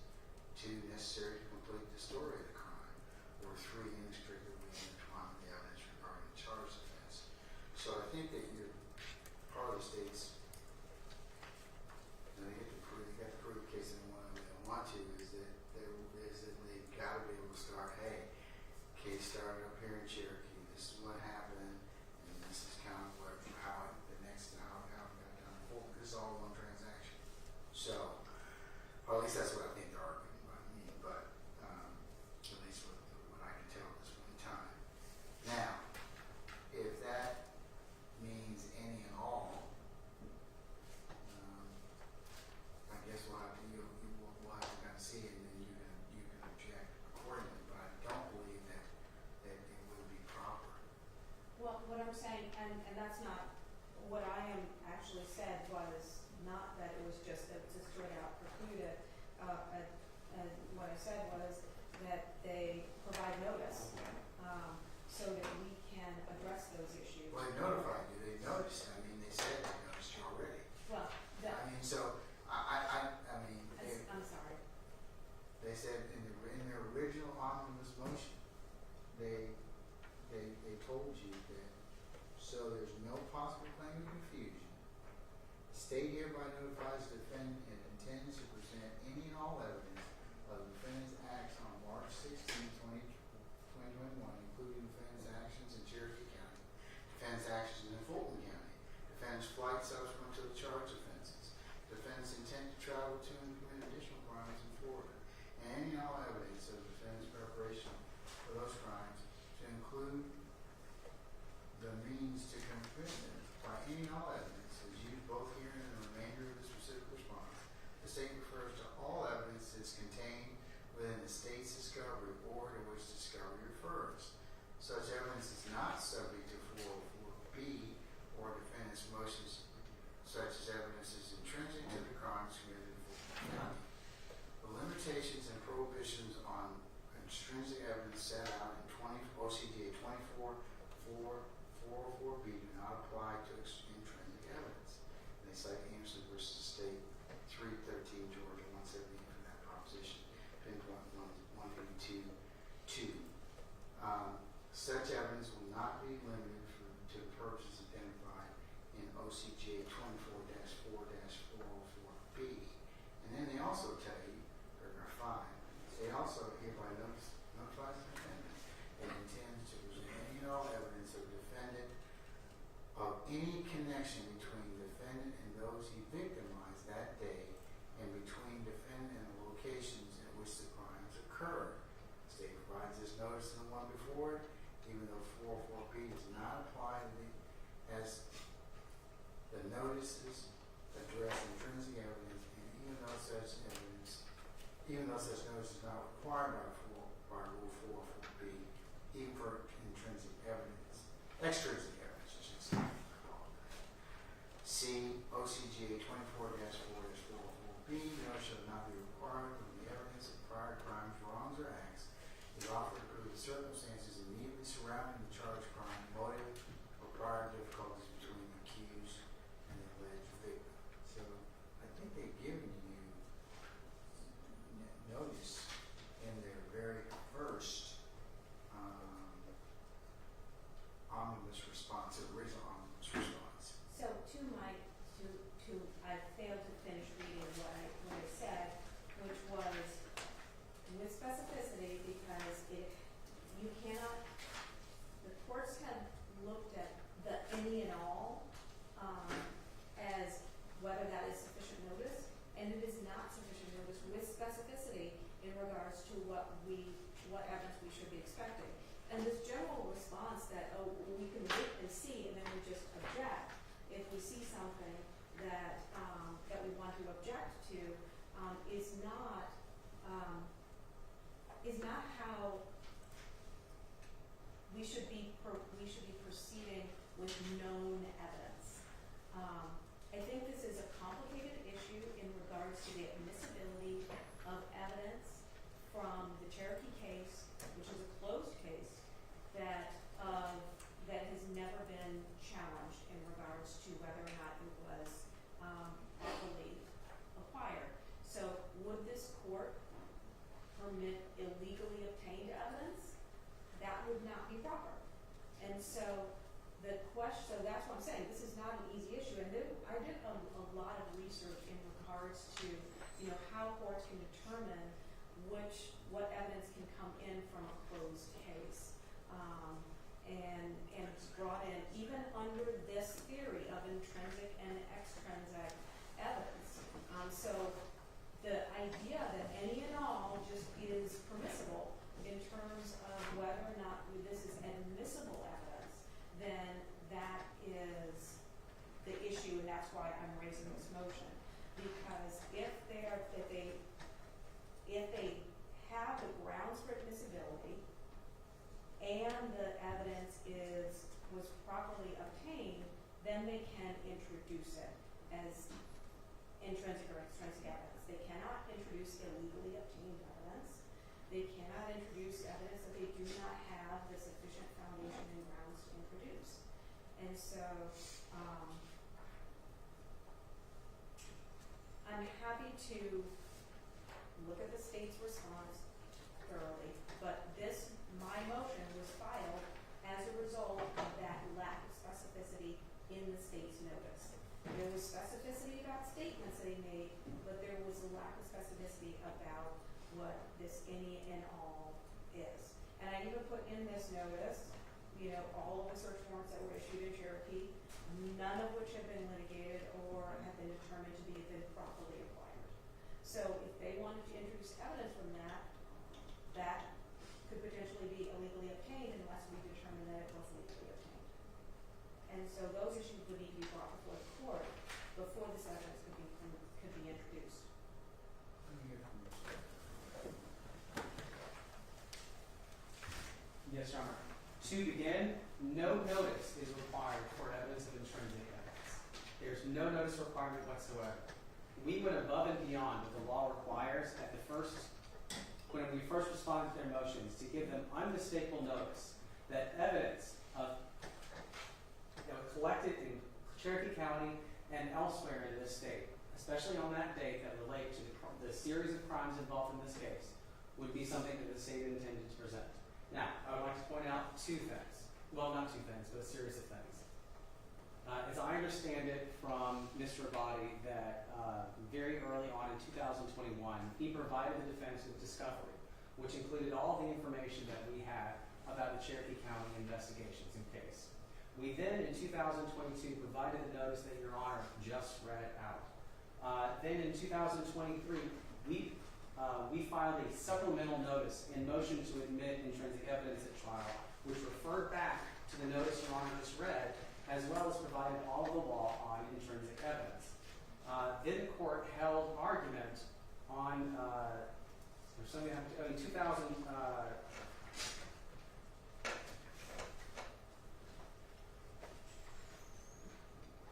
at a hearing in 2024, I referred back to that and we discussed that on the record. And then the court in 2025 held a hearing on the state supplemental notice in motion to admit intrinsic evidence at trial. To say that they were not on notice is not accurate. They were on notice, unmistakable notice. They're trying to say this is from a closed case. It is evidence of an ongoing series of crimes that is actively being pursued in this case. All of it is intrinsic evidence for this case.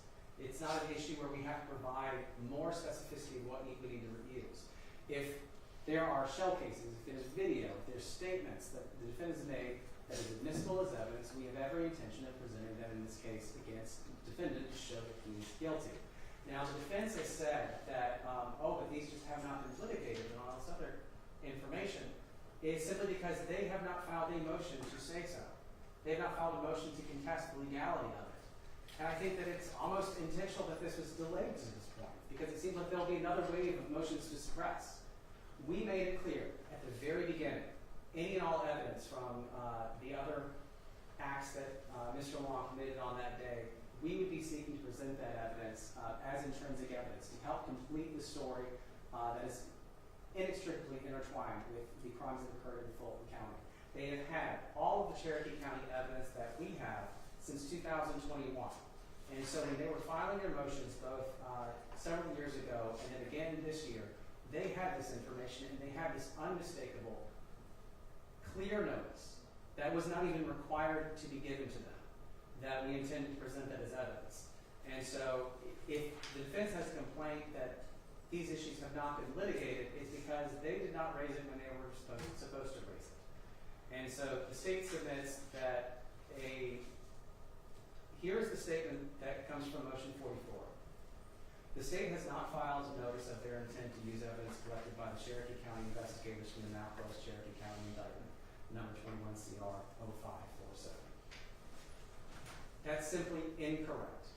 And so to the extent that motion 44 is a motion, this court should deny.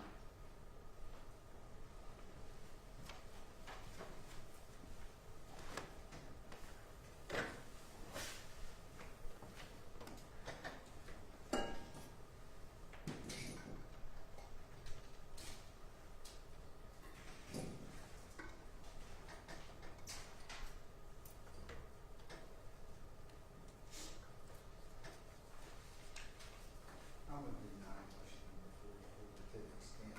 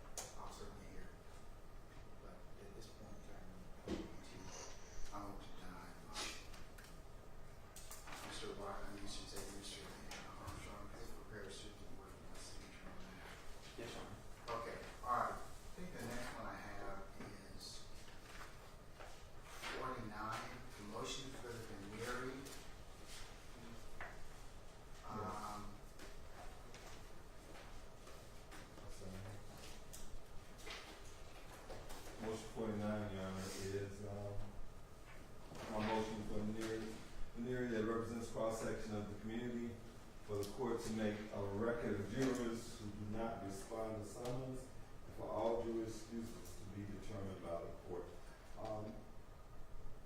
I think, this is what we do all the time. I don't think this is anything out of the ordinary. We think, we try to get as many people in as possible. If folks don't come, we try to make sure folks get served. And if folks still don't come, we want to be able to have a record of who did not come, because that does affect, I'm sorry. No, go ahead, sir. Yeah, that affects, Mr. Long's, right to a, fair cross-section and a fair jury, under the 56th Amendment and also the 14th. So what we're asking for is, the number, we can, definitely probably needs to be more than 300 people. And it's your summons, commanding them to appear. What I was going to do, Mr. Barnes, and I think it's just the order for this particular motion can say that once I get clearance to try this case, that we'll meet with jury services, and that we will pick a date Yes, sir. sufficient so that there will be a special draw, meaning that in order to get that many jurors, I have to do a special draw, usually 60 days in advance. Right. What I'll do is I'll make a request for a special draw on a particular day, and that we will be able to examine or start the process, or put it this way, do a special draw, and then we can coordinate the jury questionnaire process when they come in, Yes, sir. so they can be sworn. I can give the, just the initial overviews and swear them in so that they can answer the questions under oath. And then we can kind of just figure out when we're gonna also conduct the rest of the jury examination. Yes, sir. So, that work for you? Yes, and just wanted to, other things in terms of excuses and things like that. In terms of, I think Ms. Von Kelch, who's our jury clerk, will be pleasantly surprised, not surprised, presently, comfortable with the way that she handles Oh, yes. that on We behalf, work with her. of that. So when we get it comes to that stage, we will involve her and her team, and then we'll pick those dates, and she keeps track of that, and we'll be able to weigh in on those particular issues so that these particular concerns don't end up being a problem. Because I do follow up with people that don't respond, or people that didn't appear on that particular day that we call them, to give them a date certain to come back. So we'll go ahead and to alleviate and not make that a problem. Okay? Yes, sir. All right. So if you prepare, Your Honor, yes. there are two parts to the defendant's motion that Yeah. we disagree with. Go ahead. First of all, the defense is seeking to expand the fair cross-section requirement, not to the lists from which the jurors are pulled, but from essentially the veneer. And so you don't have a right to any specific composition of the You don't. veneer or specific panels. Their motion asks for the fair cross-section to apply at that level, when it really just applies at the list. When the list is applied by whatever happenstance, that is who comes. And so it might be more jurors of one demographic or more jurors of another demographic, depending on the poll.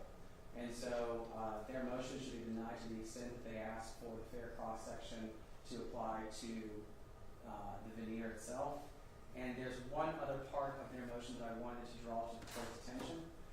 They are seeking an order from the court that requires the court to determine and record the race and gender of those jurors who do not appear. There's certain information in the jury composition rule list that applies to gender and race, but that doesn't apply across the board for every entry within it. In all other circumstances, when there's been a gap that the defendant wants the information to be provided, they're the ones that are responsible for showing evidence of what that person's demographics would be, rather than the court's responsibility to do that. And so I just wanted to give that caveat to the court as well. You know, it's been, trial, we ended up having a judge trial, and my last trial this summer, but that was out in Franklin County. They did not, the clerk there did not have a problem providing the race and gender of the folks who came, who did not come. So I don't. You're asking me to do it. Yeah, I'm not equipped to do that. right. I To the understand. extent that Ms. Von Kelch can provide that, that's fine. Well, we would ask the court. But I think that she collects that data anyways.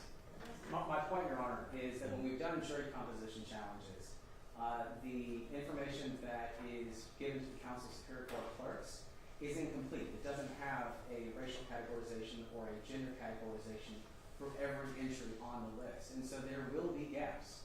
And so the issue is who's responsible for filling in those gaps. For somebody who doesn't show up, which is what they're requesting the court to make a response for, I don't object to people who show up, because See that? because you can see them in person. But for people who aren't here, there's no basis for Ms. Von Kelch to make the determination if the information that's provided to her by the counsel superior court clerks omits it. And so I just wanted to put the court on notice that it's the defendant's burden in jury challenges to create that information if it's missing. And we've done that in the jury trial. We're just asking if there is a way that Ms. Von Kelch, I know the court can't do it themselves, but we should. I'm not going to require anything to do with it. I mean, it's just, I'm gonna go ahead and whoever doesn't show, I'll enter the appropriate process and we'll go ahead and make sure that they do it. But Mr. Armstrong's correct. That's the information provided by the counsel superior court judge. So the list, I'm not going to make our folks go beyond that to do that. That's a you issue. So if you want to go ahead and do that, that's fine. Ms. Bell. And then what I'll do is, like I said, I will, to those particular people who do not show up, set another series of dates, and that should give you some opportunity to maybe potentially acquire that information, and or I'll make sure that we account for everybody that we subpoena. Ms. Bell wants to say something. Yeah, I want to make this clear because, so Mr. Armstrong is talking about something very different than what this is requesting. If you look at the language that I used in the motion, it is to record that a record be made of the race and gender. It doesn't say of every single person and to go out and gather data. It is simply for a record to be made. So what we're asking is that when there are people that are no-shows, if the information is on the list, that be able to be made on the record, that information be able to be put on the record. Because there's a difference between us having the list and then us having the information in the record. So this is our request to put that known information in the record. That's what we're asking. We're not asking anyone to go out and find anything. We're not asking anybody to chase anything down. As the language reads, that a record be made of the race and gender of any jurors who fail to respond. So if the court has the information, that's all we're asking. We're not asking anything extra other than what you would already have.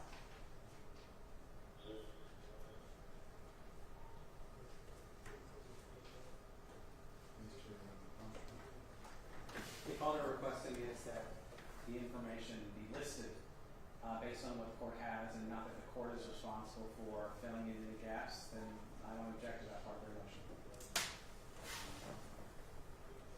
Let's prepare a suitable order from the signature. Both parties can work on that. But I do want to include, that what you all just asserted to include when we get the permission to try the case. I'll say that with 4 months prior, because you need 2 months, at least 60 days for a special trial, and you also